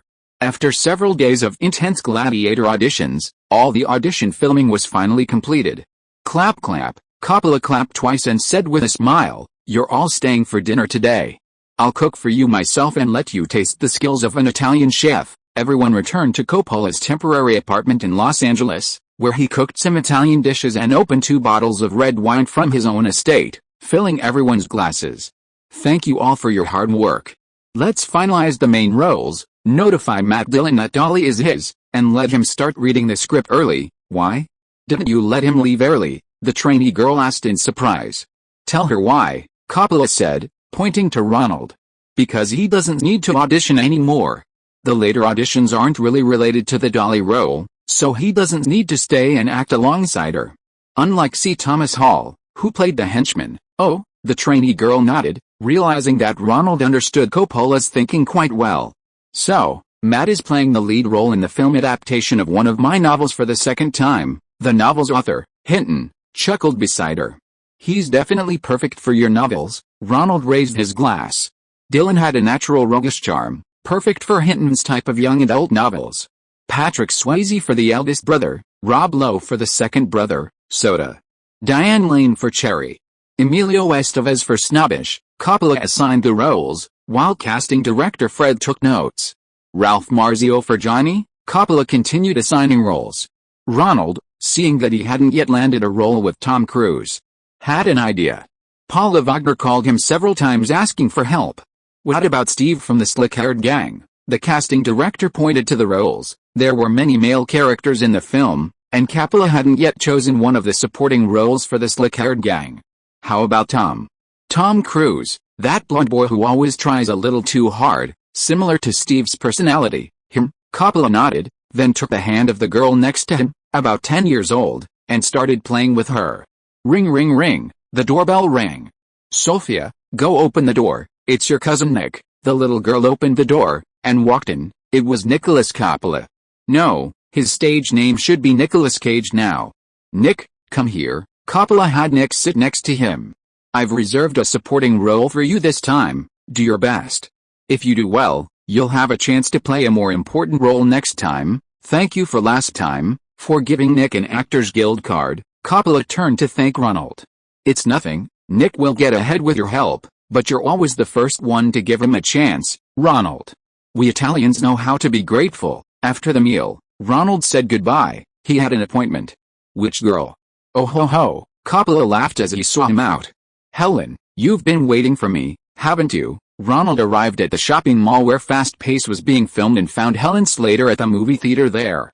It's alright, I know it was director Coppola who contacted you. I didn't know. Ronald shook his head. I'm sorry, Coppola chose Diane Lane. It's alright, I know he's a notorious dictator on set. I still have a chance with Once Upon a Time in America. Didn't you say Once Upon a Time in America had already been chosen? Ronald handed him a Coke and caramel popcorn. Ronald bought 2 movie tickets for Chariots of Fire, an older film released last year, whose director, Hugh Hudson, had even competed with him for the directorship of a chewing gum commercial. The story of a group of British people winning gold medals at the Olympics actually grossed $50 million at the American box office. You didn't know, did you? John Belushi, who was originally slated to play the second male lead, suddenly died at home. Director Leon is considering changing the age of the female lead to match the new male lead. So they need to recast. How did he die? I heard it was from drug abuse, so you have another chance. Ronald and Helen walked into the screening room together. This time, he wanted to take it slow with Helen Slater, going through the typical dating process for American men and women. The lights in the screening room were off, and pre-show commercials were starting, a new promotional model some cinemas came up with last year. With insufficient box office revenue, they needed various sources of income to subsidize the cinemas. Helen grabbed Ronald's arm. Yes, I have another chance, She still had to go back to New York to audition for the female lead in an ABC TV series her father had arranged, so she wanted to spend more time with Ronald. She went to get vaccinated this afternoon, and the queue made her a little late. Chapter 295: The Roman Rescue. Helen Slater was happy, even though she didn't pass the initial audition for the lead role in Leon's new film. She had a great time in Los Angeles, especially with Ronald's frequent company, sightseeing and enjoying delicious food. It wasn't until her father called twice to urge her that she bought a plane ticket back to New York to star in the ABC television series. Gerald had arranged for his daughter to play the lead role in an episode of the long-running ABC After School Special, an episodic series with independent storylines and young actors, for after-school children. "Which episode will you be in?" Ronald asked Helen at the departure gate at the airport. "I still have an audition," Helen replied with a smile, still wearing a turtleneck sweater and a black wool coat. "Gerald will arrange everything for you," Ronald said, taking Helen's small hands in his large ones, making the most of their last moments together. "It's a female version of It's a Wonderful Life. I play a girl who meets an angel, and only after the angel helps me can I grow wings." Helen shrank her neck, hiding it inside the collar of her wool coat, a little embarrassed that she got the role through her father's connections. "Oh, will ABC air your show every Christmas Eve?" Helen laughed, amused by Ronald. It's a Wonderful Life is a Christmas Eve movie directed by Frank Capra and starring James Stewart. RKO Pictures, the original studio, went bankrupt, and Universal Pictures, which acquired the rights, forgot to renew the copyright. So every Christmas Eve, television stations air the movie for free. Decades later, what was once a box office failure has become one of the most famous Christmas movies. Flight to New York is about to close for check-in. "I have to go, bye." Helen pulled her hands away from Ronald's and covered his face. Seeing his face slightly distorted from being squeezed by her hands, Helen felt inexplicably happy. She quickly kissed Ronald on the lips, then grabbed her bag and headed for the plane. Ronald waited until Helen's plane took off before turning back to walk out of the airport. This seemingly normal date felt rather abnormal to someone in the film industry like him. Ronald couldn't suppress his smile as he returned to Coppola's studio. "This is impossible. You promised me the casting decision for the film. You should see the audition tapes of the actors I selected. Of course we respect your decision, Mr. Coppola. But we are responsible for the final quality of the film. The executive producer is worried that the actors aren't famous enough to attract enough audiences to the theaters." The producer of The Godfather had the same concern back then. There weren't any established stars when that film was made, and you know how it turned out. Before even entering, Ronald heard Coppola's loud rebuttal coming from behind the wooden partition. "What's going on?" Ronald whispered to the trainee girl eavesdropping at the door. "Warner Brothers, the executive producer of this film, isn't too happy with Mr. Coppola's casting decisions. He wants more popular stars for the outcasts, like Brooke Shields. So they sent people to put pressure on him. It's a story about a small town in the 1960s, and they think young people today aren't interested in this kind of small-town Italian gang plot." The trainee girl quietly told Ronald what she knew. "Will Coppola compromise?" Ronald asked. "Why should he compromise? It's an artistic decision. He's the director of The Godfather. We should trust his artistic vision." The trainee girl looked Ronald up and down, seemingly not believing he would say such a thing and not support Coppola's casting decisions.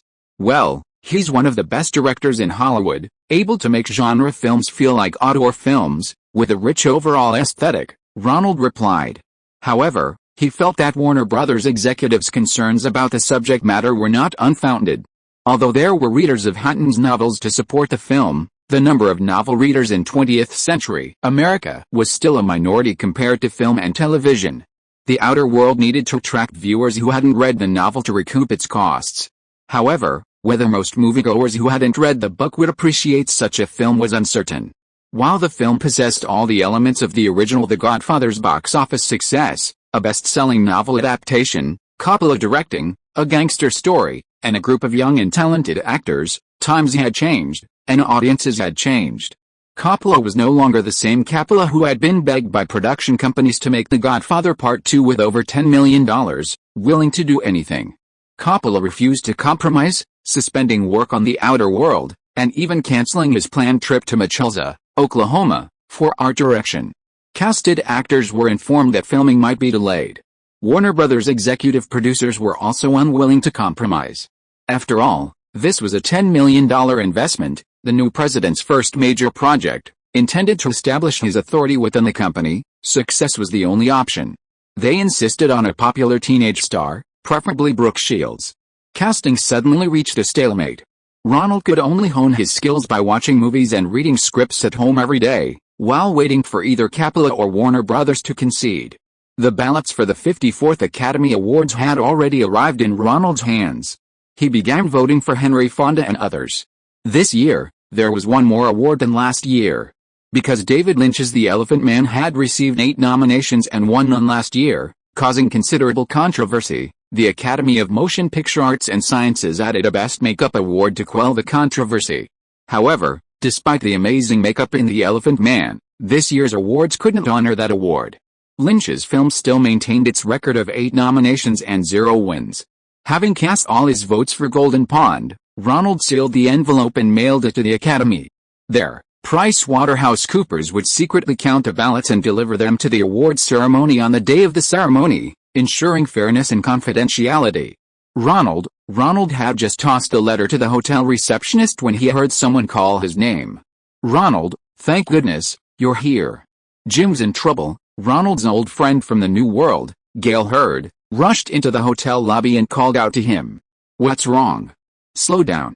What happened to Cameron? Last night I received an international call from Rome, Italy. The signal was terrible, but I'm sure it was Jim's voice. He sounded very ill and called me for help. Could it be a mistake?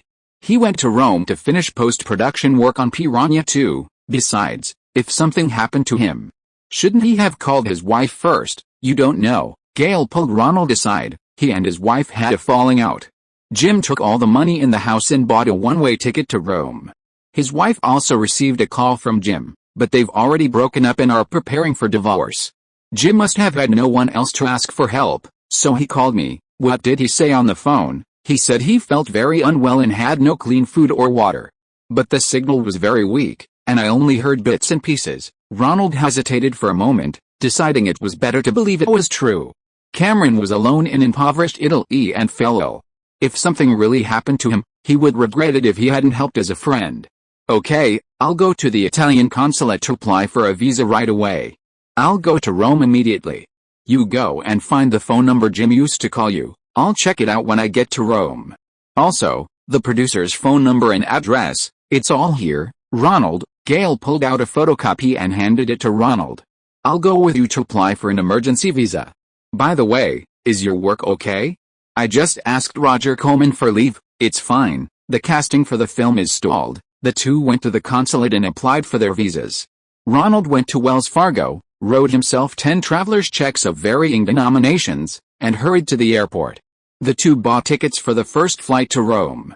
They hopped on a Pan Am Boeing and headed straight for Rome, Italy. After a stopover in Munich, and a 15-hour-long haul flight, Ronald and Gail arrived at Leonardo da Vinci Airport in Rome.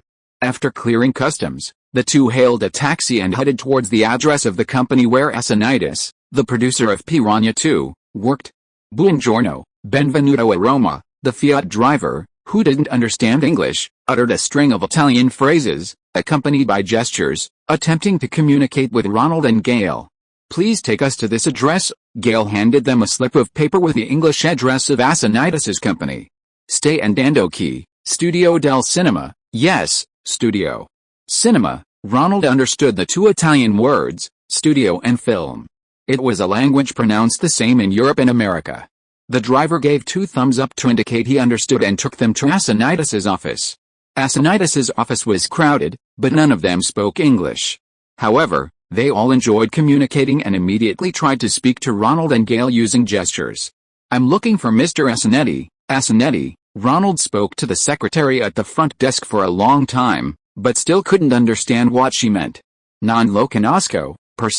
Just as he was getting anxious, a man came over and explained to Ronald in heavily accented Italian English. "She said she doesn't know the person you're talking about. This is the Rome Film Studio." "Oh, thank you. Could you ask him for me if he knows where Asinetti, the producer of Piranha 2, works?" "Huh, it's you?" "Roberto." Ronald recognized the man's familiar face. It was Isabella Rossellini's partner in the Italian-language news broadcast on New York television. "Roberto." "Great, Roberto. God bless that there's someone here who speaks basic English. Ronald quickly pulled out the phone number Cameron had dialed and asked, "We're looking for a friend, Jim. He's the director of Piranha 2, we only have his phone number, not his address. So we came here to try our luck at the producer's address, but it turns out this isn't his company." Roberto couldn't understand long English sentences, so he took the phone number Gail handed him. "You're looking for this person?" He called this number, the phone. "Yes, that's it. Jim, he used this phone to call me. We're looking for him." Roberto spoke briefly to the receptionist, borrowed a phone, and dialed the number on the slip of paper. After a brief conversation, Roberto said to Ronald and Gail, "Your friend, he's at, well, sir, well, how should I say?" He made a sleeping gesture with his hands to his ears. "A hotel, well, yes. A hotel, the kind you Americans call." Roberto then pretended to drive, making a horn beeping sound. "A car, a motel, yes, a motel, can you take us there?" Ronald pulled out a few $20 bills and handed them over. "Please get us a car to take us there, I have a car." Roberto didn't take the money and instead let the two of them into his Fiat. Ronald squeezed into the passenger seat with difficulty, and Roberto started the car and drove through the narrow streets. "Hey, get out of the way!" Roberto pounded on the car door, cursing at the driver in front, then turned around to explain, "In Rome, we don't really listen to horns." When they arrived at the motel where Cameron had called, the owner became excited when he heard that they were looking for an American and gave Roberto a long speech, interspersed with profanities. "Well," he said, "your friend had no money and was stealing food from the kitchen. If it weren't for his illness, he would have kicked him out. I have a traveler's check here, enough to pay off all my friend's debts." Ronald pulled out a traveler's check. The hotel owner knew it could be cashed in dollars at major department stores, so he snatched it. Then, grumbling, he led the three to Cameron's room. In a small room on the far side of the ground floor, next to the laundry room, amidst the rumbling of the washing machine, Ronald and Gail found a pale-faced Cameron lying on the bed, covered only by a tattered blanket. "Oh, Jim." Gail rushed over and hugged Cameron's head. "We've finally found you." Cameron, groggy, was startled awake from his dream. Seeing Gail and Ronald standing beside him, he was momentarily disoriented. Recalling the scene in his dream, he blurted out, "Terrible, terrible." Chapter 296 The Full Metal Robot in My Dream. After speaking, Cameron fainted again, weak and exhausted. Everyone rushed to his side. Ronald helped pull open Cameron's collar and touched his forehead. It was alarmingly hot. However, his pulse was relatively steady. Roberto, seeing this, contacted a private hospital run by Americans, but Rome's ambulance system was inefficient, often sending patients to hospitals that offered higher kickbacks. He suggested driving him to the hospital themselves. Ronald and Roberto lifted Cameron into Roberto's car, with Gail supporting his head, and the group took Cameron to the hospital. The doctors there were all American trained and spoke English. After asking some questions, performing blood tests, and administering antibiotics and glucose, Cameron woke up in his hospital bed a few hours later. The doctor determined that Cameron was not seriously injured, but rather weak due to insufficient nutrition. The immediate cause of his illness was likely food poisoning from eating spoiled food from a garbage can. Because he was unemployed, his visa had expired, and he had no savings. This otherwise healthy young man almost suffered a major accident in Italy due to a minor ailment. On the third day, the hospital informed Ronald that Cameron's director's union health insurance was the lowest tier, and he had already used up his insurance coverage in 2 days at the hospital. If he stayed any longer, he would have to pay out of pocket. After seeing the out-of-pocket hospitalization costs, Ronald and Gail had no choice but to take Cameron out of the hospital. With Roberto's help, they found a clean, affordable family-run hotel to stay in. Roberto's girlfriend, Nicoletta, spoke English, and the two were very kind. Knowing that Cameron had just recovered and needed to eat easily digestible and nutritious food, Nicoletta made a large pot of rollbretta, a traditional Italian dish, cooked until very soft with leftover bread, pasta, and meat sauce, and brought it to them. Gail fed Cameron with a spoon. After 2 days of rest, Cameron finally regained some strength. "What happened? Why aren't you editing the film and instead staying in a hotel?" "We went to the address that producer Esinetti registered in America, but it wasn't his office, it was the state-run film studio in Rome." Seeing that Cameron was recovering well, Ronald and Gail began asking their friend what had happened. "Hey, I've been scammed," Cameron told his two friends haltingly. It turned out that SYNOPSIS, the producer of Piranha 2, was a fraud. He made a living by shooting exploitative films in America and then using the American theatrical release as a gimmick to sell the films to small theaters in Europe. Because he had previously exploited members of the Directors Guild, who then changed his director's credit after filming, the Guild had banned any films he directed from being shown in America. To circumvent this restriction, he found the unknown Jim Cameron to be credited as the director. After Cameron finished shooting all the exterior and special effects shots in Jamaica, while filming interior scenes in Los Angeles, SYNOPSIS refused Cameron entry to the studio, citing that the sample footage he had shot did not meet his requirements. Faced with an Italian-speaking crew, Cameron had no way to argue. He could only watch helplessly as SYNOPSIS stole his work and took it back to Rome for post-production editing. Cameron, hoping to make a name for himself with Piranha 2, had already spent his entire salary as visual effects supervisor and director in Jamaica, even funding the creation of realistic piranha models for the film out of his own pocket. After filming was completed, he was living off his savings and odd jobs. To prevent his first major film from becoming a flop, he finally had to take all the cash he had at home, plus some money borrowed from Ronald, and buy a one-way plane ticket to Rome, Italy. Cameron eventually found producer SYNOPSIS, but was barred from the editing room. Unwilling to give up, he used a bank card to open the door to the editing room and sneaked in every night to secretly revise his work. Unexpectedly, producer SYNOPSIS discovered the changes and reverted them during the day. Cameron, unable to speak the language, knowing no one, having exhausted his savings, and with his visa expired, was forced to live in a cheap hotel, surviving on leftover food from other guests.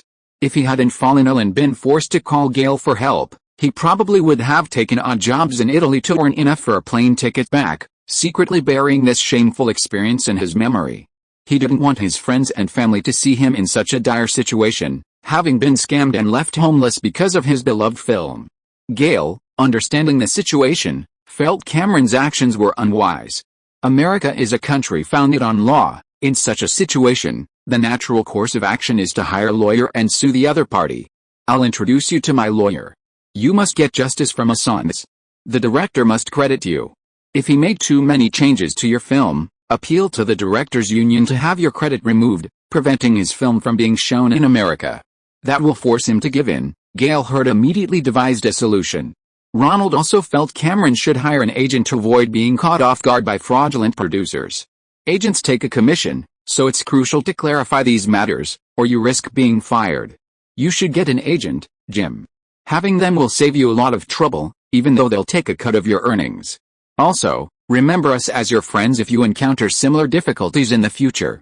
Who knows what might have happened if you hadn't been quick to call Gail. Roberto, an Italian party member, and his girlfriend Nicoletta understood Cameron's perspective. Don't be like that. Jim is an artist. Artists are often focused on creating entertainment for the people. We can hardly compete with those profit-driven film capitalists. Nicoletta translated Roberto's Italian statement into English. I understand, thank you. Cameron shook Gail's hand and thanked his friends.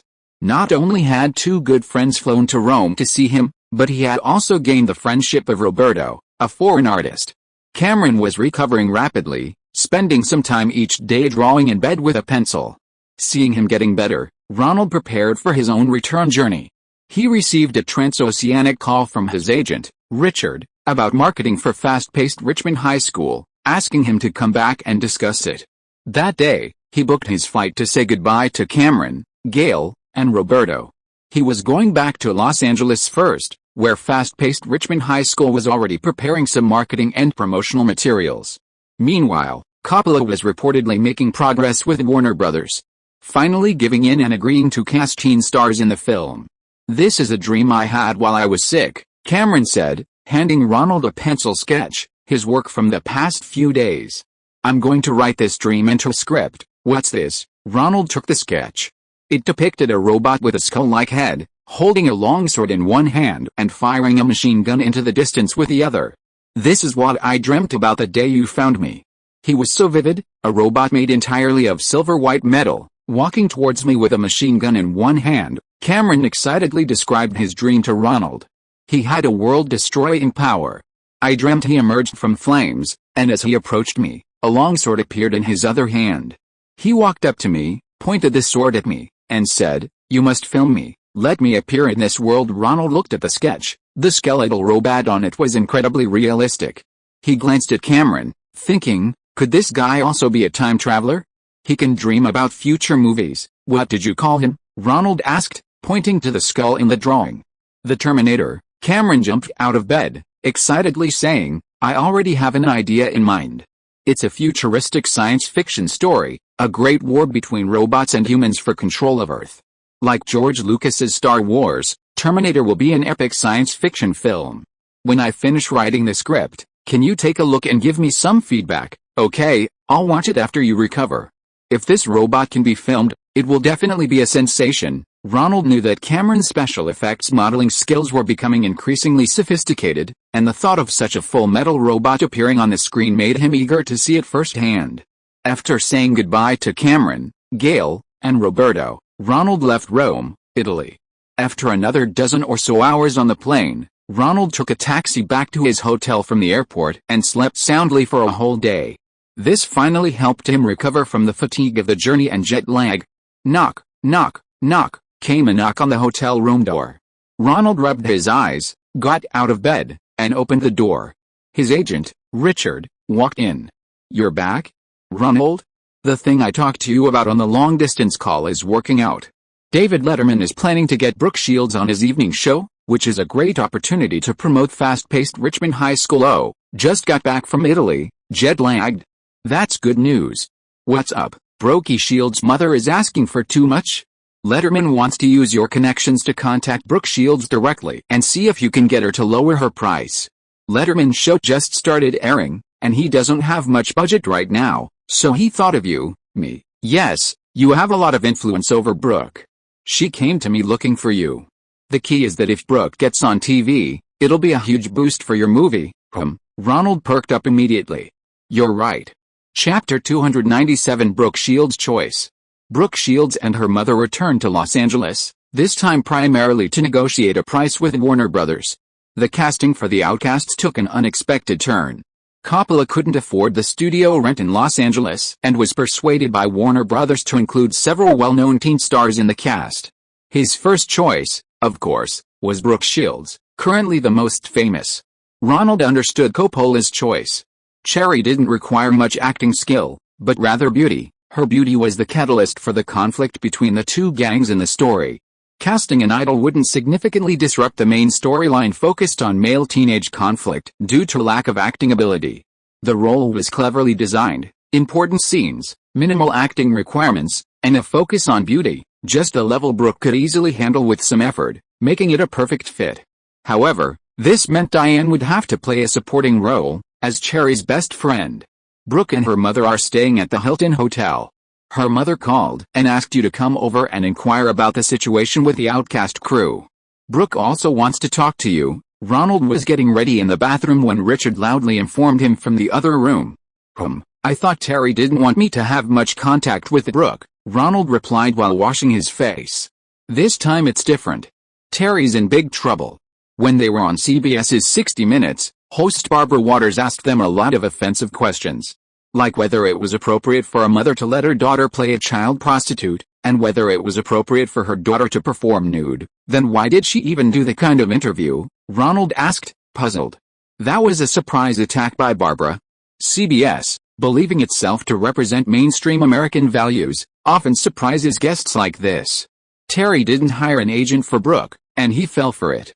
Brooke was embarrassed by the questions, and her relationship with Terry is a bit strained now. Terry has also fallen out with those friends in the industry who encourage her to be on 60 Minutes. She needs someone who can offer objective advice, so she thought of you. What's her attitude towards Brooke taking the role of Cherry? She's insisting on a $1.5 million offer, of course, but Warner Brothers can't accept that price. Firstly, it exceeds the budget, and secondly, it's too far from what other teen actors are paid, making it difficult for the director to handle their conflicts during filming. So she wants me to persuade Brooke to give up. Yes, she hopes you can persuade Brooke to give up. Recently, Brooke seems to have had quite a few disagreements with her. Brooke wants to hone her acting skills, hire her own agent, etc. Of course, if you can convince Coppola and Warner Brothers to give her the price she wants, then Terry would be happy for Brooke to take the role. What if I help her? What about Letterman? Terry agreed to let Brooke do his talk show. Richard helped Ronald, who had just come out of the bathroom, put on his coat. Terry is a man who knows how to repay favors, so you don't have to worry about that. Ronald straightened his collar in front of the mirror. Okay, I'll give it a try. I can't get my hopes up too high. If I side with Terry, Brooke will be unhappy, and then she won't be able to do the talk show. No, they just lack guidance from industry professionals. Terry has only played 2 supporting roles in his daughter's movies. Neither of them has really stepped into the entertainment industry. That makes sense. Actually, what they need is a trustworthy and good agent, Ronald said, then a thought struck him. By the way, why are you the only one here? Where are Nisida and Paula? They went to coordinate projects with Warner Brothers. They've put in a lot of effort to get Coppola to compromise on casting. Nisida wants to secure more film opportunities for Coppola's Mirror Company so he can pay off his debts. Paula is still working hard for Tom, hoping he can play the lead role in Coppola's next movie. Why didn't you go? I'm your agent, Ronald. Richard waved his car keys at Ronald, and the two went to the parking lot to get the car. Oh, Ronald, it's you. Terry opened the hotel room door. I invited you here because you and Brooke are good friends, and I hope you can give us some advice. I'll tell you everything I know. Ronald sat on the sofa, while Brooke sat in the other corner of the room, seemingly having a disagreement with her mother. Hi, Brooke, he greeted the girl as well. Brooke had already turned around when she heard it was Ronald. You have a thicker beard, Ronald, huh? Yes. It makes me look more authoritative on set, doesn't it, Ronald? Terry interrupted their conversation. Do you really think playing the outcast will significantly increase Brooke's value? I want to hear your honest opinion. Terry glanced at Brooke as he spoke, emphasizing the word honest opinion. I'm not an agent, so I don't know much about these things, Ronald replied. However, director Coppola is particularly good at training young actors. The Godfather is a prime example. He discovered several stars who were still unknown at the time. I was involved in the entire casting process for the outcasts, and they're all very talented young actors. If Brooke Shields can participate in this film, her acting skills will improve significantly. Although acting skills don't equal an actor's market value, in the long run, Brooke Shields can play more roles and can stay in the industry longer. Brooke Shields started as a child star, and at this stage, she needs a memorable role to make American audiences remember her as an adult. Just like Natalie Wood, who played a teenager in West Side Story, successfully made audiences remember her teenage image. Shirley Temple, who is even more famous as a child star, didn't have such a memorable teenage role and eventually had to retire from acting. Ronald spoke frankly. Even with Brooke Shields' current status as a teenage star, the market value brought by this popularity isn't entirely secure. Like Jodie Foster, who, due to the assassination attempt, hid at Yale and stopped acting, she has gradually faded from public memory. There's also Tatum O'Neal, who became famous even earlier than Brooke. He starred in several teen comedies a couple of years ago, but this year few films have cast him. Child stars grow up and always have to go through puberty. Coppola's film presents a good opportunity for child stars. If they miss this chance, there won't be many great directors skilled at training actors to give them a boost at a crucial moment. I understand, Terry listened attentively. This time, Brooke was genuinely angry, and she herself was somewhat uncertain about her daughter's future, needing guidance from someone in the industry.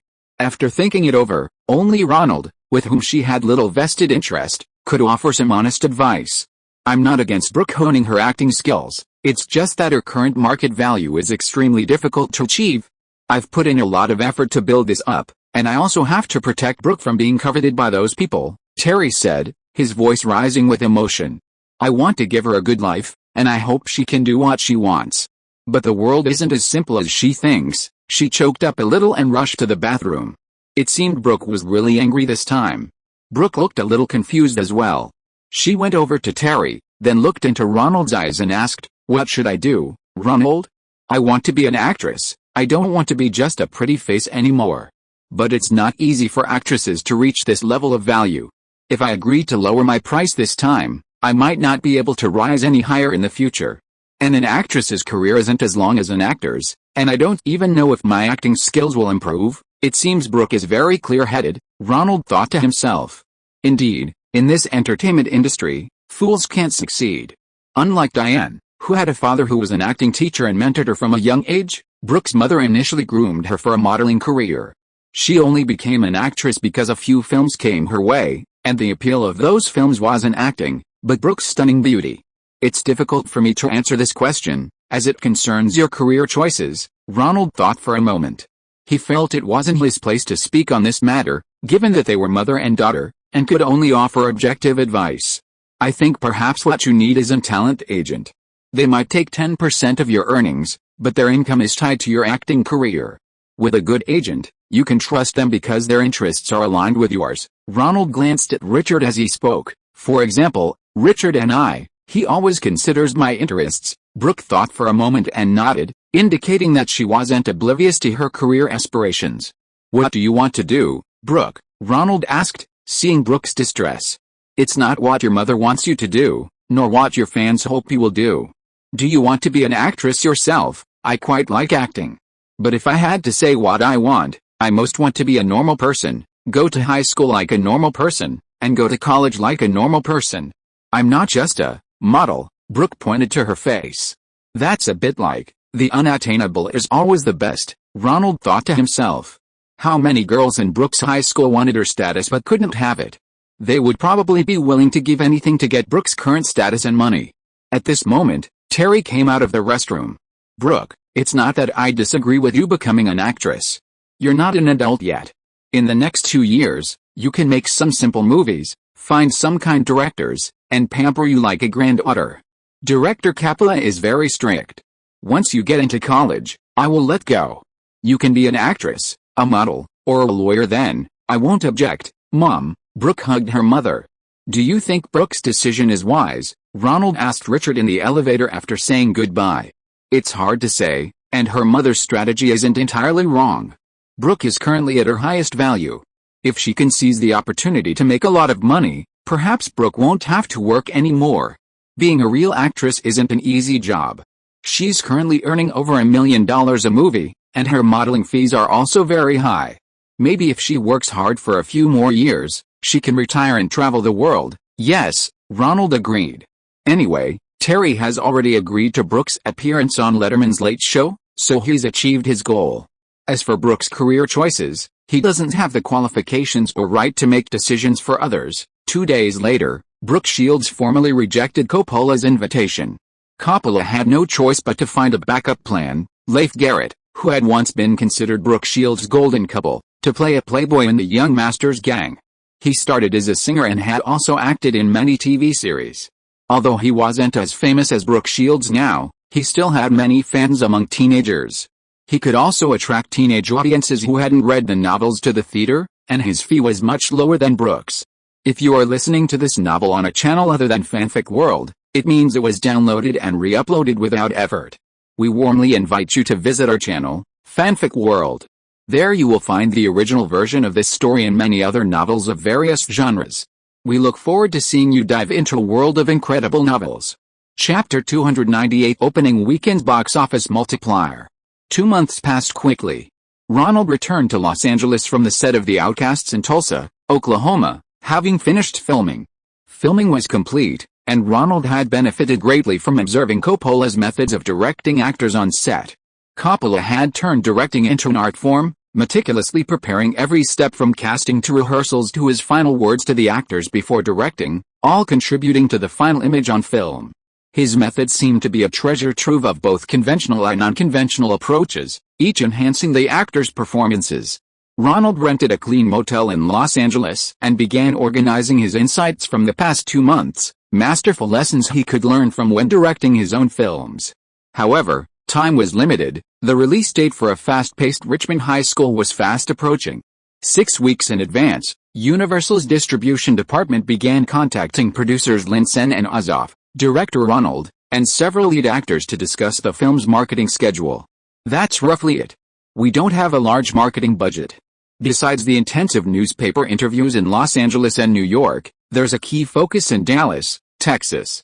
There, Barbie Wagon has a celebrity interview program on NBC5, one of the few film-related television programs broadcast nationwide in the syndicate. Our 3 lead actors will be interviewed by her. A Universal distribution manager explained the distribution plan to the 2 producers, and Ronald. We've already had several major regional distributors see the prints. Their opinions on the film's quality are mixed. The buyers on the West Coast are quite fond of it, while those on the East Coast and in the Midwest have some reservations about the nudity, but they're generally optimistic about the box office. They're all willing to release Fast Pace 5 weeks after Universal's E.T. the Extraterrestrial, which is on July 16th.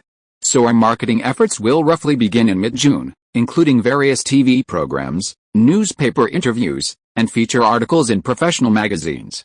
I heard you contacted David Letterman's Late Show to have Brooke Shields, who makes a guest appearance, on the show to talk about Fast Pace, which is also great news for our film. In short, this is our advanced marketing plan. We're just waiting for the national box office results for the opening weekend.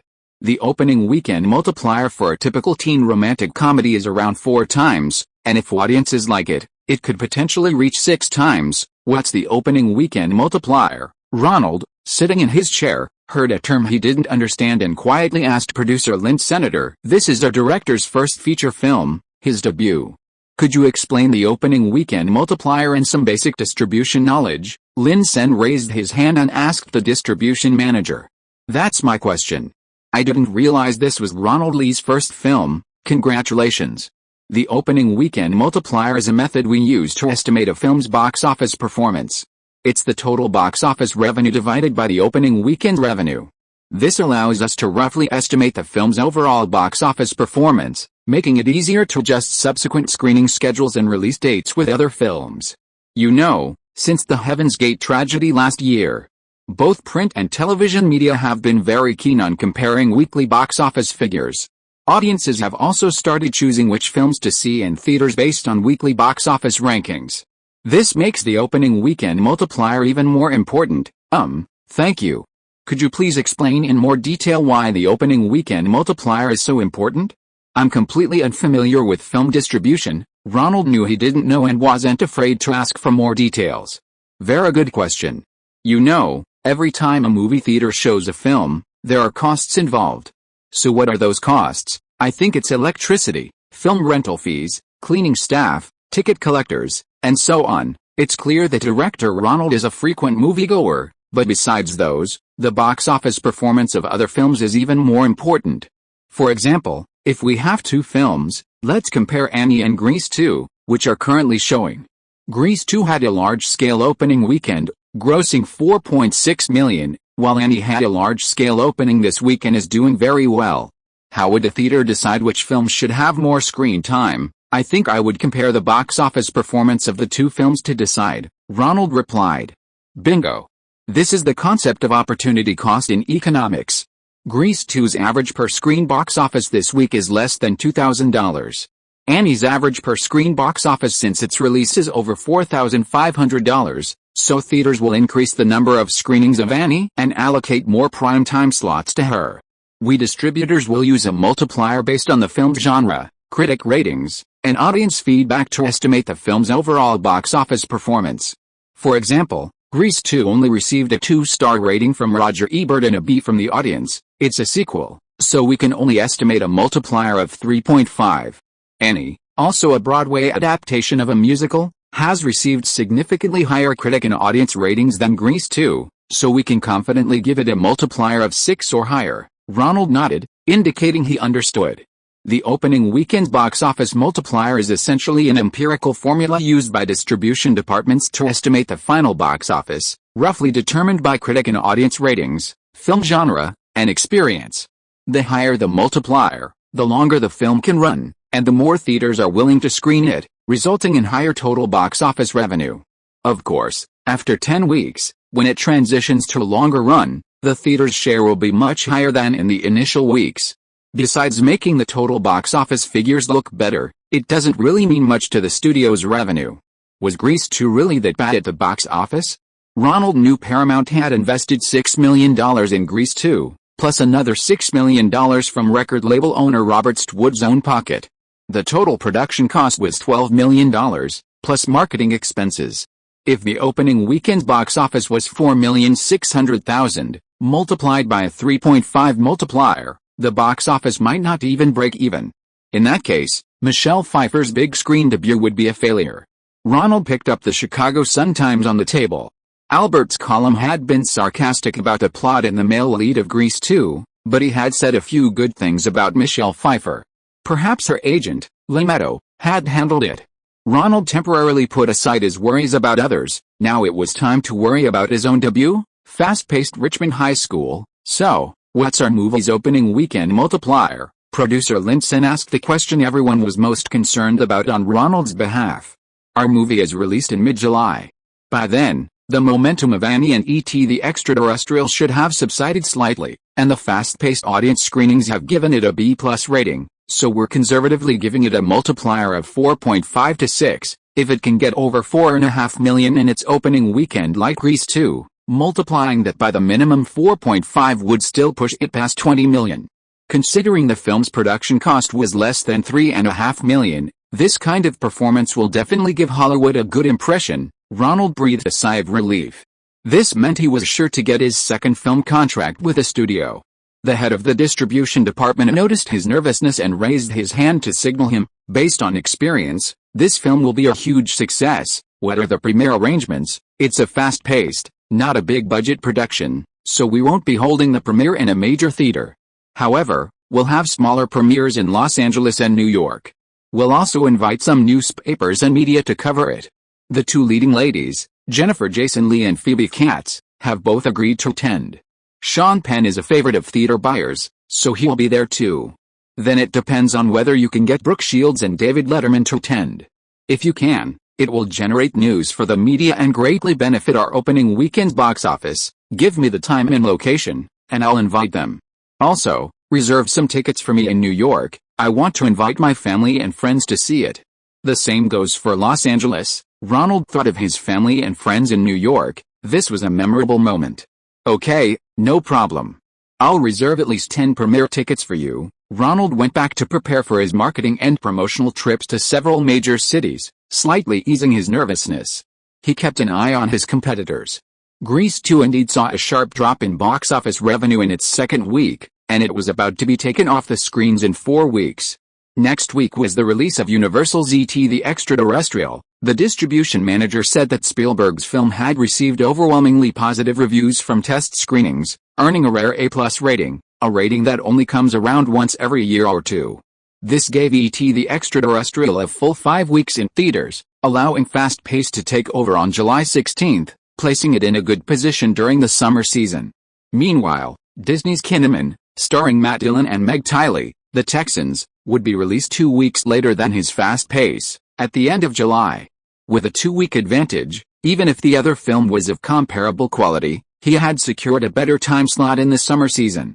Furthermore, 2 Israeli films, The Last American Virgin, would also be released at the end of July, further diluting the box office revenue of The Texans, which also had a teen theme. By all accounts, he was in a very advantageous position. Universal Pictures, as expected of a major studio, really nailed the release date, leaving Disney, which focuses on animation, far behind. Just as Ronald was eagerly anticipating reuniting with the main cast and traveling around the world to promote the film, an unexpected incident occurred. Chapter 299 Helicopter Accident.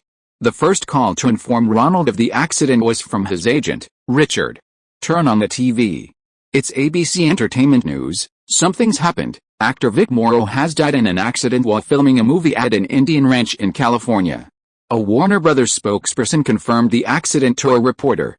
Local police say they are investigating the incident. Our reporter has not yet been able to reach the production crew. Updates will be broadcast in captions. Ronald turned on the TV as instructed and tuned to ABC Los Angeles. The news anchor was reading a news report. Vic Morrow? Isn't that Jennifer Jason Leigh's father? Ronald remembered the drunken, burly man who barged into the set, trying to stop the Jewish actress from filming a nude scene with her daughter. Yes, I called you as soon as I heard the news. Okay, I'll contact the producer and ask what's going on. After hanging up, Ronald was a little worried. Would this incident affect Jennifer Jason Leigh's participation in her fast-paced marketing campaign? Ronald quickly dialed producer Lin Sen's number.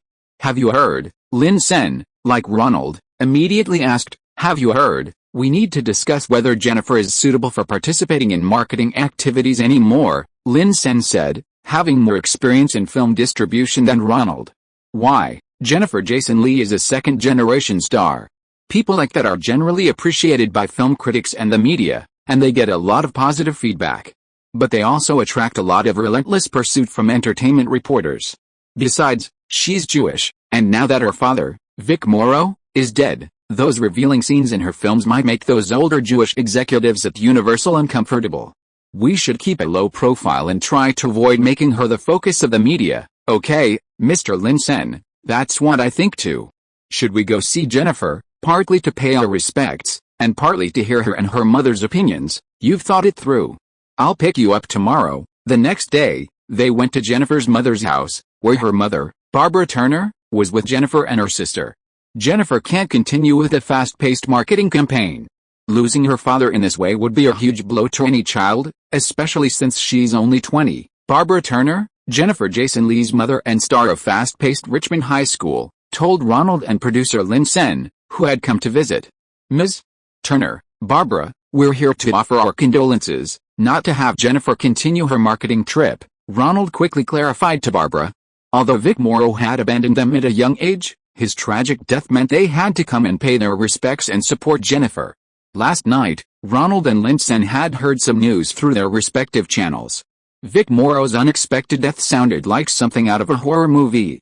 Warner Brothers was also pursuing director Spielberg, inviting him to direct a feature film. Spielberg had chosen a movie version of CBS's long-running horror series, The Twilight Zone. Spielberg's directing schedule was too busy to direct the entire horror film version. So he brought in 3 friends in the industry to co-direct, each directing a portion of the story, then combining 4 unrelated stories into one film. One of them was Joe Dent, one of Ronald Reigns' mentor directors, who helped his good friend Alan Ekush direct his first film during High School of Rock. Without Dent, Ronald wouldn't have joined the Directors Guild. Another was John Landis, director of horror and comedy films, who had been sent by Universal to watch Fast and Furious 3. Finally, there was Australian director George Miller. This lineup was quite strong. Joe Dent's 30 Minds, directed after leaving Roger Corman, was a box office success, and his directing abilities caught Spielberg's attention, leading him to consider hiring him for his Amberland company.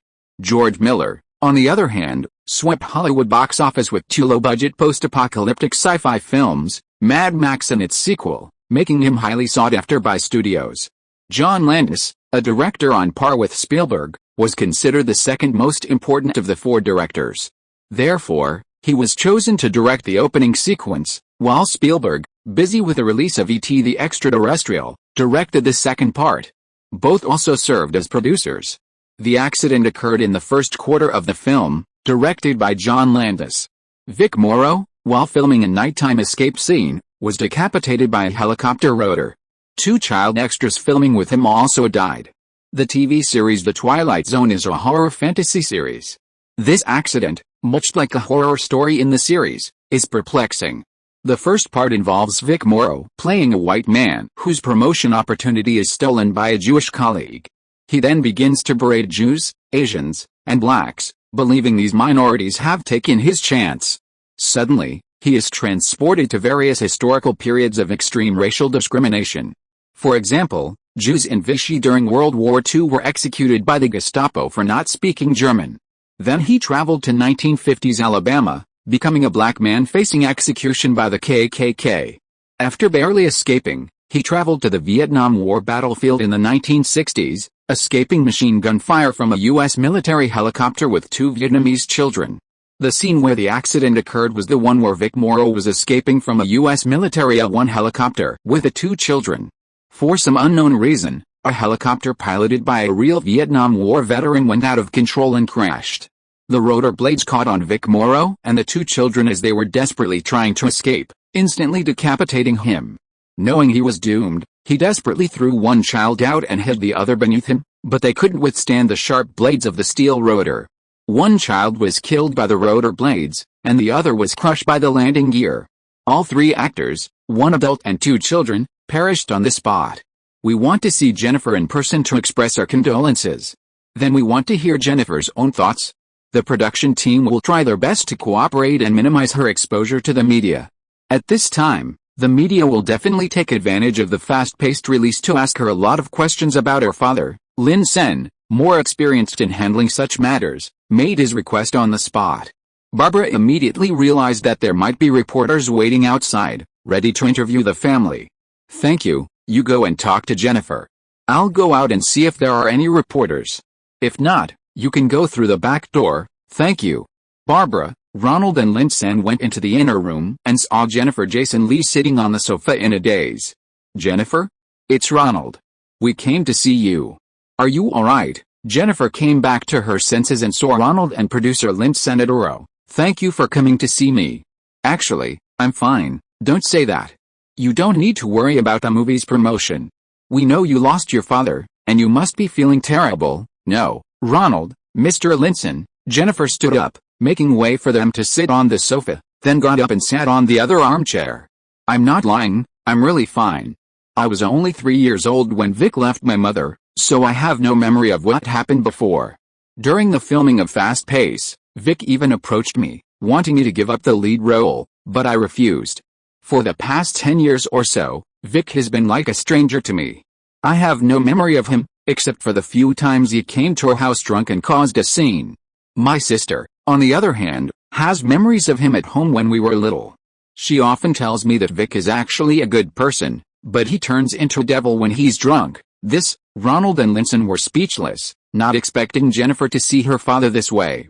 "Don't worry, I won't delay the fast-paced promotional schedule," Jennifer Jason Lee told Ronald and the others. Jennifer. That's actually one of the reasons we came." Ronald and Linsen exchanged a glance and then spoke up, suggesting she postpone her promotional schedule. "So Vic's accident is taking away my promotional schedule." Jennifer was a little annoyed. She had fought hard for this role, worked incredibly hard, and even sacrificed herself by filming revealing scenes. Now that Vic had an accident, they wanted to take away her right to be the lead actress? "We know you're a very dedicated girl. But right now, your father's accident has become the biggest news in Hollywood. All sorts of tabloids and photographers are staking out the place, hoping to get a single word from you." "Yes, Jennifer. Believe us, those reporters will exaggerate anything you say dozens of times. They'll do anything for sales. You should hire a PR firm as soon as possible to help you maintain a consistent public statement." "Okay, I didn't expect it to turn out like this." Jennifer remained relatively calm. She didn't have a deep emotional connection with Vic Morrow, which allowed her to view the whole situation from a more rational perspective. After discussing it, the group decided to temporarily suspend Jennifer's promotional trips outside the city. She would only appear at the Los Angeles premiere. The PR company would arrange for her to avoid the media frenzy and enter the theater directly after her appearance. Ronald and his team would also coordinate with the rest of the crew to keep quiet about Vic Morrow's incident. "I still can't believe it's true," Ronald sighed, rubbing his forehead after agreeing on the arrangements with Jennifer. "How could something so absurd happen?" Jennifer agreed. "I don't know either. The cameras captured the entire accident, but Warner Brothers hasn't let us see it yet because it's too graphic. We'll consult with lawyers to investigate. They said it might involve criminal charges and huge civil damages." "Criminal charges? Yeah, I heard," Jennifer whispered to Ronald. "My mom told me not to tell anyone, so don't tell anyone else. I heard it was John Landis who ordered the helicopter to fly too low, causing the accident." Chapter 300 Repelling Tom Mount. The accidental deaths of Vic Morrow and the two young actors garnered significant public attention, far exceeding Ronald's expectations. Television news programs covered the incident for several days, and a film crew was dispatched to the filming location, Indian Ranch, with several helicopters circling the site for aerial filming. Beside the partially wrecked helicopter, which lay tilted by the lake, the surviving pilot, a Vietnam War veteran, gave an interview. "I gave this interview because I don't want helicopter pilots to suffer such tragedies again. The director yelled at us to fly lower, lower. I don't know what happened, but the helicopter's tail was interfered with, and we couldn't control it. It crashed by the lake." Why are they still talking about the pilot's tragedy? Isn't this a tragedy for the actors and two innocent children? Ronald couldn't help but complain. It was all arranged by his lawyer. Did you see him deliberately showing the abrasion on his lip? Agent Nisida, who was watching the news with Ronald alongside Richard, answered his question. Deliberately shifting blame? Yes, this accident has blown up beyond our initial expectations. Public attention is high, and all parties involved are scrambling to distance themselves. The television camera panned to a helicopter circling overhead, filming the crash site. The helicopter flew very low, clearly capturing the wreckage below. The news anchor's voiceover continued, "A helicopter crash during filming has resulted in the highest number of accidental deaths in recent years. We urge the union to establish safety protocols as soon as possible to reduce unnecessary helicopter footage and prevent such tragedies from happening again." Chuckle. Ronald couldn't help but chuckle. "It's okay, sorry." The producer stated that all the necessary footage for the film has been shot. The voiceover concluded with a comment related to the yin-yang demon world, ending the news report. "What does that mean?" Ronald sensed something was wrong and turned to ask Nisida. "The distributors, the filming crew, the victim's family, everyone needs a scapegoat to take responsibility. It seems they've already started taking action, and John Landis, the director of this part of the story, might be the one they've chosen." "Is this Landis hinting to Warner Brothers that the movie is finished and they shouldn't abandon him?" Richard seemed to understand.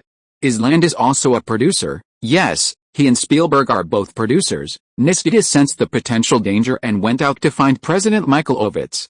CAA had recently lost the promising comedy star John Belushi. They couldn't afford to lose Spielberg too. They had to do something for him. Although Spielberg wasn't a CAA client, he represented a large number of CAA contracted actors, and with E.T. the Extraterrestrial about to be released, they couldn't afford any mistakes. Ronald and Richard continued watching the news in the office. Safety during filming is a major public concern. This station contacted Warner Brothers, the distributor of The Twilight Zone. A Warner Brothers spokesperson stated that it was a tragedy, and whether it was caused by human error depends on the police investigation. We then called other major studios. Universal declined to comment, Disney declined to comment, Paramount declined to comment, and 20th Century Fox declined to comment. Ronald and Richard exchanged a glance. Declined to comment is a normal spokesperson response, but the way the television station edited it made the studios seem very evasive. Viewers, seeing this, would inevitably feel sympathy for the victims and condemnation of the capitalists. We'll be taking in a few callers from our viewers. First up is Mary from Maryland. "Hello, I think the government should curb the reckless behavior of film producers and directors. Last year's Heaven's Gate, a terrible film, cost $40 million. Do you know how many public schools that money could fund? How many poor people could have enough to eat?" "Okay, thank you, Mary from Maryland."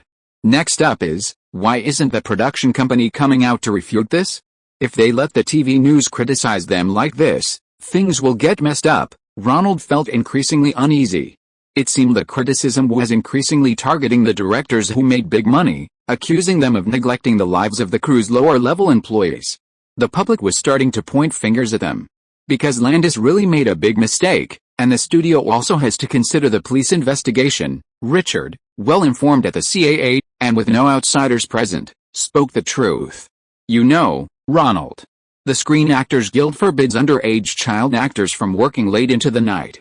Two extras like these, not even 10 years old, are prohibited from filming any scenes after 11 p.m. Of course.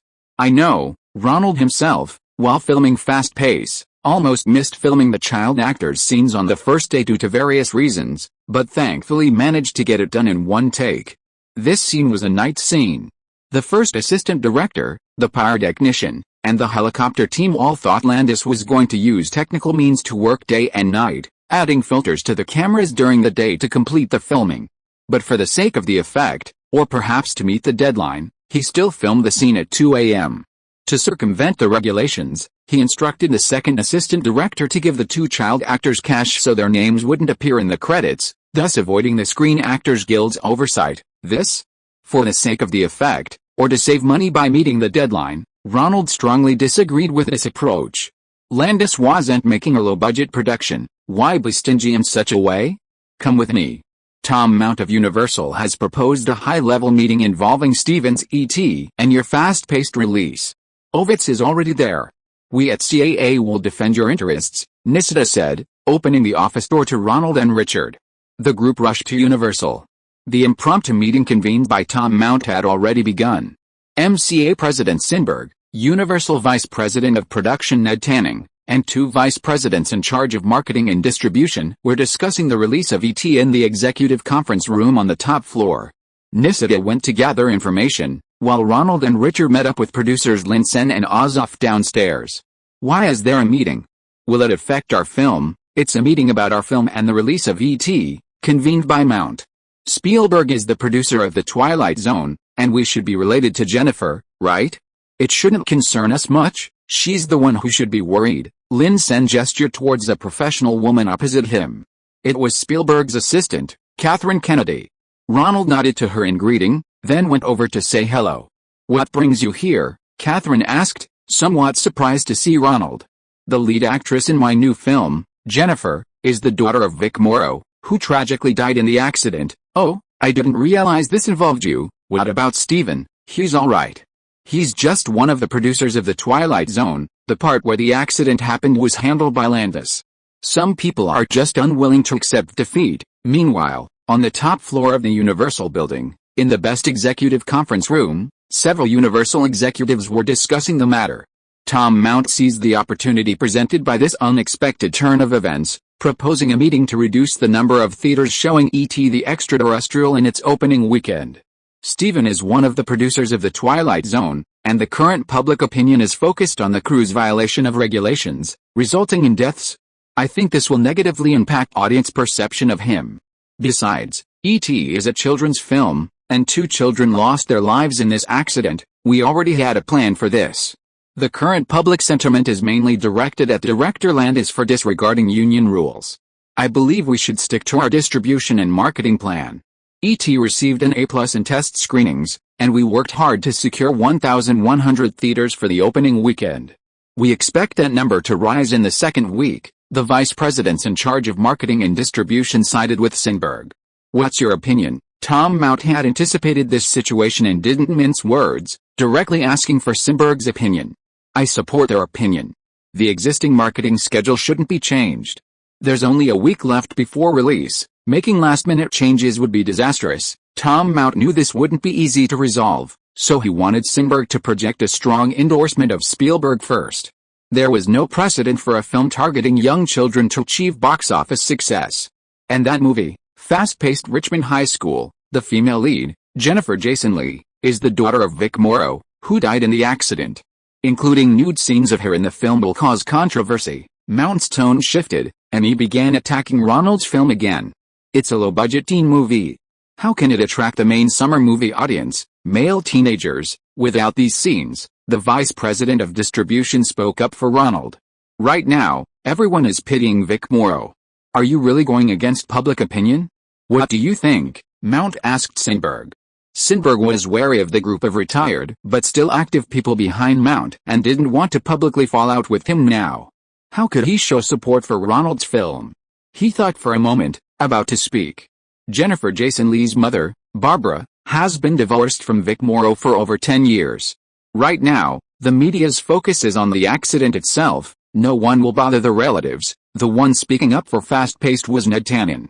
Surprisingly, this old stubborn man actually spoke favorably of Ronald's revealing scenes.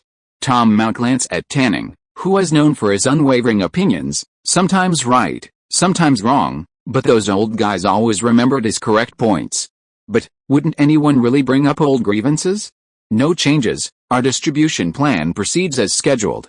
Soon, the decision from the top-floor executive conference room reached Ronald and his group waiting downstairs.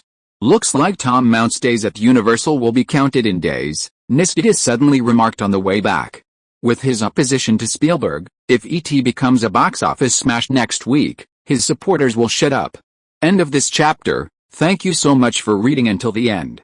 Don't forget to give it a like. Looking for more exclusive content and immediate access? Subscribe to our Patreon. Remember, every like, subscription or donation encourages us to continue. Thank you all. See you in the next video.